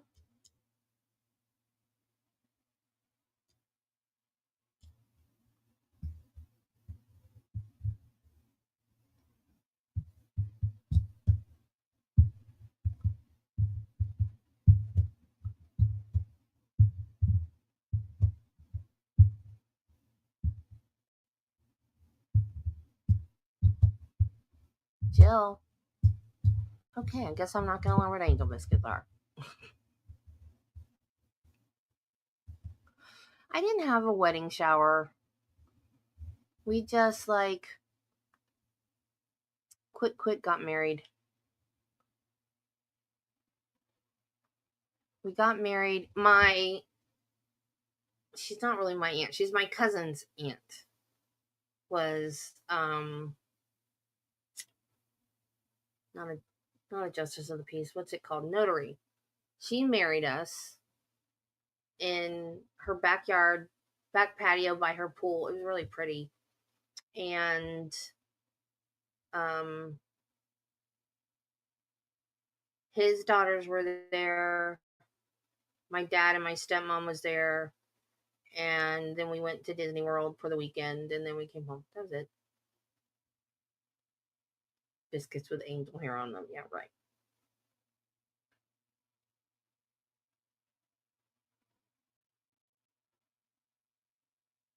What? Just tell me. What's the difference between a traditional biscuit and an angel biscuit? Use your words, Jill. It is easier to buy frozen biscuits. My aunt taught me how to make southern buttermilk biscuits. it is so easy just to go buy frozen biscuits. Like, you don't have to.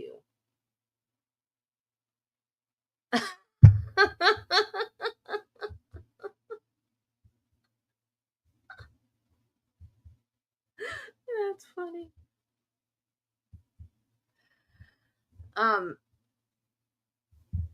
When I always swore I would never live with my future spouse before the wedding, because I said, I don't want our life together to start before the wedding. I don't want us to live together. I don't want us to buy a house and move in together before. I want it to start. I want it to get married and then go live in the house. Well, that didn't happen. And the reason that didn't happen was because he was renting a house and the landlady sold it to like some housing company or whatever, and they decided to like flip this series of houses, and he was made to move out and he had no place to go. So since we were going, are you kidding me? So because he had no place to go and we knew we were going to get married, I was just like, well, you might as well just come up here, because he lived 2 hours south of me. So I was like, well, you might as well. Oh, they're lighter, but they don't rise? How are they lighter if they don't rise? That's weird. Well, you're going to have to teach me how to make those. So we lived together for 3 months, and I did not like that at all. I was like, I always swore I wasn't going to do this. I don't want to do this. We've got to get married. So that's why we eloped. And I made it a nice elopement. Like, I had a white dress, I had a bouquet, I had a veil. Like, I made it a nice, we had pictures. I made it a nice elopement. And then we went to Disney World, which at the time was my favorite place in the world. It's too expensive now. I prefer to go to Universal. The rides are better and it's more affordable. But at the time, Disney was my favorite place in the world, so I went to Disney for the weekend. And it was nice. It was, it wasn't my childhood dream of a wedding, but now that I understand the value of money, I'm glad I didn't spend thousands of dollars on a wedding that lasts one day. You know what I mean? So it was nice. And I don't really miss not having had my own kids. There are times, like when I look at my cousin's son, because he looks just like her. I wonder, what is it like to have a little mini me running around? What is it like to look at your kid and think they look just like me, or they act just like me, or whatever? But no, and our anniversary every year, I'm like, I cannot believe I've been married this long. Because by the time we got married, I was just like, I didn't think anybody would ever be able to put up with me, because every relationship I ever had just fell apart. And it seems ironic to me that the fact that I told him when we first started dating that I didn't want to have kids is kind of what kept us together at the beginning after all my life wanting kids. But yeah, I can see how some people are just not cut out for kids. And I have a brother that doesn't have kids, and they wanted them, but my sister-in-law couldn't have kids. But he's not cut out for kids. I cannot imagine my brother with children at all. It would be so not a good situation.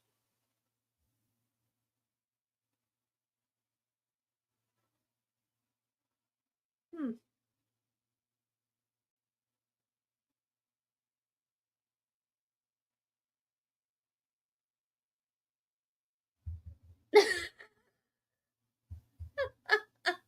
Yeah. Yeah, I remember, because living right here, you go, Jill and I were talking about this, I think yesterday.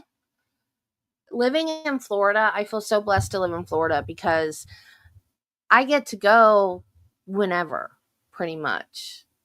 And people that don't live in Florida that like theme parks, I know there are some people that even live here and they're like, I have no desire to go to Disney.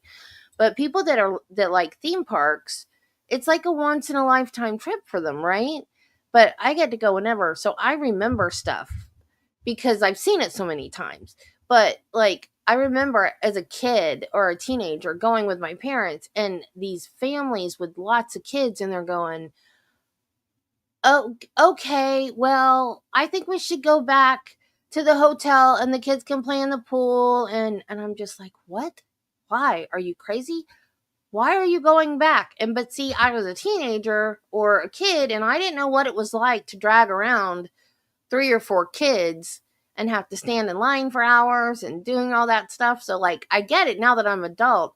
I would not want to go to a place like that and be in charge of several children and have to keep them all together on schedule and keep them from being not bored while they're waiting in lines all day. So that is when actually I did that, but usually with older kids. Like I don't think I ever took any of my friends. I did take, oh my God, Universal Studios. They don't anymore. They used to have, all right, StreamYard. I'm not streaming. I'm just talking right now. Don't be rude. It's gone now. River Country. Yeah, it's gone now. River Country was cool. It was very natural. I mean, they made it look like it was very natural. It wasn't, but they try to make it look like it was, like the slides were made to look like it was just, hewn out of the rock and everything. And Florida is not scary. We're just transparent because we have the sunshine law. Everybody can see our court cases and stuff. Oh, shoot. I forgot what I was going to say. Oh, Barney. Okay. For a while, Universal had Barney there all the time, but he's gone now. Thank you, Jesus, he's gone now. But before they had him all the time, he would come periodically. So my goddaughter, I think she was 6, 5, 6. She wanted to go see Barney. So my dad and I, we went to her house. We had all of this planned. We went to her house. Her mom tells me she doesn't feel good. She's been running a fever, but she wants to go. Are you sure you want to go, Jackie? Yes, Aunt Debbie, I want to go. Are you sure you want to go? Yes, I want to go. Okay. So we're going to Orlando about every half hour, 45 minutes. We have to pull over because she has to puke. Half the time we pull over, she's not puking. She's just dry heaving on the side of the road. And every time we stop, I say, Jackie, are you sure you want to go? Don't you want to go back home and rest because you don't feel good? No, I want to go see Barney. I want to go see Barney. I want to go see Barney. Are you sure? Yes, I'm sure. I want to go see Barney. So we go see Barney. We're sitting there. We're watching the parade. She is white as a ghost. She's pretending to have a good time. Yay, there's Barney. I love you. You love me. All that crap, right? Got her on my shoulders. We're walking. I'm scared to death. She's going to puke on my head. She's singing the song. We're swaying back and forth. She's happy. I'm scared I'm going to get puked on. We make it through Barney. Everything is fine. I'm like, okay, are you ready to go home? No, I want to stay. I want to stay. We saw Barney. Are you sure you want to stay? Yes, I want to stay. I want to stay. Okay, so we're sitting and we're waiting for, Beetlejuice's musical review, which is not there anymore. It was one of my favorite things. And my dad said, because my dad was a highway patrolman, he looks at me and he goes, if I had ever got stationed here, you would have been up there on that stage, wouldn't you? And I said, darn right I would have, because I'm a theater kid. I love musicals. Absolutely. Had he been stationed anywhere near Orlando, Kissimmee, anywhere, I would have auditioned for Disney, Universal, dinner theater, anything like that. I would have been up there. That was my favorite thing. We never missed that show. And sometimes I would watch it 2 or 3 times when we went. So, and I've got like a pair of leggings. This was back in the early 90s. It's back in style now, but this is when it originally, that fashion, the leggings with the long shirts with the leggings. So then it had bleachers for this show. So I'm sitting on a bleacher. Jackie wanted to sit on the bleacher in front of me. So I think, okay, we're good. We got Barney out of the way. She still isn't feeling great, but Barney's out of the way. We can leave any time now. So if she feels like she's too sick, we can go. And so again, like the good aunt I'm trying to be, are you sure you're okay? You want me to get you a drink? Are you hungry? Are you feeling better? Are we good? I'm good, Aunt Debbie. I'm fine. I'll be great. I'm fine. 5 minutes later, she turns around. She throws up in my lap. Misses herself entirely. My whole dress. So I've got the leggings on. So I'm holding my dress like a bowl full of puke going to the bathroom. And I'm like, everybody's like partying for me, because I've got a shirt full of puke. So I'm in the bathroom. I've got my shirt in the sink, washing it.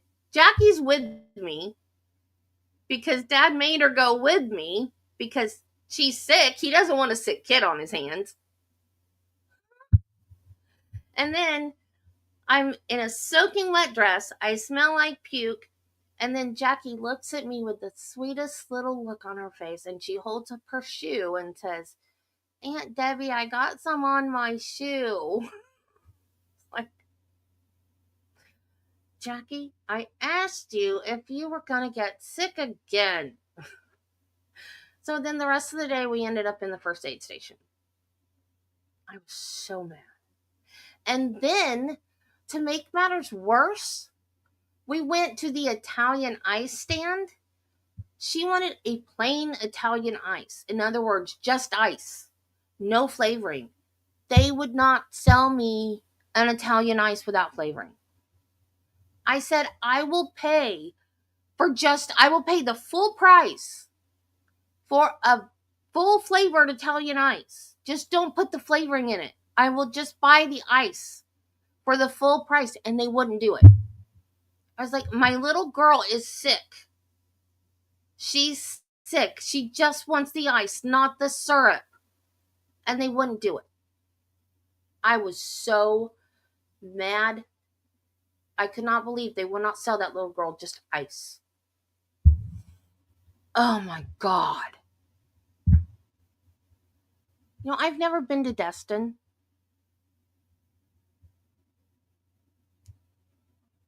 I've never been to Destin. I love Tennessee too.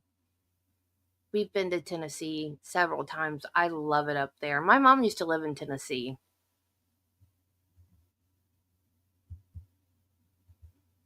I don't think I've ever been to Memphis. I've been through Nashville once. We have friends that live in Elizabethton. I think that's how you say it.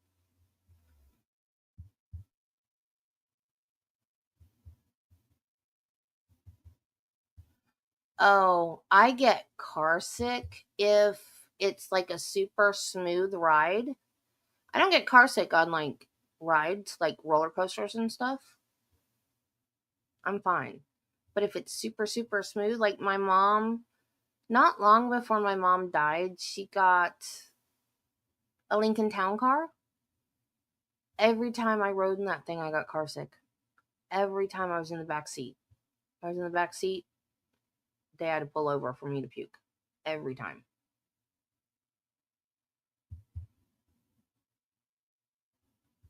She locked you in a closet? That's not right.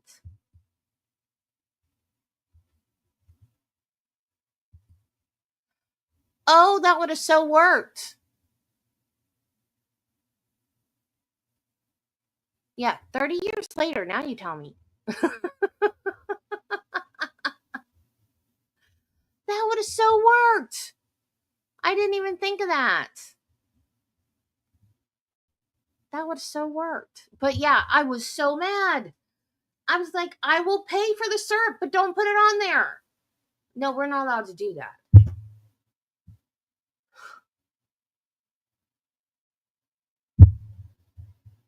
But yeah. So I've had like raising children experiences. So I didn't miss out on anything. And she stayed with me so many nights, like, and days at a time, even. So, you know, I've had the sleepless nights. I had her a lot, like, from the time I used to tell people I've had her since she was 6 months old. I started like babysitting her and taking care of her a lot when she was 6 months old. So, oh my gosh, I can't imagine locking your kid in a closet. I guess so, if you're mad enough.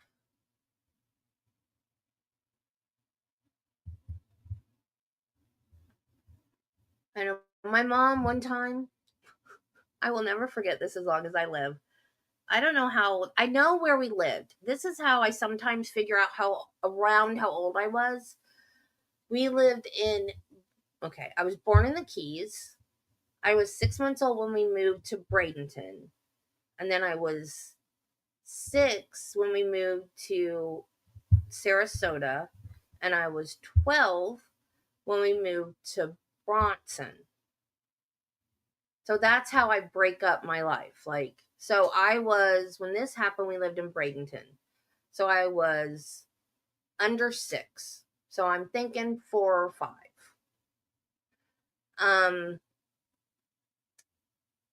I don't know what we were doing. I don't know who was at the house.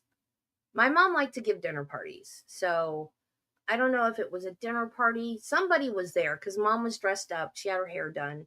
And my mom had thin hair, or at least she thought.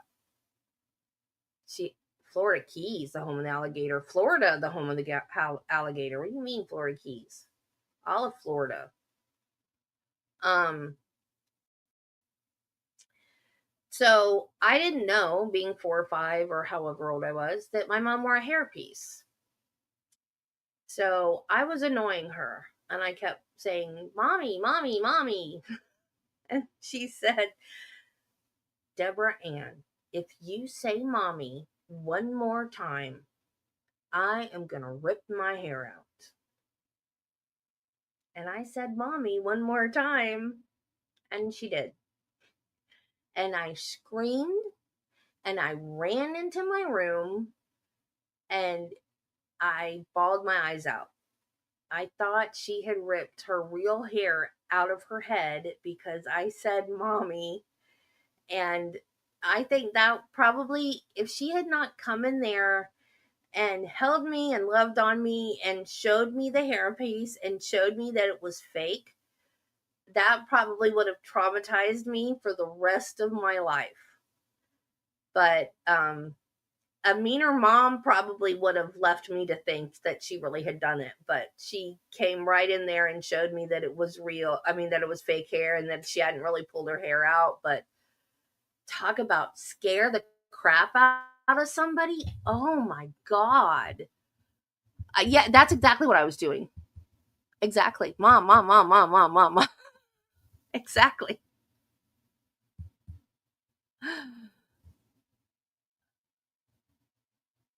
Oh no. Oh no. Please tell me you didn't get mad at him.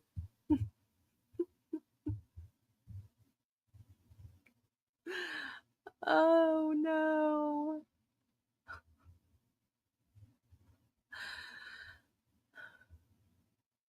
I miss that little girl, even though she puked on me.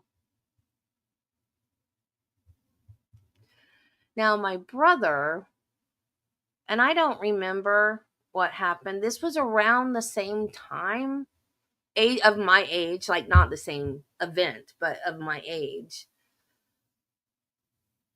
My brother is my half brother. He is, I think he's 13 years older than me. He punches things when he gets mad, not people, things. And he was fighting with my mom. I don't know what it was about. And he punched the wall. And I remember it like it was yesterday. I watched him. He punched the wall next to the door and then went out the back door. And I've heard my mom tell the story of when he came back. I think I had gone to bed, but I remember him punching the wall. And then mom said that when he came back home, he said, "Mom, you have to take me to the emergency room. I think I broke my hand." And she said, "Good, I hope you broke it." And I don't know after that, I don't know if she took him to the ER. I don't know what happened with that story, but I believe she said that. I believe her. I absolutely believe her. So my mom was like tough love all the way. I watched those body camera videos on Bigot's channel every night, and all these people that are like, I need to call my mom. I need to call my dad. I'm like, my mom would have let my butt sit right there in jail. Absolutely. Well, my dad was a cop too. So, my dad would have done the same thing. He would have been like, nope,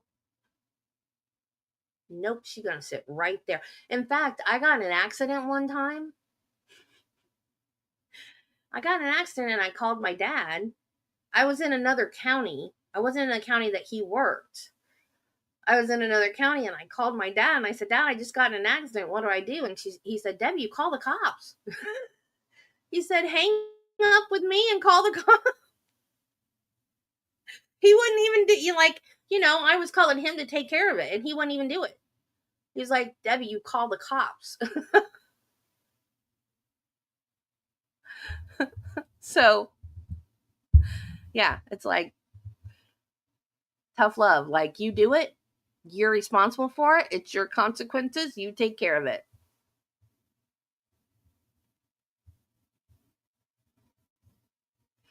The only time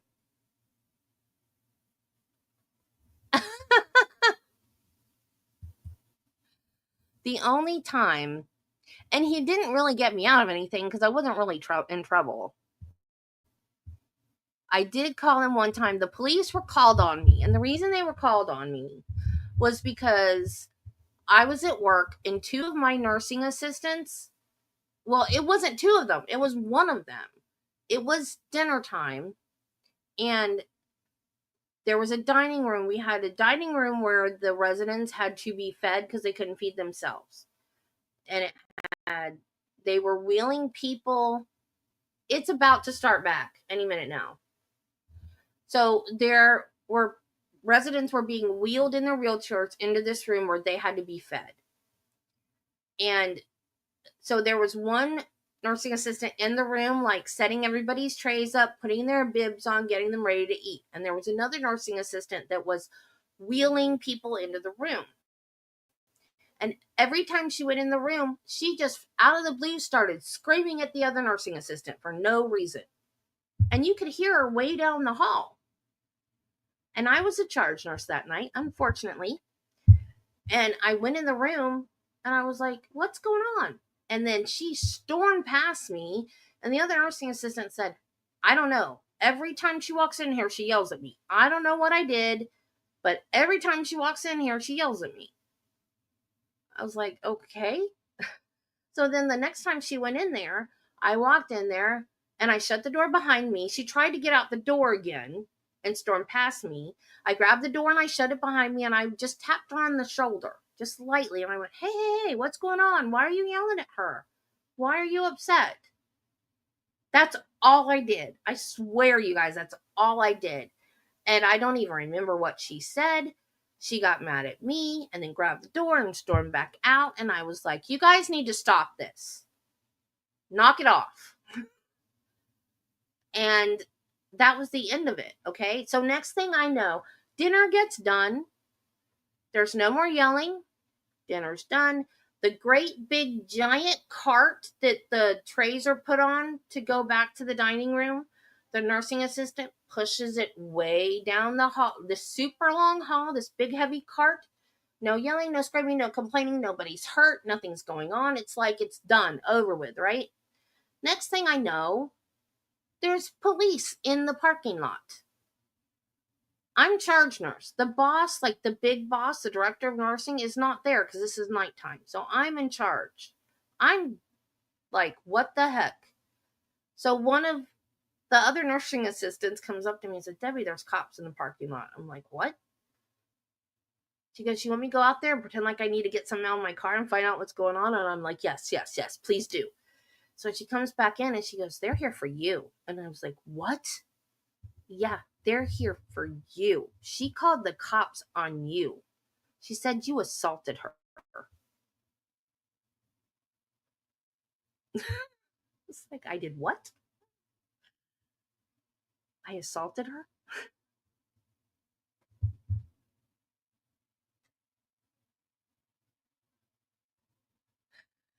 So I called the director of nursing. I called my dad.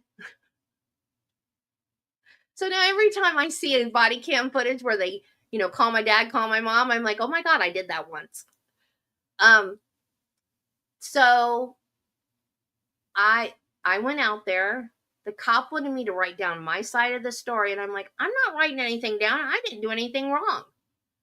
And the cop goes, well, it's her word against yours. If you don't write it down, then we only have her word.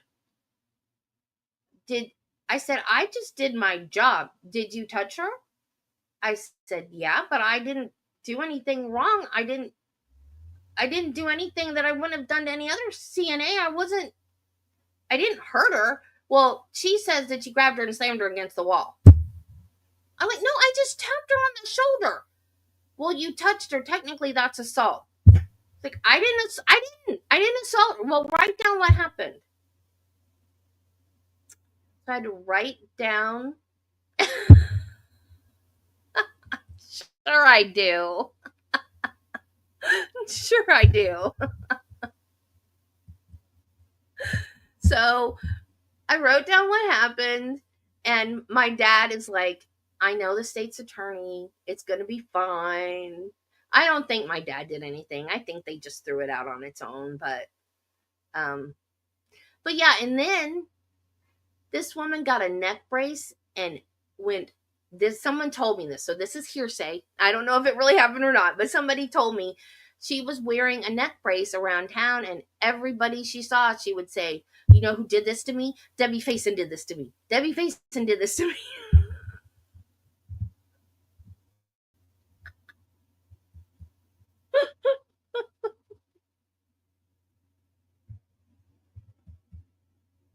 And later I found out she was a methany, so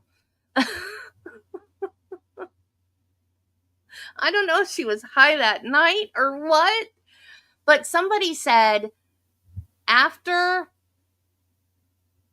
she pushed the tray, the trays back down to the dining room, that then she called her boyfriend. So the supposition was that she called her boyfriend, and her boyfriend told her to do it, thinking that somehow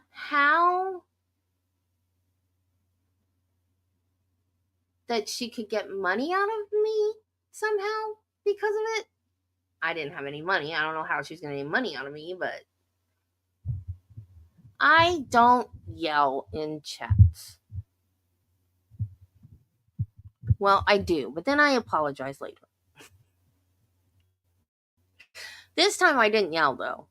I literally just, now, if she had been smart, she might could have got me on false imprisonment because I did shut the door when she was trying to leave the room. Because the first time she stormed past me. So then when she came back in, I made sure I grabbed the door real quick and shut it when she was trying to storm past me the second time. But as far as grabbing her and throwing her against the wall, that did not happen. I just patted her on the shoulder. What were you doing that I almost timed you out? I don't remember that day. You keep saying I did that, and I don't remember it. Yeah, but you like me sassy, Jill. Okay. 45 minutes has now turned into 50. I mean, 145 has now turned into 150.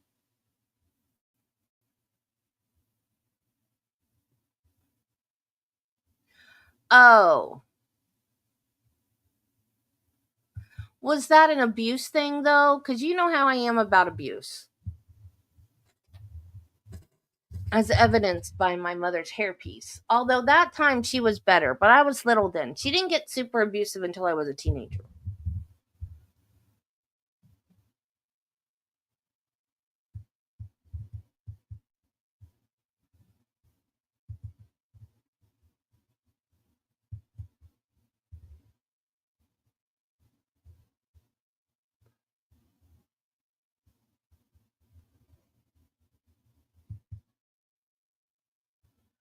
Yeah, see, I don't do that. I never did that. I never ever did. Now, one time I did get out of a ticket because of that, but I didn't do it. I didn't do it on purpose. I swear I didn't do it on purpose. I 100%, I would swear on a Bible I didn't do that on purpose. But the cop, it was a city cop too. It wasn't even a trooper. The guy didn't know me. He just recognized my name. Which I don't understand because he ran my license plate, right? That gives you the car registration. So he comes up to my car and I roll down the window and he says to me, Deborah Ann Faison, you know better. And I looked up at him, didn't know the guy because he's a city cop, not a trooper. And I said, are you going to tell Daddy? And he said, no, I'll leave that up to you. And then he said, is the car registered in your name or your daddy's name? And I said, both, I think. But wouldn't he know that from running the plate? Like, that's how he knew my name, right? I've never figured that one out.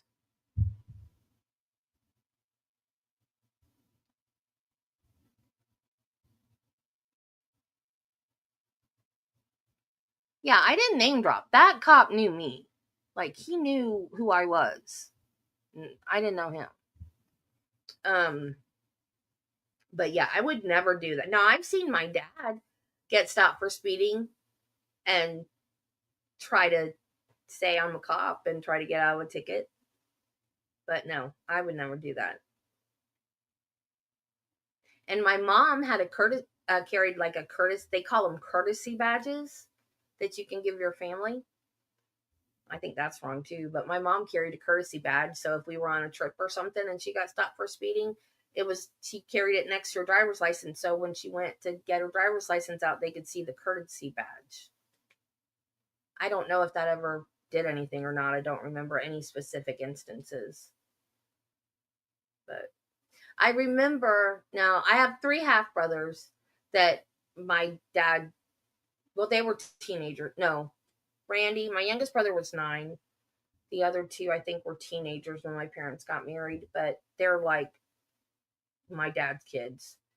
But I remember my oldest brother, my dad swore, I don't know how many times my brother got arrested, but dad finally said, don't you dare tell them that you're my son. And when it got to the point that next time you get arrested, don't you dare tell them you're my son. And He got arrested again and he wouldn't tell them. And I think they had a hard time trying to figure out where Glenn lived or something, or who he was. And they finally, after figured it out and brought him home.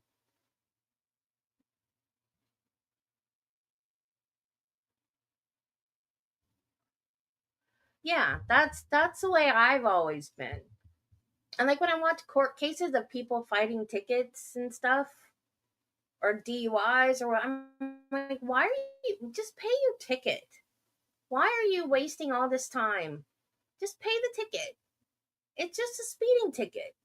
I used to, when I was first started driving, I got tickets all the time, left and right. I used to have like fender benders and stuff all the time. I just paid the ticket. I've never gone to court for any traffic violation ever. I just pay the ticket.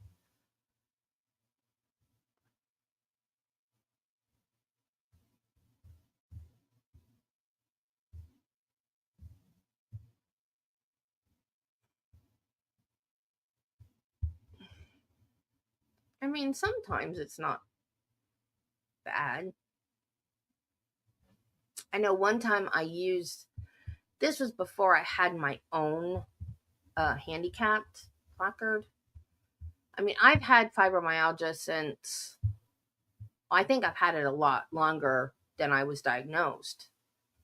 I think I've had it since I was a teenager, but I was, I think, 24 when I was diagnosed. So I might not have been no, I had been diagnosed. Yeah, I had been diagnosed, but I didn't have, nobody would give me a handicap placard yet. And the community college where I went to nursing school, the parking was insane. And I am forever running late. And we had a test. And I told my dad, I said, Daddy, I'm never going to get inside in time because I'm not going to be able to find a parking place. He said, here, use my handicap placard, but you better limp when you get out of that car. So I used his handicap placard. It was fine. Nothing happened. But there was a girl that was in my class with me, and she saw me getting in the car, and she goes, prove it. And oh, I was mad. I said, I have fibromyalgia. And she went, oh my God, I'm so sorry. I'm so sorry.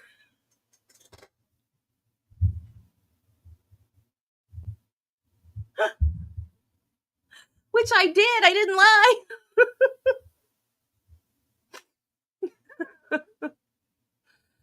I hate to debate. I hate to debate. Hate it. I'm non-confrontational. I will back down from a fight in a heartbeat. I hate to debate anything.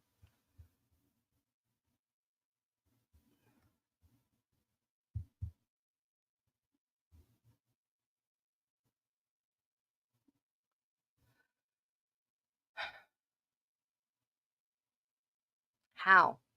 What are they saying?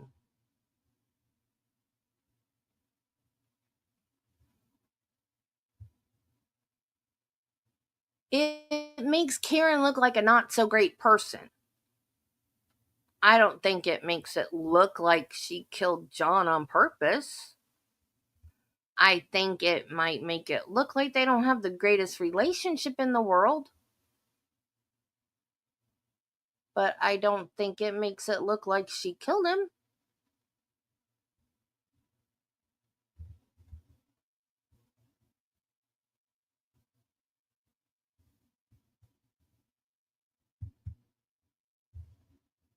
I said they have to come in because that could be one of the theories that Higgins wanted to fight John for Karen. So it had to come in for that purpose. I don't think they should have gone to lunch when they did, though. I think that AJ should have asked at least a little bit of follow-up questions to point them in the direction of where he was going with these texts, because the fact that the defense is the one that put the texts in is confusing. because I think it makes Karen look bad. Not bad like she did something to John, bad like she was cheating on John.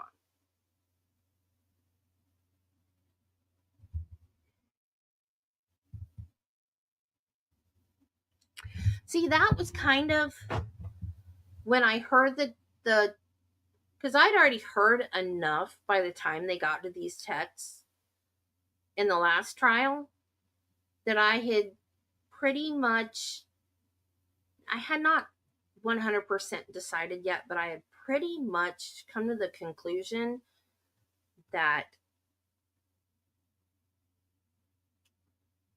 the investigation itself was so horrible that there was no way. And also the evidence, his body, because being a nurse, I know that body does not look like a car hit it. So when they got to these texts, I was like, ooh, this looks bad. But it doesn't mean that she wanted him dead. And then she ghosted him at the end there. So either she changed her mind or she was just doing it to make John jealous, and she had accomplished that. So then she quit talking to him.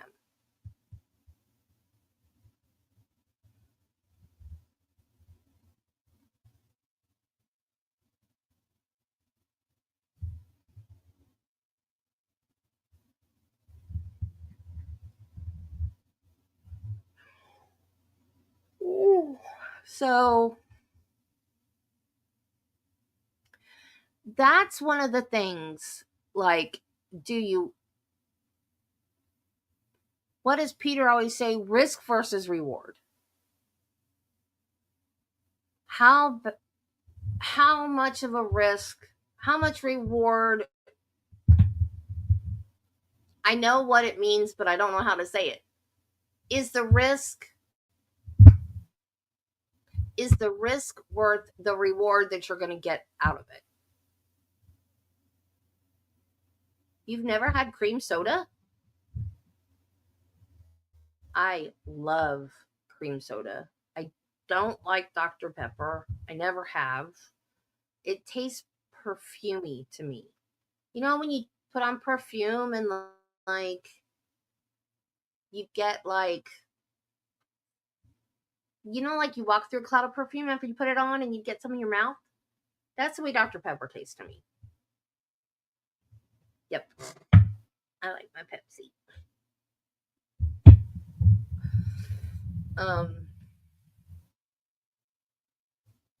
I love cream soda. I love root beer. In fact, I'm gonna go get me some root beer when court starts back. Go get me some root beer. Why are they not? Oh, sorry guys. Why are they not back yet? It's after 2.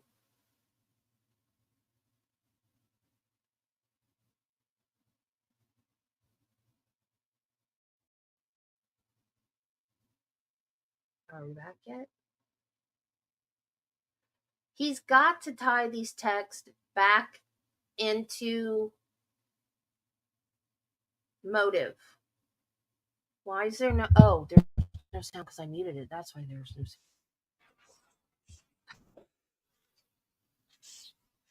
Oh, dang it. Share screen, Debbie. I like ginger ale too.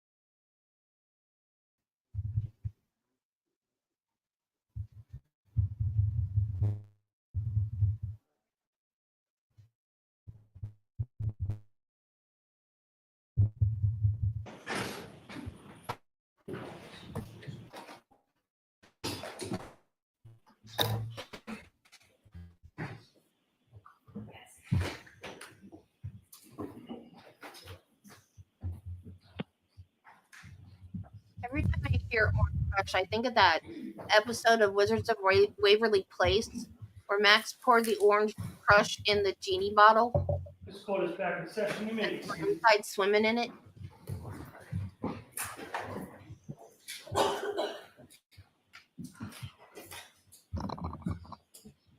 All right, Mr. Jackson, whenever you're ready. Thank you, Your Honor. Sergeant, you had an opportunity, obviously, you read them, so now you've familiarized yourself with that series of text messages that you received from Brian Higgins, correct? Yes. Would you, let me ask, I'm going to ask you the same question again. Would you consider those text messages as you reviewed them when you received them from Brian Higgins as being flirtatious or romantic in nature?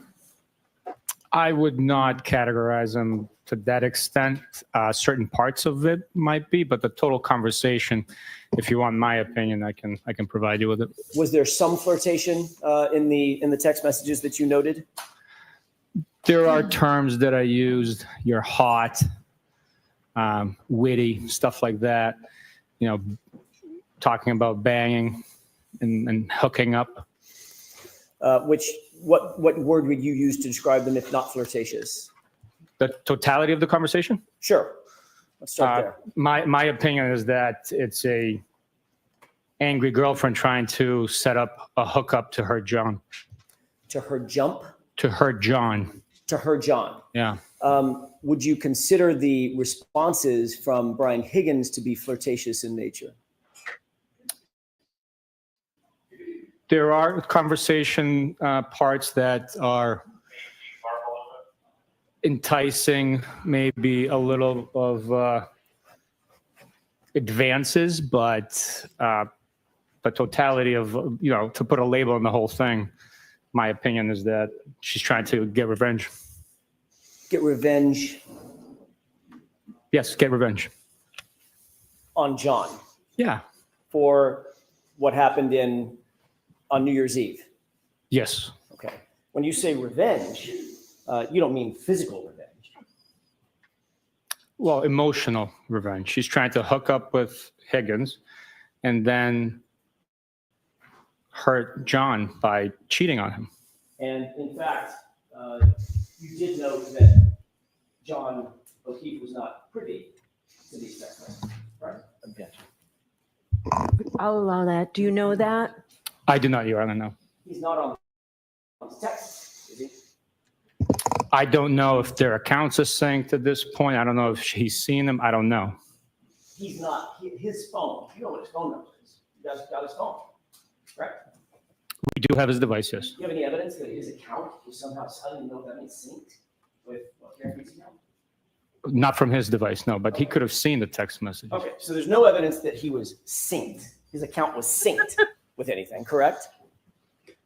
I'm sorry, can you repeat? There's no evidence. You were facing the other way. I didn't hear. There's no evidence that his account was synced with anything.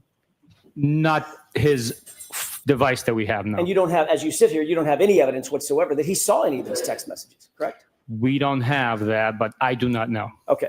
So as you sit here, my question is very simple. Do you have evidence, affirmative evidence, that John O'Keefe ever saw these text messages?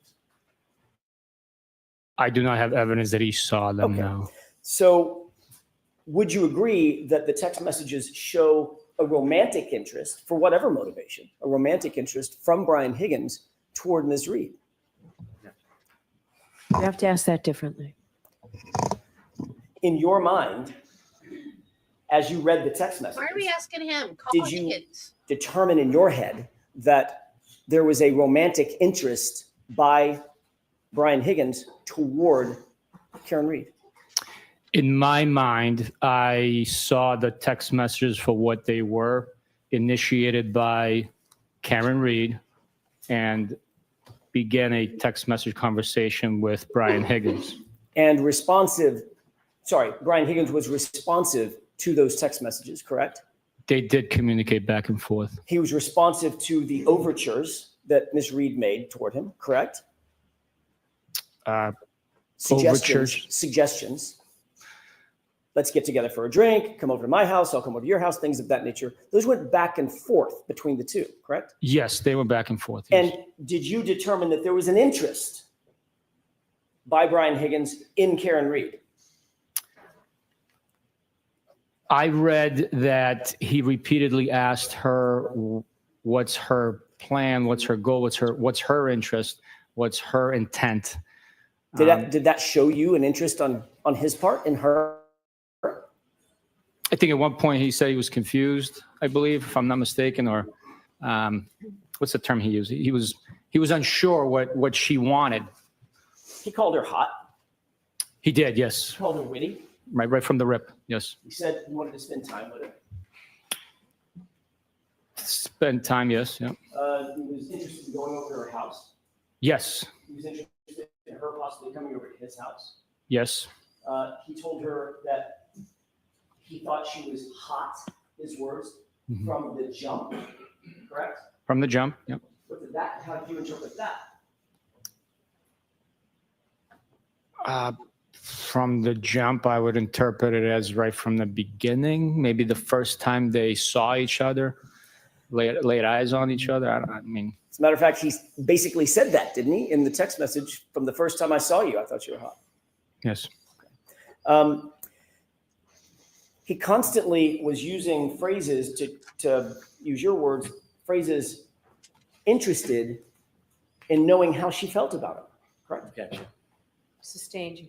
To ask it differently, Mr. Johnson. Did you interpret any of his text messages as Brian Higgins being interested in knowing how she felt, what she was thinking about him?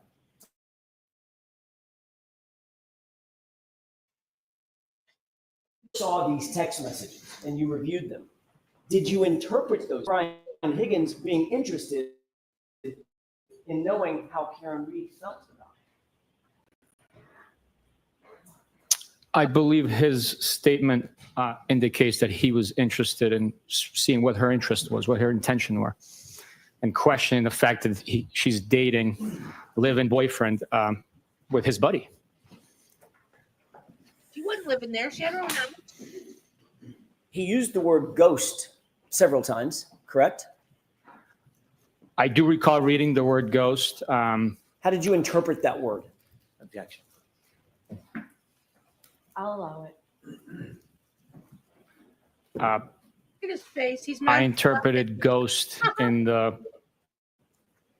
common slang terminology as to stop communicating.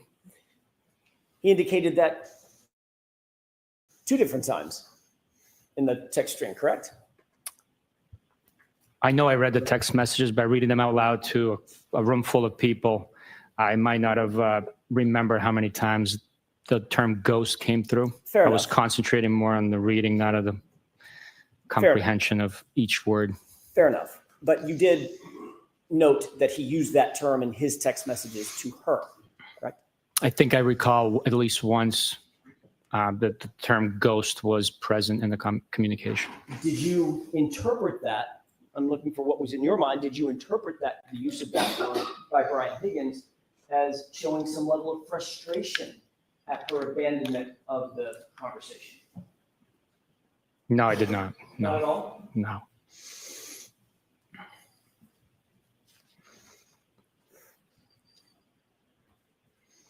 Have you ever heard the phrase, "you ghosted me"?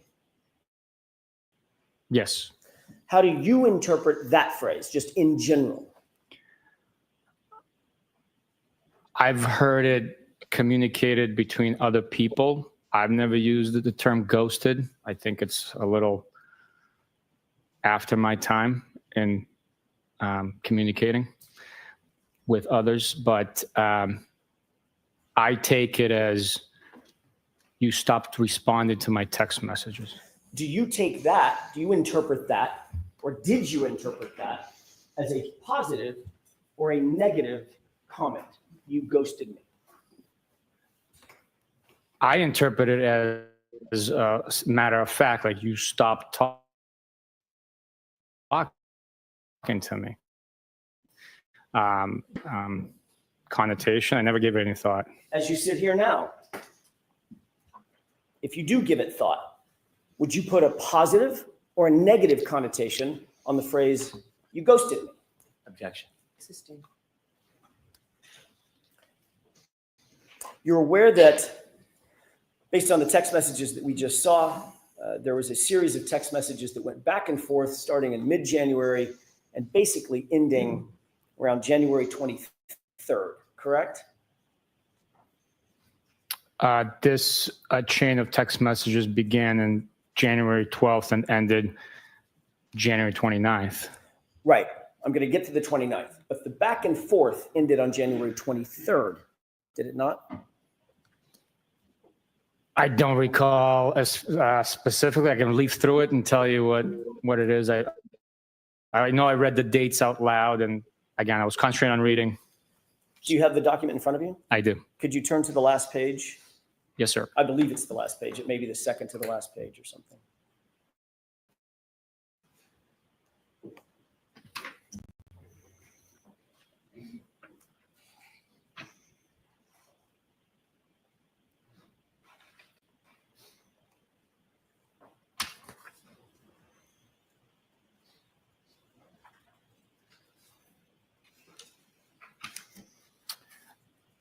Do you see an entry on January 23rd, 2022, a text message from Brian Higgins, thought you were all set? Yes. And Ms. Reed responded with talking, question mark, no, period. Correct? That is her response. Mr. Higgins then responds, with 4 M's behind the H, correct? That's correct. And then he responds again. By the way, did Ms. Reed respond to the No, she did not. And then he follows up with, you sure, with no punctuation, correct? That's correct. Did Ms. Reed respond to you're sure? She did not. The next text is on January 29th at 11:32 p.m., correct? I'm sorry, January 28th at 11:32 p.m. Is that right? Yes, it is. Is that from Ms. Reed or from Mr. Higgins? At 11:32 p.m. on Friday, January 28th, it is from Mr. Higgins. That's all I ask. And now, can you tell the jurors what that text is? And then the next text immediately after it. Well, So between January 23rd and January 28th, would you describe Ms. Reed's side of the conversation as having ghosted Mr. Higgins? no, she initiates the conversation. You had me read the second text message in the chain. Between January 29th, January 23rd, when that last text message was sent by Brian Higgins, until January 28th at 11:32, would you describe that as Ms. Reed having ghosted Mr. Higgins for those 5 days? Strictly looking at the text message communications and not knowing whether they. Correct. I'm not asking you to speculate. I know there's other stuff you want to say. I'm asking you just to read, just to answer the question I've asked. Based on the text that are in front of you, Sergeant Buchanan, does it appear that Ms. Reed ghosted, as you define the term, Mr. Higgins, from January 23rd until January 28th? One could read into that in that manner, yeah. And then on January 28th, Sergeant Buchanan, when Brian Higgins, did Ms. Reed respond? No, she did not. They were together at the same location. Did she respond to the text? On that day? Correct. Not on text message, no. You said they were together. That means that Brian Higgins was together in the same room with Ms. Reed when he sent his text, correct? Yes. And she ignored it, didn't she? Okay. Sustained.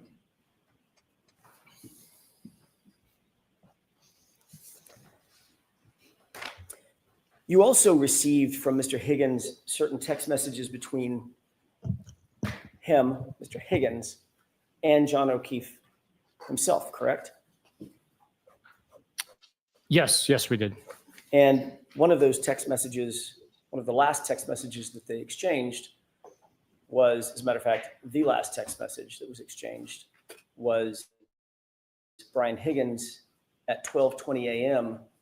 on January 29th, 2022, texting Mr. O'Keefe, "You coming here?"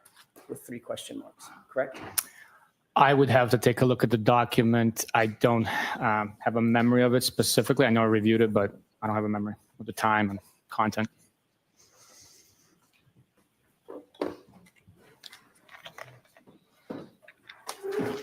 May I approach you, Honor? Yes. Thank you very much. Thank you, sir. No worries.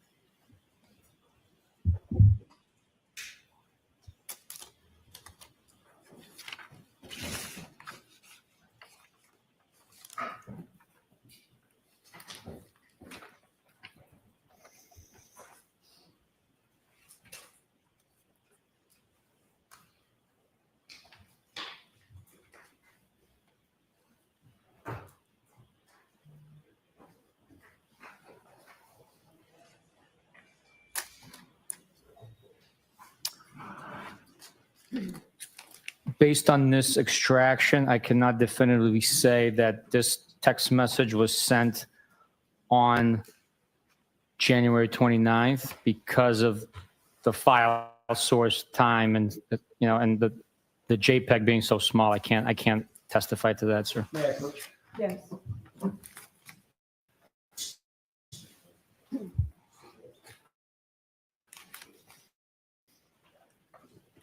Your Honor, Mr. Brennan has kindly offered to stipulate that the "you coming here" text was sent. I would offer the following stipulation: that "you coming here" text was sent on January 29th at 12:20 a.m. from Brian Higgins to John O'Keefe's phone.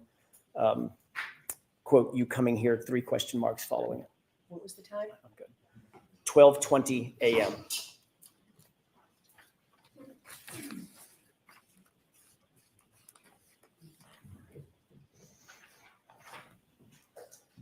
May we enter that stipulation with the court's permission? Sure. So, jurors, you've heard that the lawyers agree that that fact is true. Thank you. Thank you, Sergeant. So you were aware of the timeline on or about January 29th when, first of all,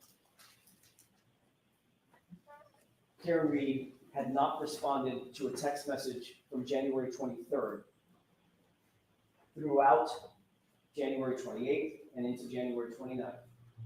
Sorry, throughout January 28th by 11:32 p.m. or so. She had just not responded. Correct? So the text message that she sent to Brian Higgins, the last time she sent a text message was on the 23rd. And he responded with several text messages to which she did not respond on January 23rd. Correct? I believe she sent 2 and he said 3, I believe. So the answer is yes. There was a text message that she sent, I'm sorry, that he sent to which she did not respond. Is that right? On the 23rd. He was the last one to send a text message on the 23rd. That was following multiple text messages back and forth between the two of them, spanning a couple of weeks. Correct? Yes. Then, on January 28th, 2022, Brian Higgins is at the Waterfall Bar and Grill after 11:30 p.m., correct? He was. Karen Reed then walks into that same Waterfall Bar and Grill, accompanied by her boyfriend, John O'Keefe. correct? They did. Brian Higgins then texted Karen Reed, who's standing in the room. Well, correct? Correct. Karen Reed ignored that text, correct? Objection. Sustained. Karen Reed did not respond to that text. There's no text. Brian Higgins then, a little less than an hour later, texts John directly, "You coming here?" with 3 question marks, correct? Correct. It's been stipulated. That is an accurate timeline of the events that we just talked about, correct? Yes, sir.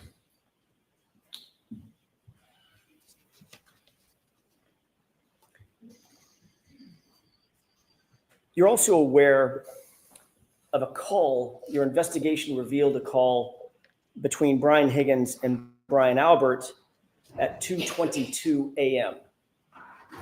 on the 29th, correct? Objection. Sustained. Did your investigation reveal a call between between Brian Higgins and Brian Albert at 2:22 a.m.? Objection. Sustained. May we approach, Your Honor? Okay.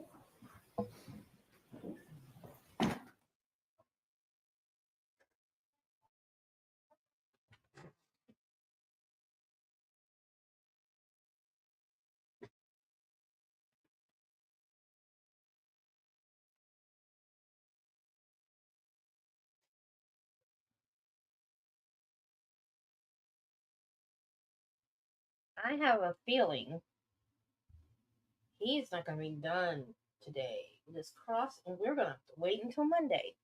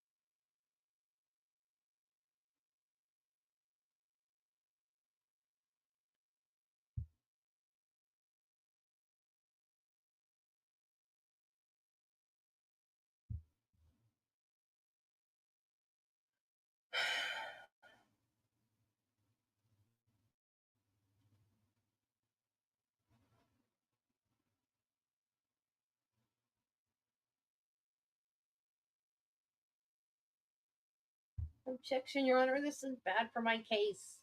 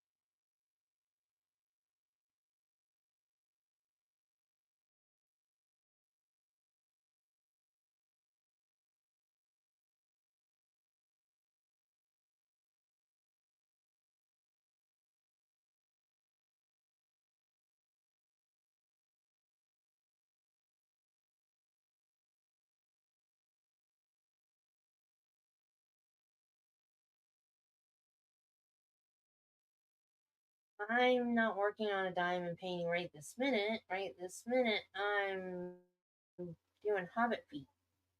More hobbit feet. But I'm still working on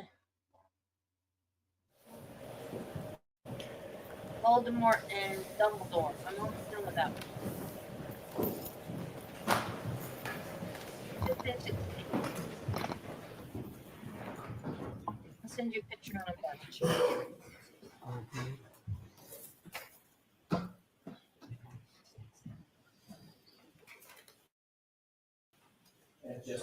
Sure.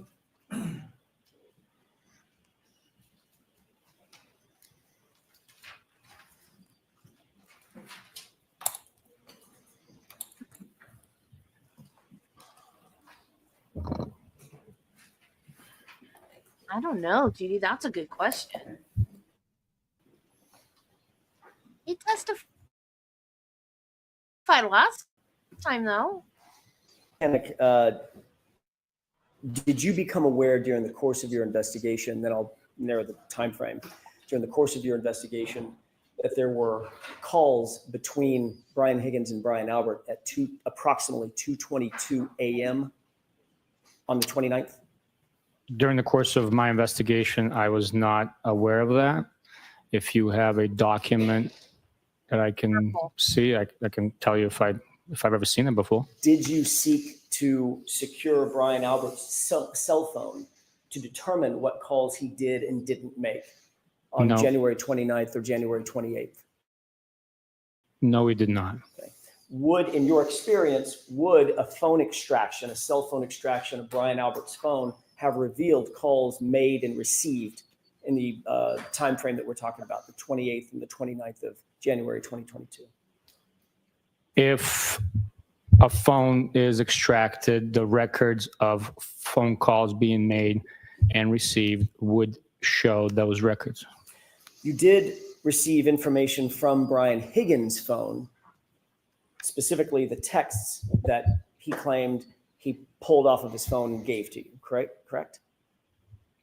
We received the text messages that I read today that Brian Higgins provided from his phone. Did you seek to secure his actual phone for a forensic download or a forensic mirror image to get the actual calls made and received or text messages made and received from his phone?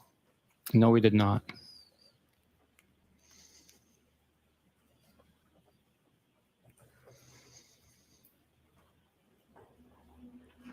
At some point,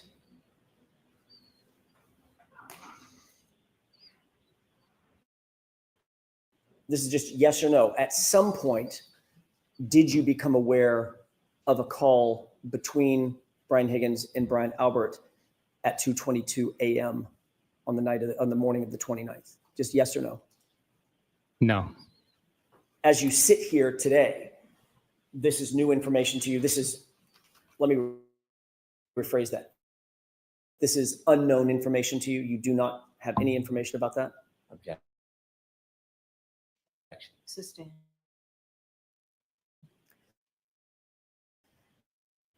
You need a time frame. I realize that's why I'm asking it this way. As you are you of a phone call between Brian Albert and Brian Higgins? That it actually took place, I do not know. Okay, so you've never heard that before. That was what I was getting to. You've never heard that before.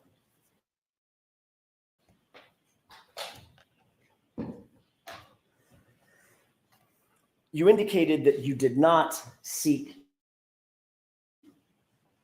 to secure Brian Albert's phone to do a phone extraction at any time, correct? We did not try to get Brian Albert's phone for any reason whatsoever. Did you become aware during the course of your investigation that Brian Albert destroyed his phone? I'd like to be seen. Objection. Jurors, disregard that question. Go over to sidebar, please.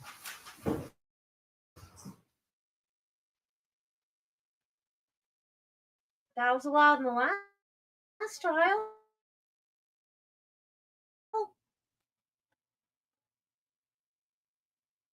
We know from the last trial that he destroyed his phone.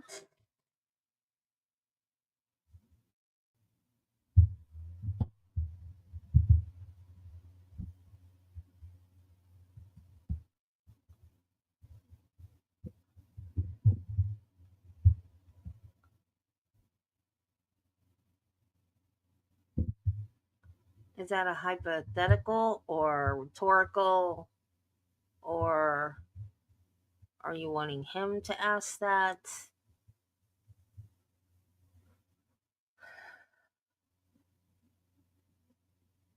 Because the whole phone machine thing is blurry in my head because I don't remember.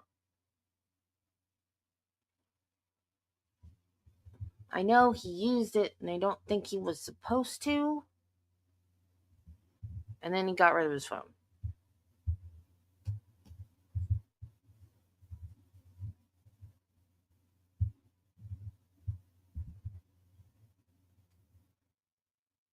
And my understanding is that Kevin Albert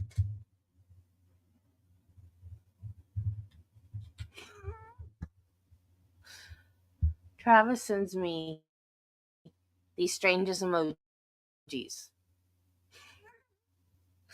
doesn't like to text.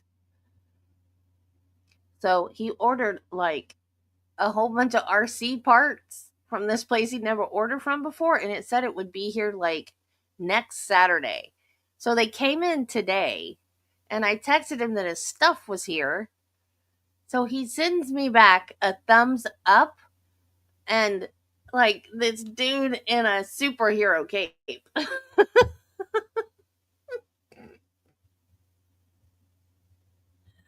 I guess that means he's super excited. The man needs to learn to text.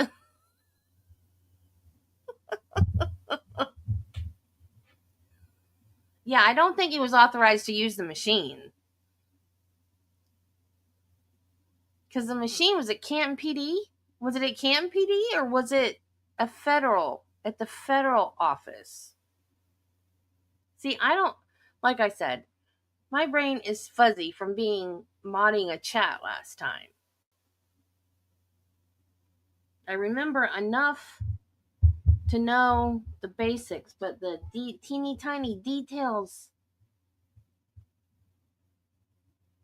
I remember he used the machine, and in my head I remember he wasn't authorized to use the machine, and that's as far as that. That's all I got. And something about him saying he went to move the cars and some administrative work in the middle of the night, and that he didn't call anybody. Oh, that was at the FBI field. Thank you, Judy. Okay, so that machine was at the... Did he do that on that night or that was later? Yeah, that would have had to have been later. Right? So that night he went to the Canton office to move cars because of the blizzard and to do some administrative work or something in the middle of the night. And he said he didn't make any phone calls, but that was when those supposed butt dials happened.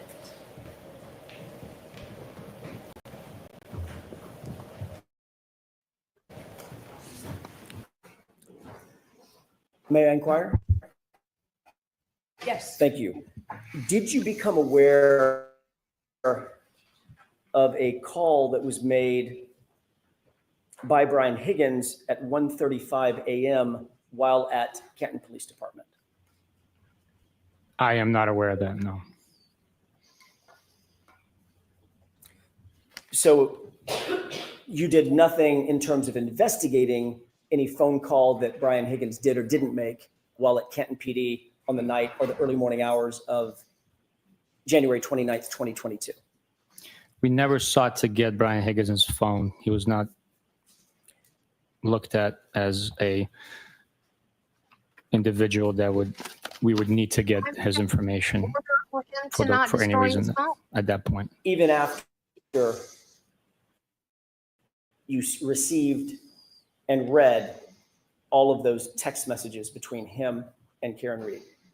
Correct. And even after you became aware of the timeline that you just walked through, starting on January 23rd, going all the way into January 28th and into January 29th, you did nothing to investigate that.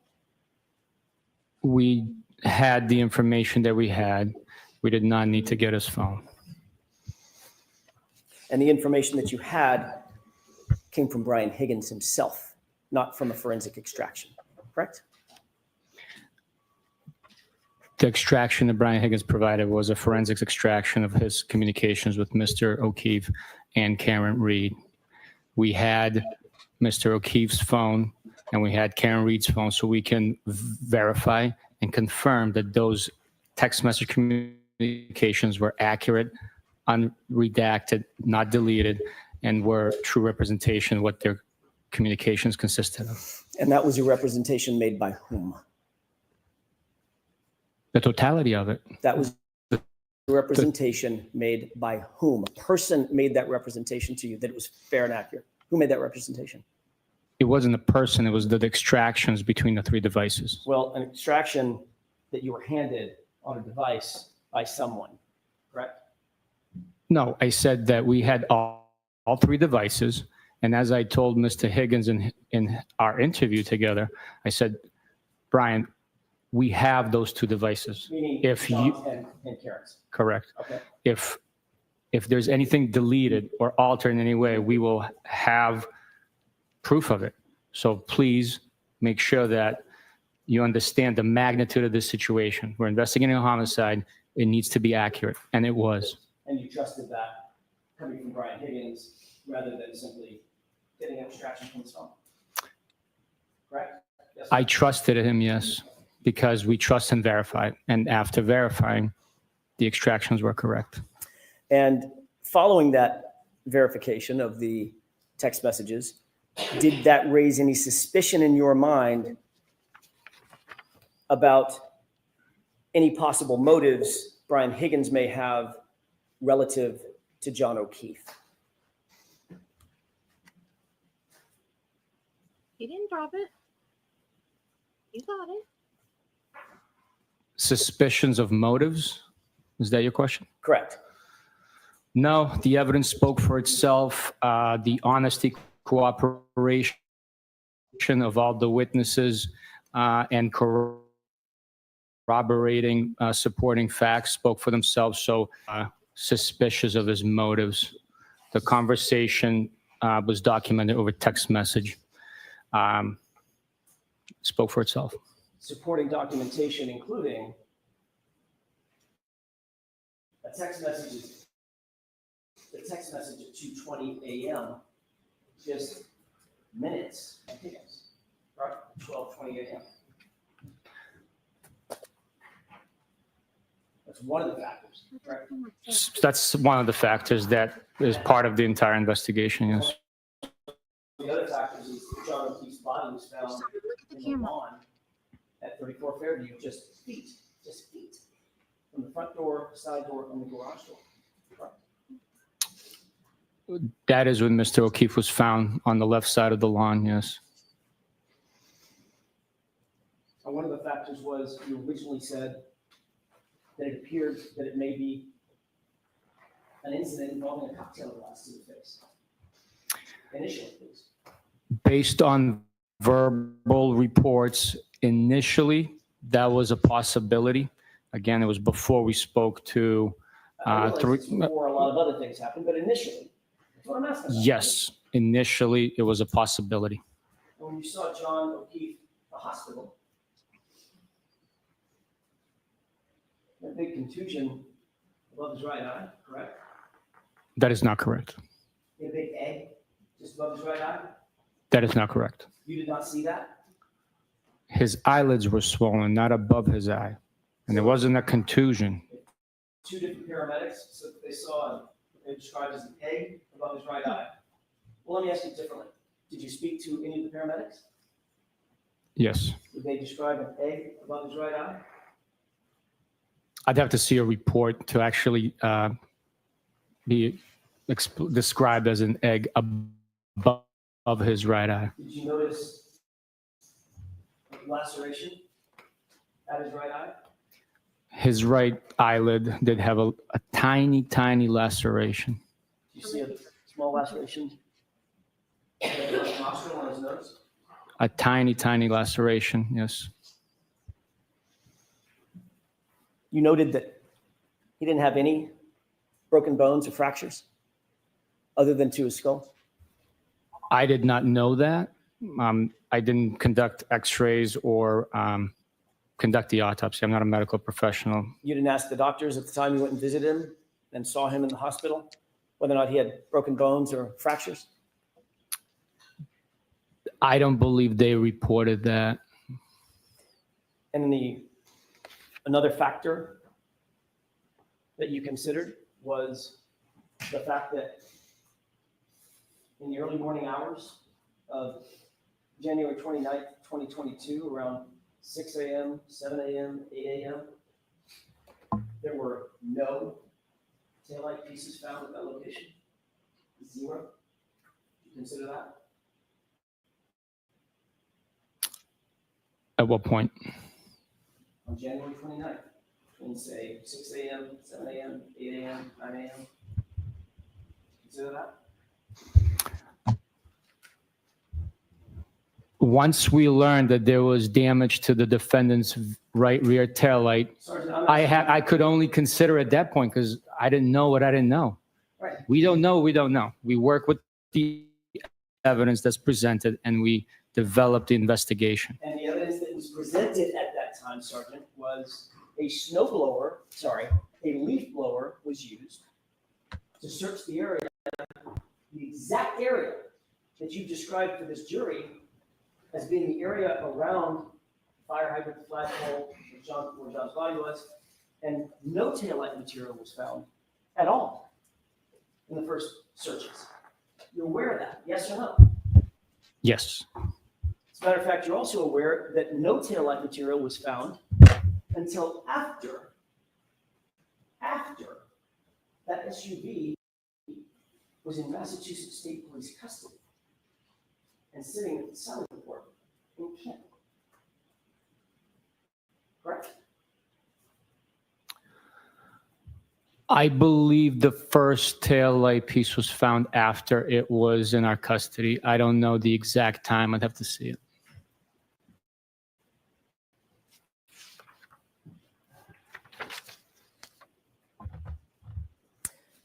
When you talked to Brian Higgins, did you ask Brian Higgins about potentially seeing John's body when he left 34 Fairview and headed over to Canton PD? Yes, I did. You knew that at that time, say 1 o'clock, 1:30 in the morning, there was about 0.2 of an inch of dusting of snow, correct? Very light. At that point in time, there was a coating. I cannot speak to the amount of snow that was on the ground. But Brian Higgins told you from that interview that he didn't see the body because it was hidden by a snowbank. Objection. Did he say that to you? I don't have a memory of that, Your Honor.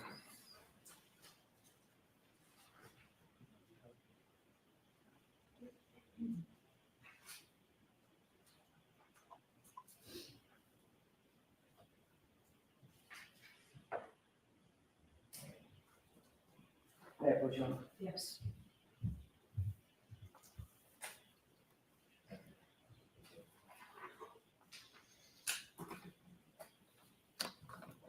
Take a look at page 3, the highlighted portion, if you wouldn't mind.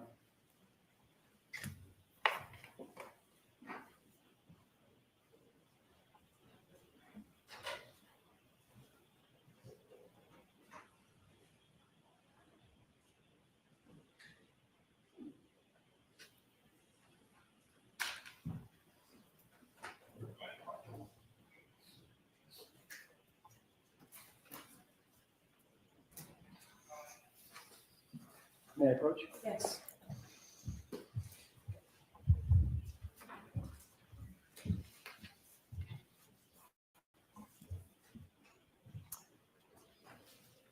does that refresh your recollection that Brian Higgins said something about a snowbank at the time when he left 34 Fairview?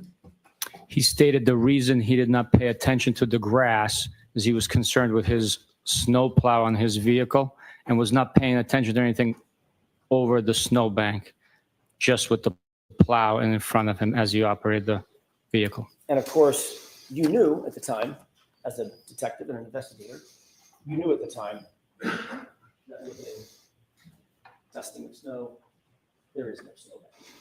Right. He mentioned plowing the driveway for the Alberts when he arrived. So there might have been coating and he was just plowing it and then creating a line. I cannot speak to how much snow is actually being plowed with the dusting that was on the ground. So there might have been a small snowbank. Again, he was referencing it. He was not paying attention to anything behind the snowbank. So behind it. Snowbank being in the lawn.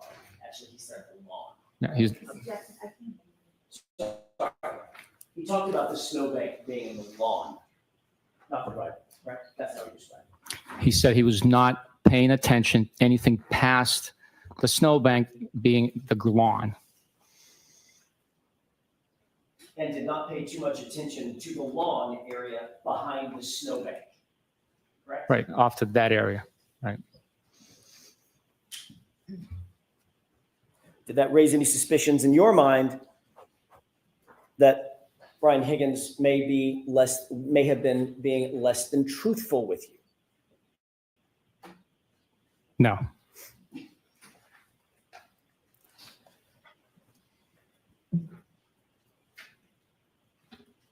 Getting back to the Waterfall Bar and Grill, you were also aware that Brian Albert was at the waterfall, correct? At one point, yes, we learned that. And you knew that Brian Albert and Brian Higgins were friends with each other. Is that right? We learned that as well, yes.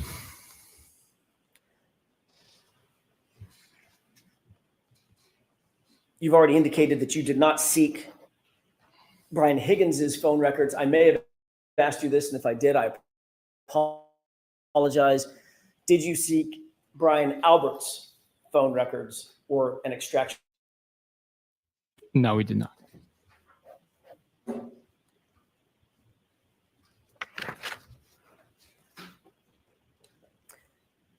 Did you look at the entirety of the waterfall video? Did you review the entirety of the waterfall video when you first obtained it? Or have you looked at it since? I have at one point or another viewed the entire video, yes. Your Honor, with the court's permission, this has already been marked as evidence, but I cannot write it. It's not my notes. Exhibit 22, I'm told. Okay. May we exhibit that for the, or present that for the jurors? Yes. And I'm asked to advance this to runtime 8:30 to about 11:08, so a couple of minutes with the court's permission. Yes. Let's go ahead and play that. Can we pause it briefly, Mr. Wolk? Yes. Thank you, sir. Can you please, if you can, point for the jurors whether or not you see Brian Higgins in that video? I'll use the screen in front of me for initial indication. I believe that that is Brian Higgins right there. Can you do me a favor, just so everybody has a perspective? Can you also point to him there? Okay. There you go, right there. I believe that is Brian Higgins. Okay. Do you see Brian Albert in that video? I can't tell you exactly. Maybe if you run it a little bit longer, or zoom it in, I could possibly tell you. But from right here, right now, I cannot. Sergeant, why don't we play this for a couple of seconds? And if you don't mind, if you get to a point where you recognize the person that you know is Brian Albert, could you just tell me to stop and I'll pause it? Absolutely. Let's go ahead and play it with the court's permission. Sure.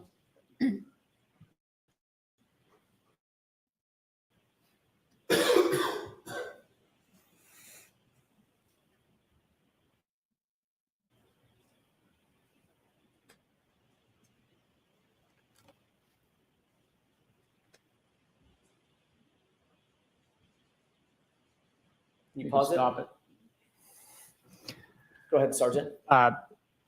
Brian Albert is the individual right there. Right there. Can you describe what Brian Albert and, by the way, for the record, Your Honor, the witnesses indicated the person toward the left, right under the 2-9 on the chyron on top, the 29? Yes. Can you describe what you see the two individuals, Brian Albert and Brian Higgins, doing in this scene? It looks like they are facing each other, possibly squaring off in a stance. Can we go ahead and play this forward, please?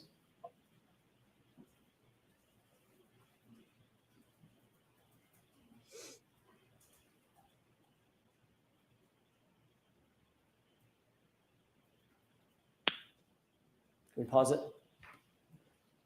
Sergeant, did you see either of the two men or both of them squaring off in what you would consider to be a fighting stance? I guess it could be considered that. I would look more like roughhousing. It's a couple of buddies messing around. Not suggesting they were actually fighting, but a fighting stance. Yeah, no, they were not. They were not fighting. No. Go ahead and play it.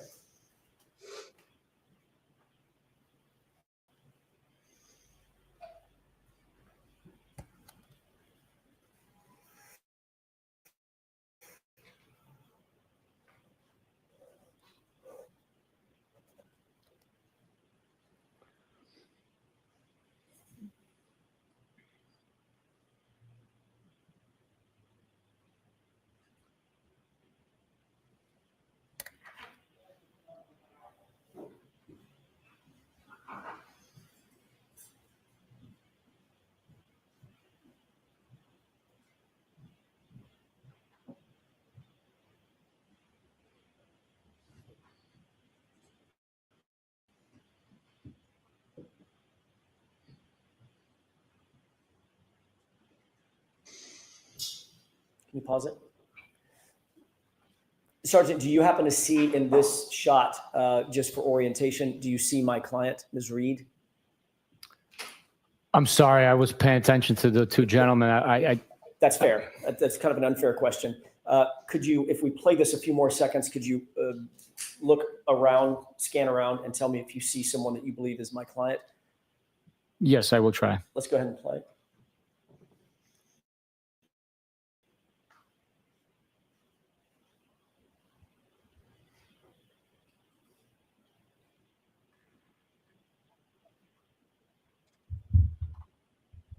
And pause it.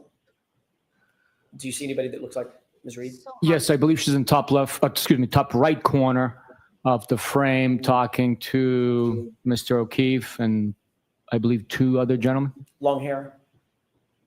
On your client? Correct. Yes. Okay. Let's go ahead and play this up to 11:08, please. Santa Claus.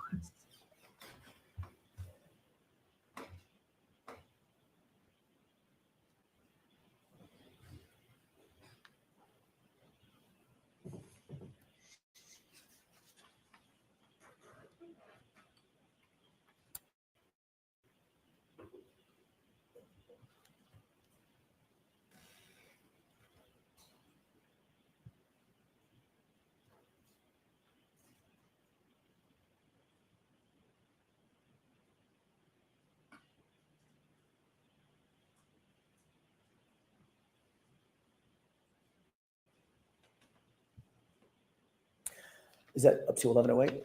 Okay, thank you. We can take that one down briefly. This is, if we'd have the lights, thank you. Sergeant, this is at the waterfall just before midnight on January 29th, 2022, correct? What you just saw. That footage is from the waterfall just before midnight on 28th.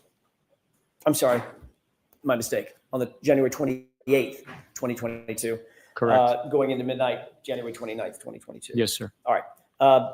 This would be just minutes before everyone headed out of the waterfall and went back towards Fairview, correct? Not everyone. The band didn't go to the Fairview. Well, obviously, I'm not talking about the band or the bartenders. I'm talking about Brian Albert, Brian Higgins, Jen McCabe, Matt McCabe, John O'Keefe, Karen Reed, those folks. Correct? It's before some of those individuals left the bar and headed to 34 Fairview. If we could push to runtime 16:35, 17:22, while you're queuing that up, did you see, after I asked you the initial time about the stance that the two men were taking, Brian Albert and Brian Higgins, did you see them continue to take what could be reasonably described as a fighting stance toward each other, even in jest? They were squaring off and roughhousing, yeah. Okay, what does squaring off mean? Facing an opponent in like wrestling or a martial art, I guess. Hands up? Yes, squaring off, yeah.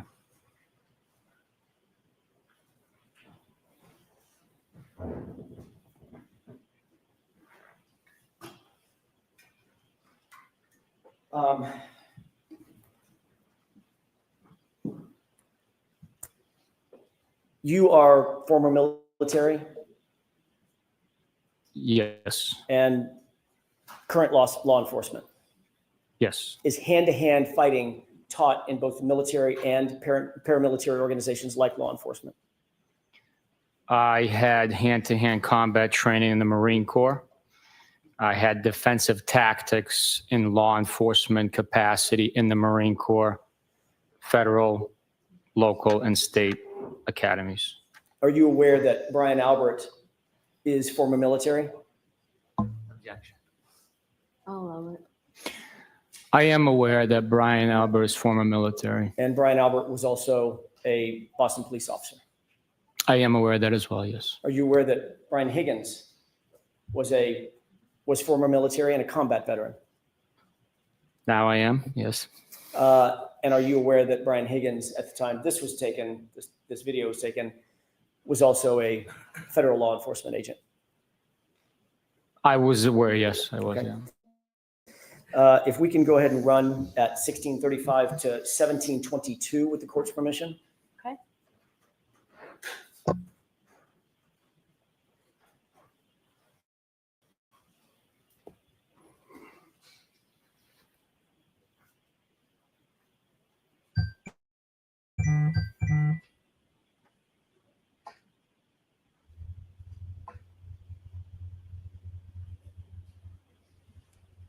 If you can pause it. Can you describe for the jurors what you see Brian Albert and Brian Higgins doing in this footage?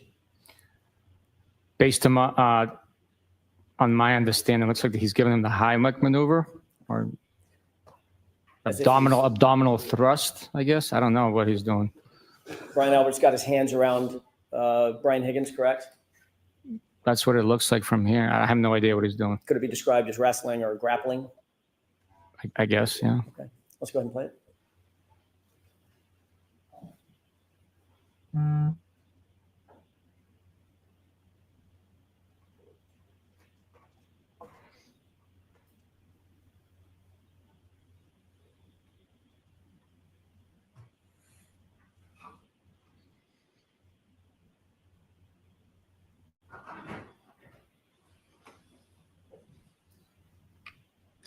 Thank you. If we can take that down.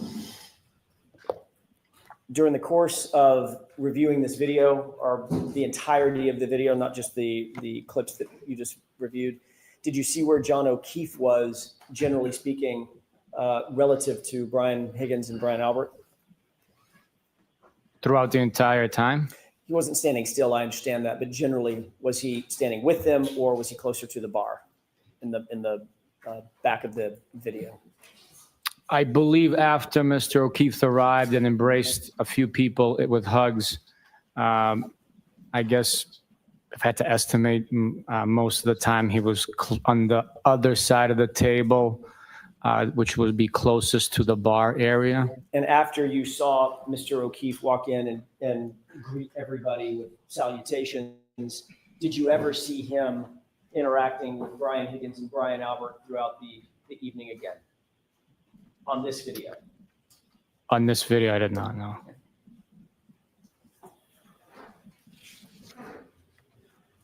I'd like to play runtime, one more clip, Your Honor, runtime 1915 to 1957, about 45 or 50 seconds.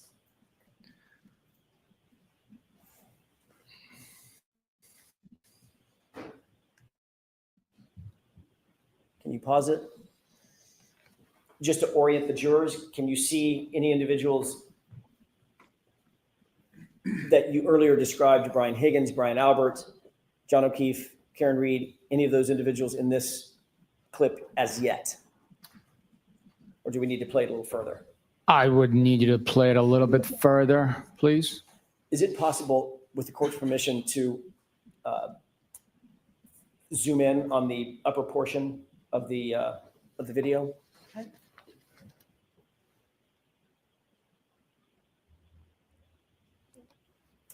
You could center that just a little bit toward the right. Other way. There we go. Thank you. And if we could go ahead and play that from 1915 to about 1957.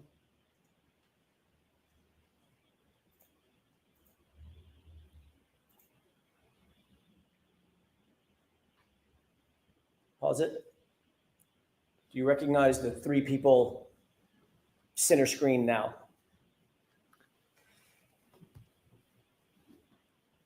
I really can't make it out. I would have to be assuming, I don't or want you to assume. guessing. I can't make it out Let's to play, identify each individual. If let's you play it forward if we can. One more time. At this point, go ahead and pause it. At this point, can you make out any individuals? Yes, Okay. at this point, I can say that that looks like Brian Higgins in the middle of the three gentlemen. What is he wearing? It looks like a hooded sweatshirt. Okay. And the person to his, sorry, let's do it from your perspective or the juror's perspective. The person to the left of Brian Higgins. I believe that's Brian Albert. And the person to the right of Brian Higgins. To the right from my perspective. Yes, sir. Yeah. I believe that's Chris Albert, but I'm not positive. I'm Okay, not let's go ahead and positive. play it. Stop. Did you see Brian Higgins just do something?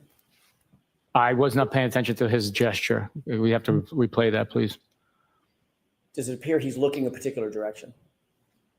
He is looking in a particular direction based on that frame, yes. Is that toward the bar area? It's in that direction. I don't know exactly where he's looking, whether he's looking at the bar, to the right of the bar. I can't tell from this. Okay, okay. And John O'Keefe, you indicated earlier that John O'Keefe, that's where you saw him most of the video, toward the bar area, to the right of the bar. If you scroll to push the screen to the right, I can tell you where Mr. O'Keefe is. With the court's permission. Yes.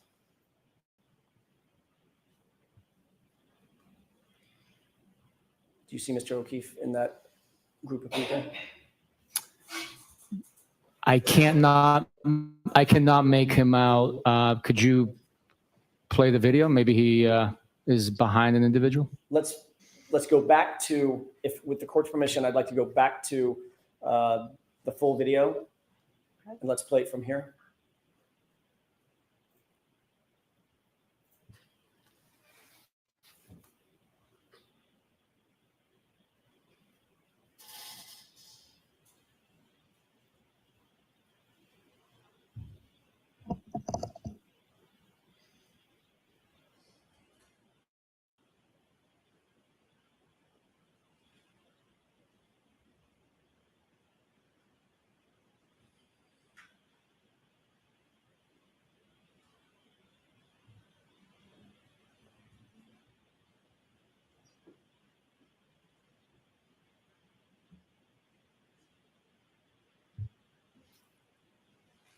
Pause it. Could you see what was happening with Brian Higgins?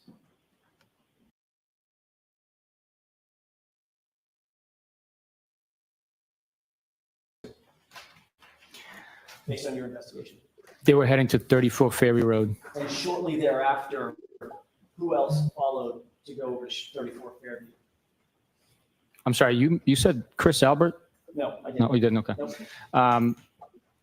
Brian Albert, Brian Higgins, They went to 34 Fairview, and then Mr. O'Keefe also traveled there. Thank you. I want to shift gears, if I could, to another video. Did you review certain ring videos specifically relative to One Meadows, the outdoor ring video servicing the carport area? Yes, I have reviewed those videos. If we could, Your Honor, just a moment. This has previously been marked as 12A.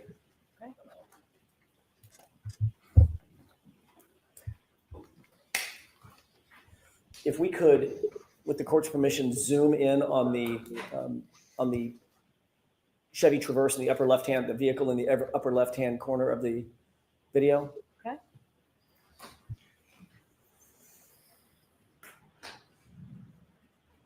Pause it. Just go ahead and zoom in on the upper left-hand corner. Okay, go ahead and play.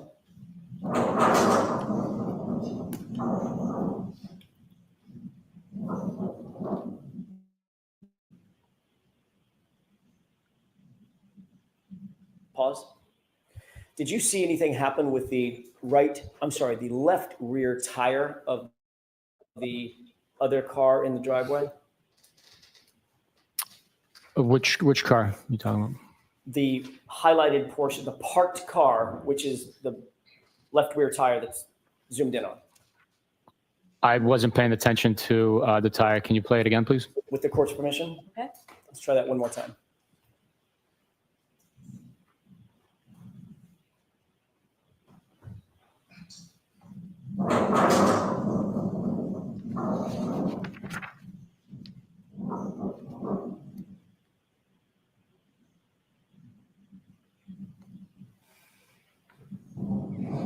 Pause it. Okay, you can take that down. Did you see anything happen with that left rear tire of the Chevy Traverse?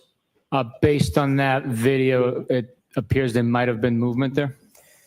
Last year, and you've seen this video several times, correct? I have. You saw it during the course of your investigation, not just in the course of proceedings, correct? Right. Last year, you indicated that you observed the vehicle, Miss Reed's vehicle, come near Mr. O'Keefe's car. Which one in that video was Mr. O'Keefe's car? The Chevy Traverse. And that would be the car that was parked and static, not moving, correct? Correct. Having seen this, do you still believe that the SUV came near the Chevy Traverse, or do you believe it struck the Chevy Traverse? With the clarity of that video, there is a lot of movement in the shot. Not with great certainty. It appeared that there was movement of the tire, but I cannot say with 100% certainty that there was movement. You can't say with 100% certainty that that tire literally shifted and wiggled upon some sort of an impact. Based on the video, there appeared to have been movement. Okay. You had this video for the first 3 years of your investigation. You had this video very early on, correct? That's correct. And did you either deny, well, let me ask it this way. Was it your assessment that the SUV did not contact that Chevy Traverse?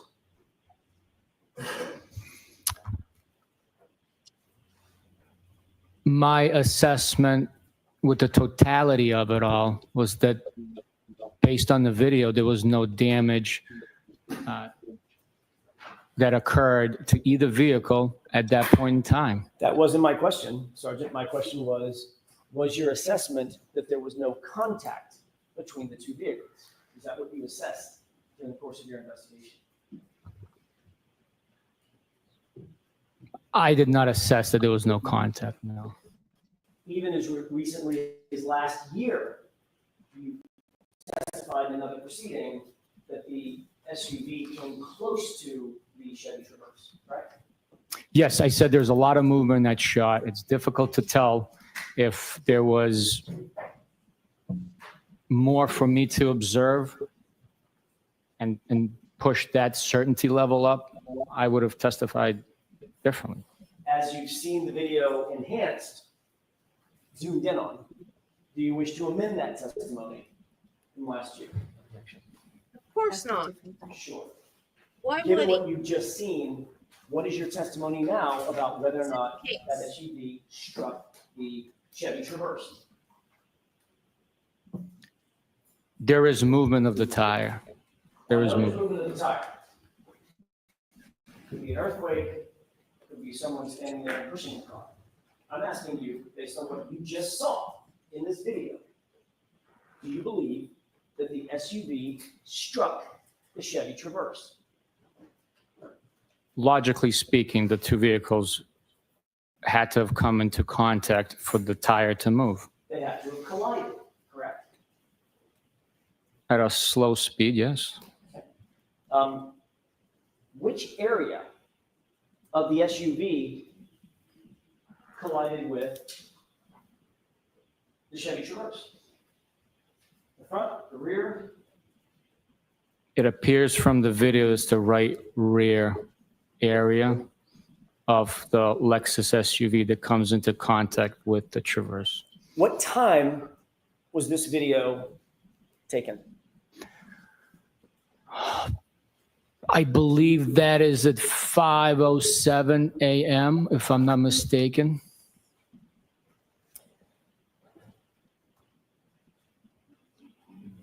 Thank you, Sergeant.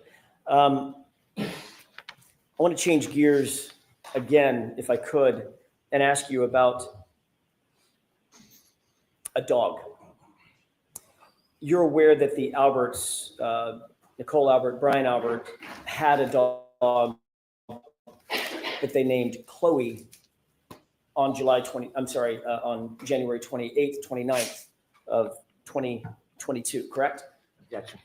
I'll allow the question. Were you aware of that? At what point in time, sir? January 28th, 29th, that area. Can you answer that? Was I aware that they owned a dog on January 28th or 29th? No. Are you aware now that on January 28th or 29th, they owned a dog? There was a dog in the house. Now I am aware, yes. Okay. During the course of your investigation, you learned that, correct? Yes. During the course of your investigation, did you also become aware that the Alberts got rid of their family dog? Objection. I'm going to see you at sidebar on this, please. Sure. Can you answer that?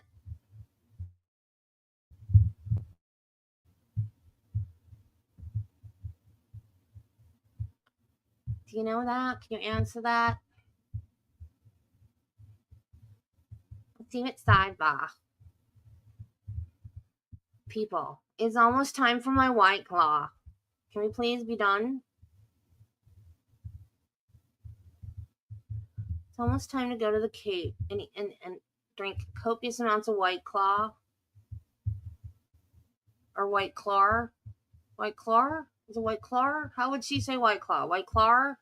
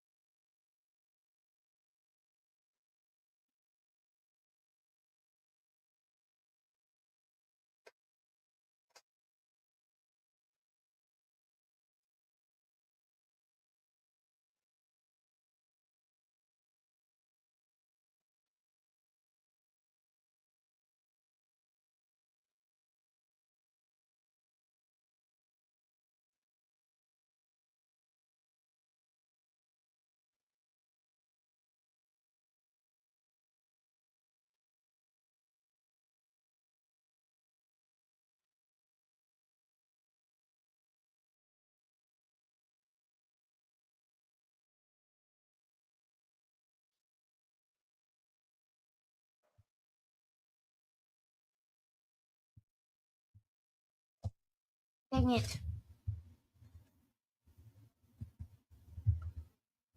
I hate when this happens.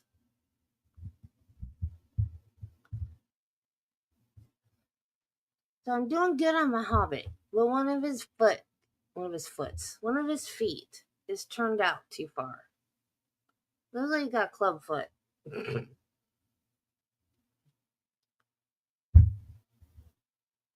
See? This one turned out too far.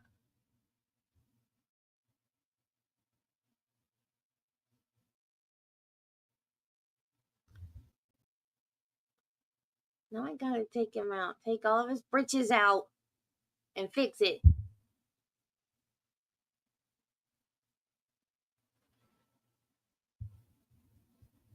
Now he's doing so good too.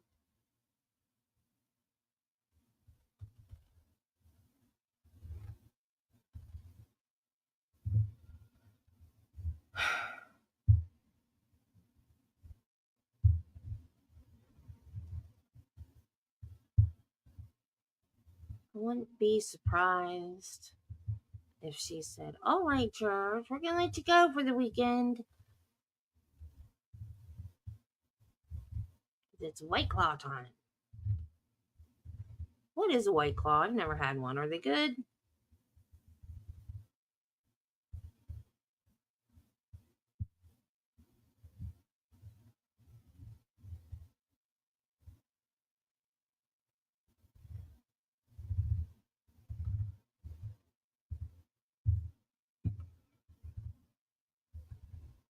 I don't know why.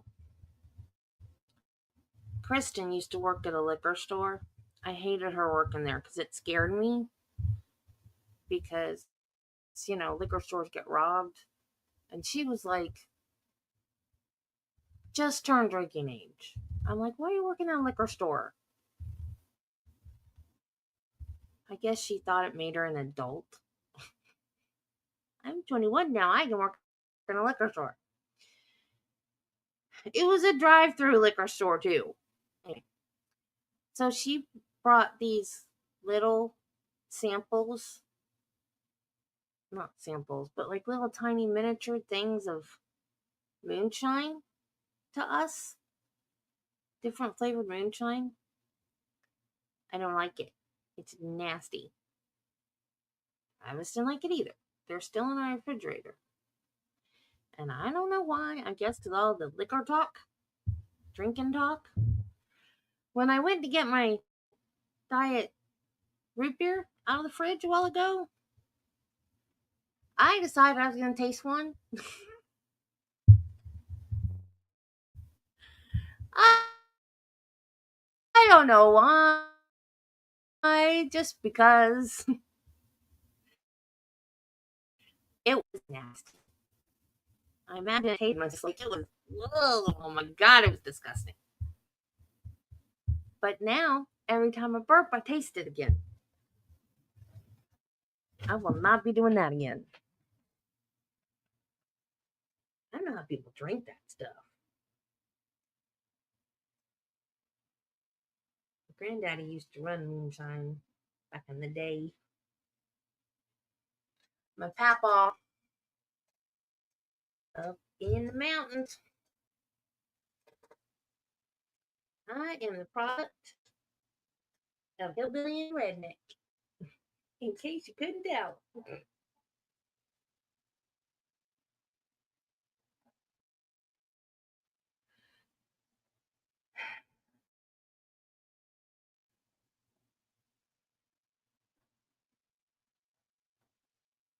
People, look at this show on the road.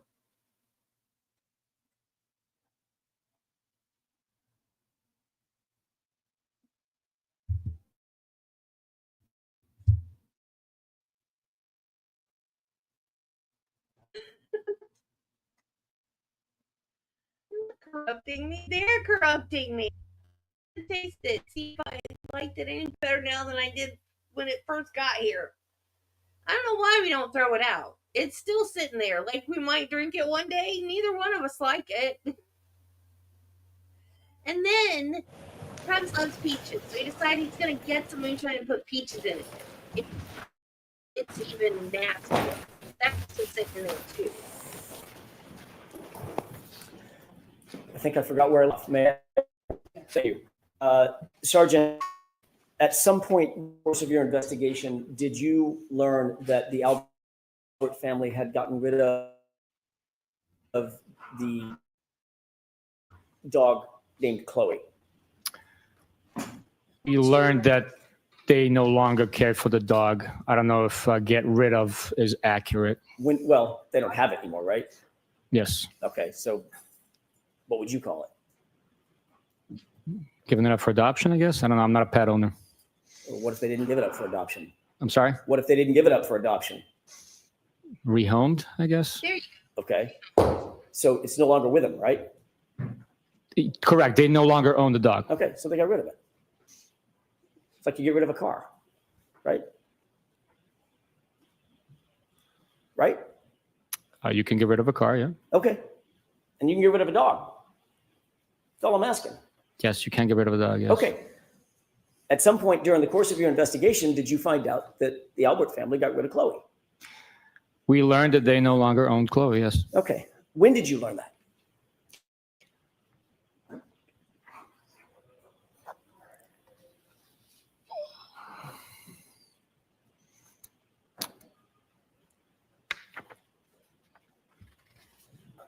I cannot tell you exactly. I can tell you when we looked into it officially. When did you look into it officially? I traveled to the dog's home and assisted with identifying the dog and investigating that animal. Okay.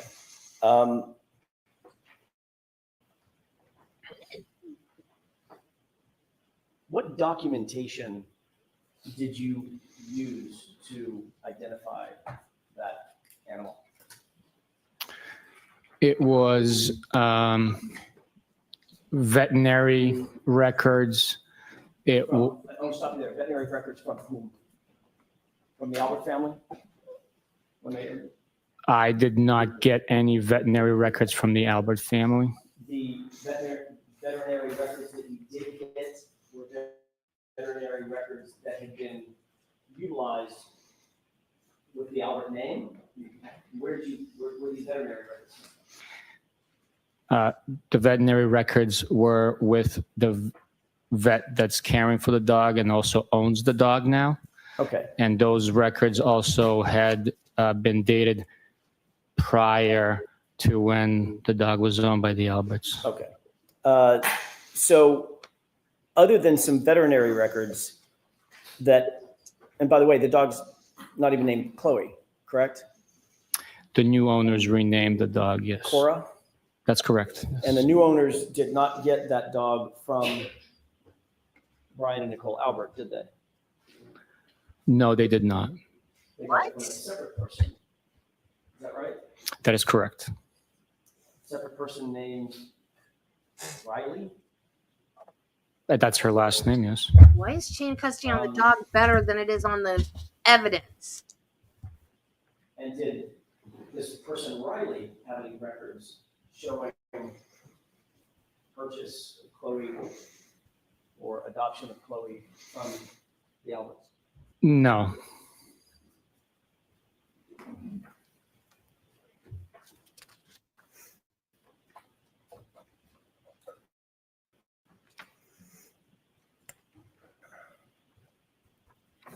You did write a report about the newest owner of this animal, this dog, correct? I documented my trip to the location and the steps I took and services I provided in the investigation. And in that report, you omitted the name of the new owner? I'm not sure. Came in contact with this animal? You're going to have to show me my report. I don't remember.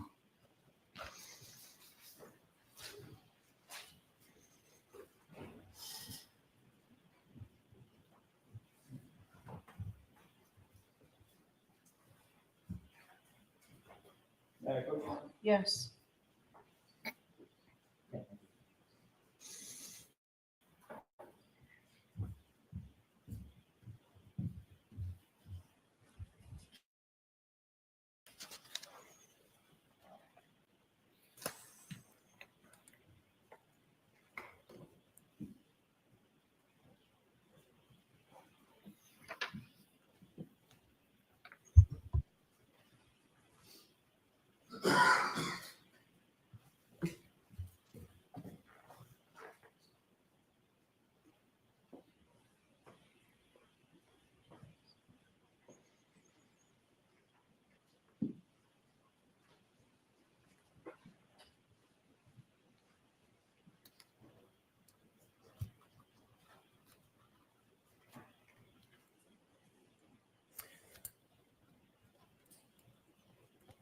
Okay, I apologize about that. No I'm problem. the one slowing us down just a little bit. May I approach? Yes. Did this, reviewing your report, refresh your recollection as to whether or not the new owner's identifying information is in this report? It did. And is that information in the report? No, it is not. You've got, there are some veterinary records that you supplied along with your report, correct? Yes. That you gathered? I'm sorry, what was That it? you gathered along while you were doing? Yes, yes. May I approach? Yes.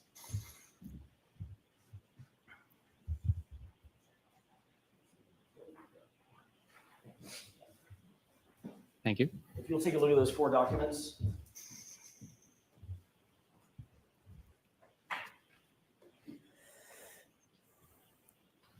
Do those appear to be the veterinary records that you gathered related to this animal?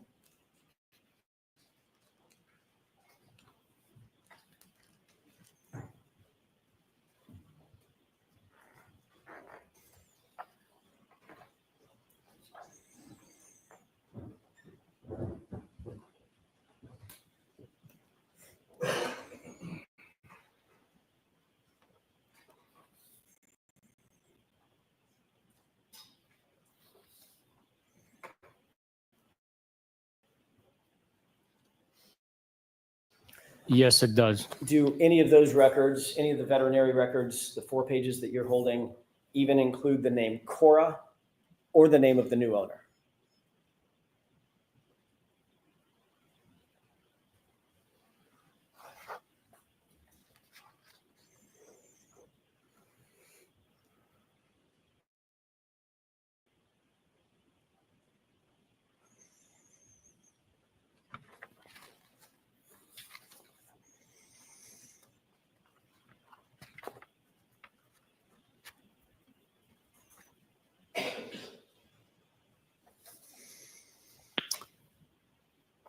I browsed through it, and no, it does not appear that Cora or the new owner are included in any of these 4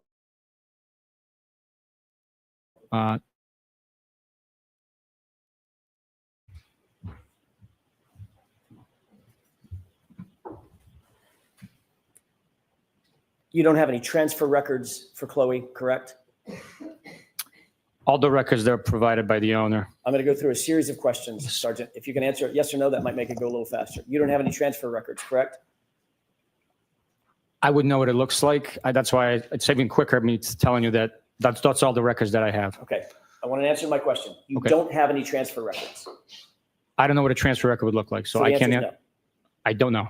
Okay. You don't have any rehoming records. I don't know. You don't have any purchase records. I don't know. The only records you do have are those 4 pages of veterinary records that don't have the name Cora and don't have the new owner's name. Correct? That's correct. You would agree, shifting gears for a second, that timely report writing obviously is an important aspect of any investigation, correct? It is important, but we can only write reports as feasibly and possibly we're capable of doing. Sometimes investigations are rapid. So you can't write a report. You take notes, and it's some time goes by before you actually document the information on an official report. The information's there, it's gathered, it's maintained by the investigator, it's shared, it's acted on at times, but the official reports might take some time to write. So obviously, if you're, like you said, things are fast moving in an investigation, it might be that you interview a witness on a Tuesday, you're super busy on Tuesday, Wednesday, Thursday. It might be Friday before you can sit down and draft a report about that interview that you did on Tuesday, correct? Different circumstances dictate differently. That would be completely wrong. Yes, it is. But most of the time, it's best practices, and you're taught, and you teach your subordinates that it's best practices to reduce to writing and memorialize a report as close in time to the event in question that's being memorialized as you can, right? Obviously, perfect world. In a perfect world, we'd write it as it's happening.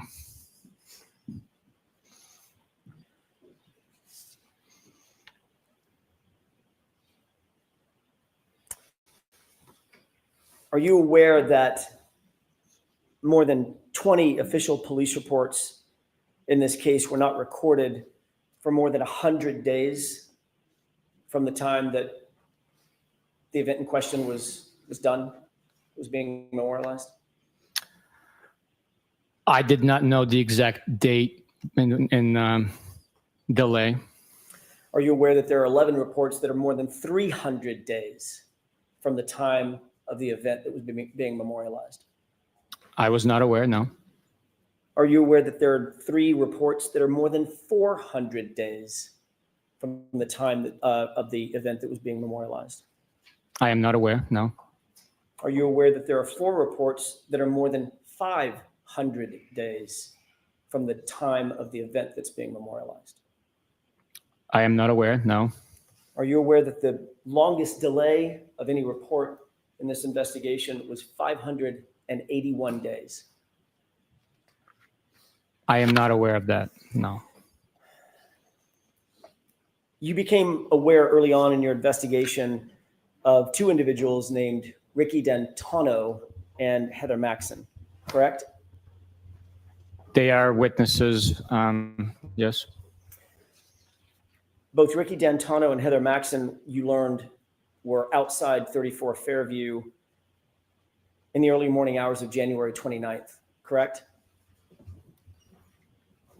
We did learn within our investigation at some point, yes. And you learned, Sergeant, very early on in that investigation because you interviewed Ryan Nagel in February of 2022. It's just days after the event, correct? I'm not sure of the exact date. Obviously, as you just said, you became aware that Ricky D'Antano and Heather Maxson were witnesses in your homicide investigation, important witnesses, you'd agree, correct? They were witnesses. You learned that they arrived at the house at 34 Fairview sometime after Karen Reed and John O'Keefe arrived and pulled up behind their parked SUV, correct? Objection. I'm going to allow that. Can you repeat that, please? Sure, you learned that where they fit into the investigative puzzle is that they pulled up behind Karen Reed's SUV when Karen Reed and John O'Keefe arrived at 34 Fairview. They pulled up sometime after that and pulled up right behind them, correct? That's not correct. What is not correct about that? They arrived simultaneously. Karen Reed took a right onto Fairview. They yielded to them and followed towards 34 Fairview, stopping at the driveway as Karen Reed proceeded further up. Did you listen to the testimony in this case up to this point? No. There's a sequestration order, correct? Correct? Yes, yes. Which means you can't listen to the testimony of witnesses, eyewitnesses who are testifying in front of these jurors. Correct, yes. You don't know how witnesses have testified from that witness box in front of these jurors, correct? I have no idea. Okay. So your information is that they pulled up simultaneously, correct? Is that what you just testified to? That's my memory from what the interview produced.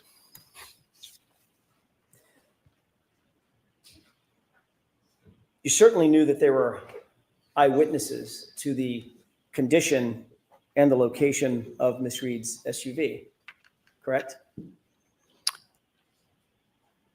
Yes, from their interviews, yes. And you also are aware that they would have been in a position to see the occupants of Miss Reed's SUV as they were behind it and then pulled around it, correct? Objection. Sustained. Did you become aware that they were in a position behind the SUV and as they pull around it, they could still see the SUV? Objection. Sustained.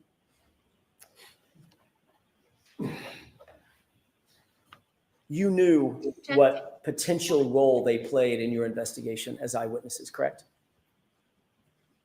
Generally? When we interviewed them, when we learned of their existence, when we interviewed them, we collected information based on their recollection. Okay. My question was, you're aware that they had a certain perspective as it relates to the SUV that night, early morning hours, right? Based on their interviews, they had a perspective with the brake light being on constantly. I'm not asking you what they said. I'm asking you if during the course of your investigation, you learned that Ricky D'Antano and Heather Maxson had a perspective. They were eyewitnesses to certain things. As Yes. relative to the SUV, correct? Yes.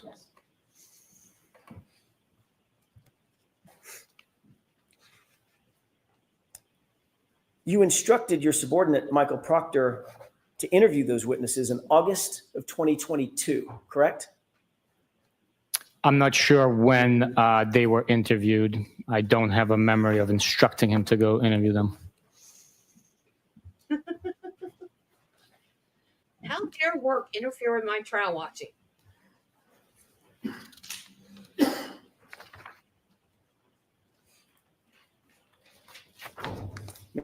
May I approach, Your Honor? Yes.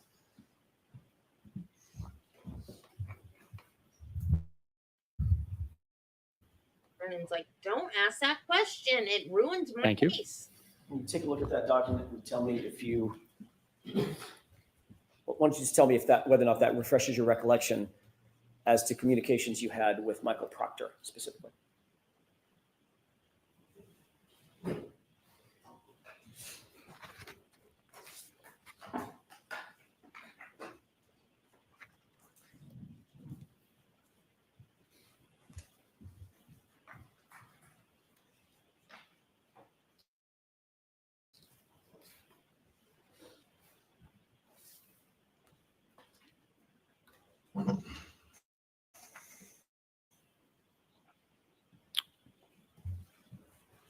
Thank you, Sergeant. Does that refresh your recollection as to a conversation, or I'm sorry, a communication that you had with Michael Proctor? Unfortunately, it does not. I will take the document at face value. I do not have a memory of having these communications, but I will take the document if it's authentic and it is true and accurate that it took place. But I do not have a memory of sending these text messages. May I approach, Your Honor? Yes. Also, my name's misspelled in there. Is that from the extraction or where is that from? Couldn't tell you. Wasn't me. Appreciate it. Thank you. I can't take credit for that. Thanks. If your memory is not refreshed about that particular communication, do you remember in general communicating with Michael Proctor about interviewing Ricky D'Antano and Heather Maxson? I do not know. I'm sorry. Would that have been something that you would have found important relatively early on in the investigation? Yeah, these are eyewitnesses. Let's get them interviewed. Yes, it is. It is important to interview anyone that's an eyewitness. Sometimes it takes longer because. Are you listening? I'm sorry. Thanks. You asked the question. I just wanted to answer. I know the answers to my own questions. Go ahead. Okay. So while we want to interview every eyewitness, sometimes an important fact is already detailed and witnessed by another witness. So in this situation, we had already interviewed one of the occupants, the one that was driving, the one that had the observed events taking place. And we asked him if we were going to talk to the other two, would they have the same recollection, observations? Did they leave the vehicle to go in the house at all? Anything like that, anything different? So that's... Okay, so it would be important, obviously, to interview witnesses in a timely manner. In some instances, yes, yes. Do you remember when Trooper Proctor actually interviewed Ricky D'Antonio and, I'm sorry, when Michael Proctor interviewed Ricky D'Antonio and Heather Maxson? I do not have a memory of that, no. I'm sure a report would indicate when.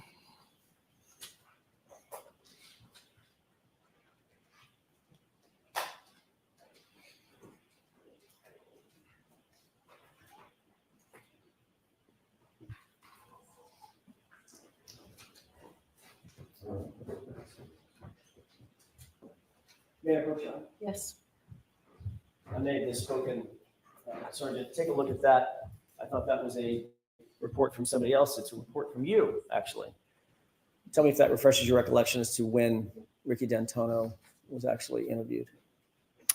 Yes, this report, authored by me, was states that on Saturday, September 2nd, he was interviewed. What year? 2023.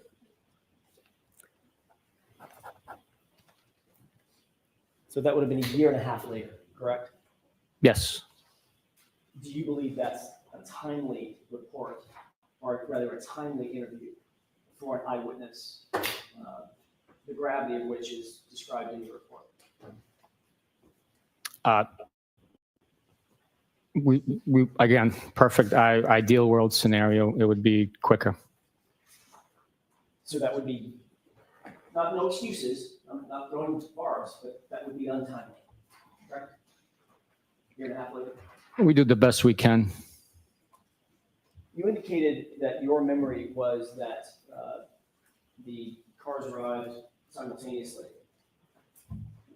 That's a interview with Ricky D'Antonio. Do you see the highlighted portion?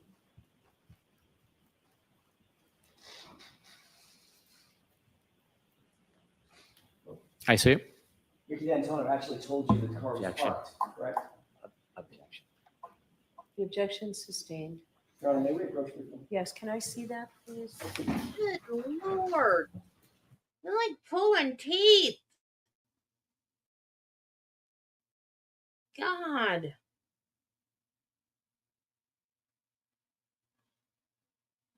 If only she would let them say grounds, I might have an inkling of what is happening right now.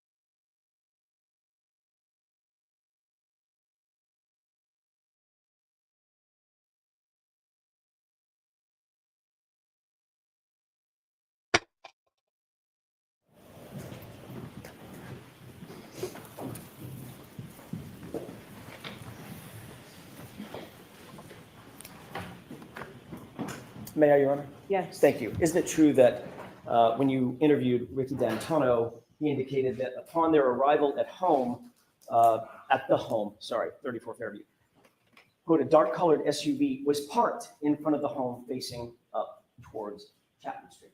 That's what he said, correct? That's what the report indicates for Ricky's interview, yes. And in fact, you wrote this report based on Ricky's interview. I wrote that report, yes. Thank you.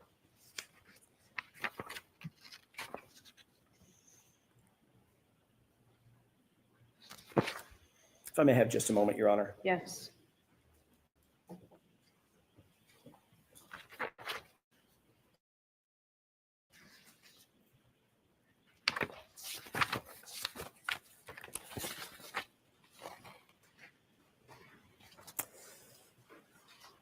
Your Honor, I'm just about to. Why don't we come to sidebar now from the floor?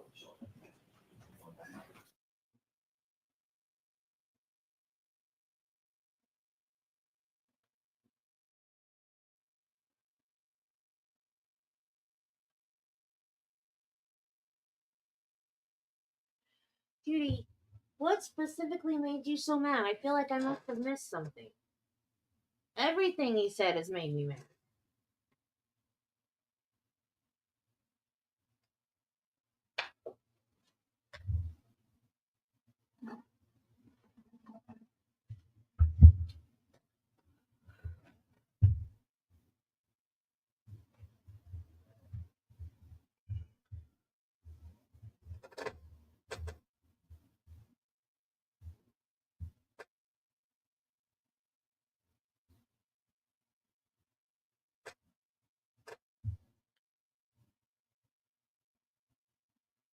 Him looking at Jackson and saying, "Are you listening?" That pissed me off.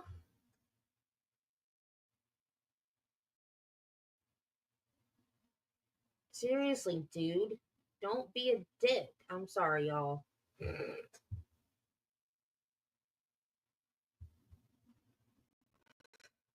I usually don't use such language, but he is, darn it.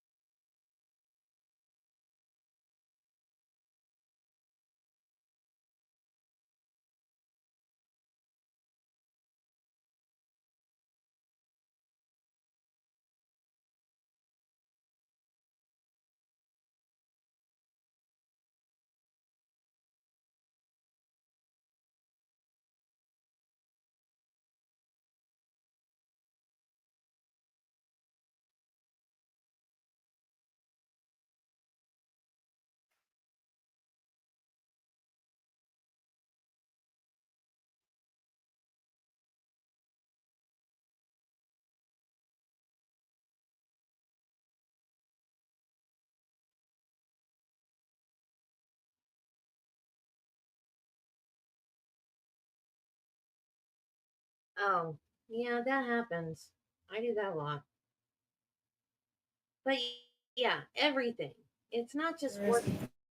Especially as this moves along, I think it becomes more important for me to talk to the lawyers about scheduling to get on how we're doing. I can tell you that everybody that we are right on schedule. So we're not behind schedule. Obviously, maybe we're still a little bit ahead, but we are on schedule for that. Monday, I'm going to ask you all to come in at 10. So we'll start at 10 o'clock on Monday and we will go a full day Monday. believe, every day next week. Videos of the whole day. So we will see you next week. Those same cautions. Please do not discuss this case with anyone. Don't do any independent research or investigation into this case. If you happen to see, hear, or read anything about this case, please disregard it and let us know. Be very careful with your social media use, and have a great weekend. See you Monday at 10. Sorry to leave that.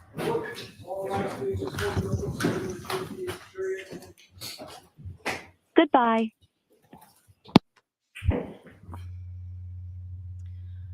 Darn it. Now we had to wait all weekend.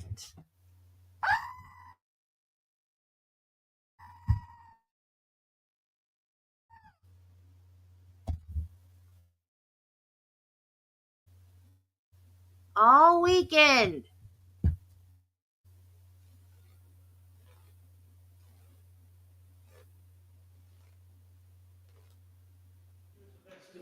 Court's in session, please be seated. All right, so Monday, we'll start with the jury at 10. If you need me before 10, please let people know so that we can deal with anything we can beforehand. I'll be here before 10. So, all right, we'll see you on Thank you, Monday. Ron. Thank you. Court, all rise. Oh. Seriously?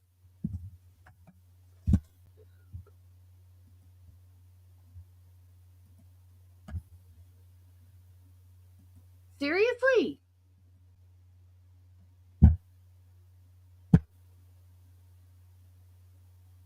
Wow. I thought the 10 o'clock was so they could go over something.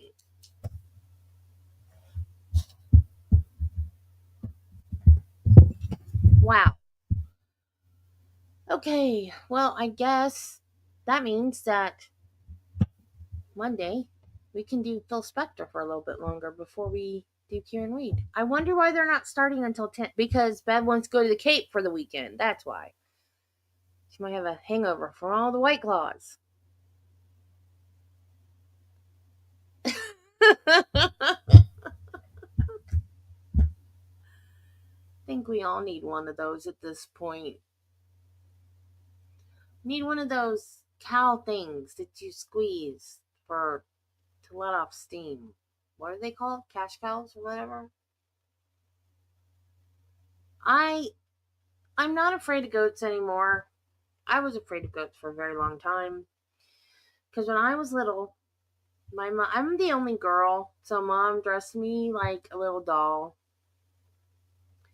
I always wore these little frilly dresses. There used to be a store called Polly Flanders. Wow, memory unlocked. Where the heck did that come from? I have not even thought of that name ever, like since forever ago. It was called Polly Flanders, and they had these, I think it was called flocking. It was always right across the chest, and it was like crisscrossed all across the material.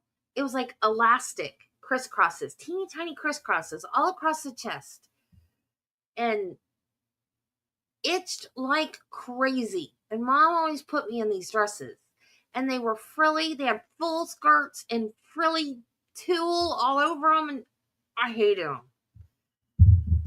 But anyway, you see kids at a theme park now. They're in shorts and t-shirts, cute little mounting. They're cute little, but they're activity clothes. They're not dresses. But anyway, I always had pigtails, frilly dresses, petting zoo at Busch Gardens. Goat tried to eat my dress. For years, I was terrified of goats. Couldn't get me in a petting zoo to save my mom's life, man. After the one at Busch Gardens, I wouldn't go near a goat.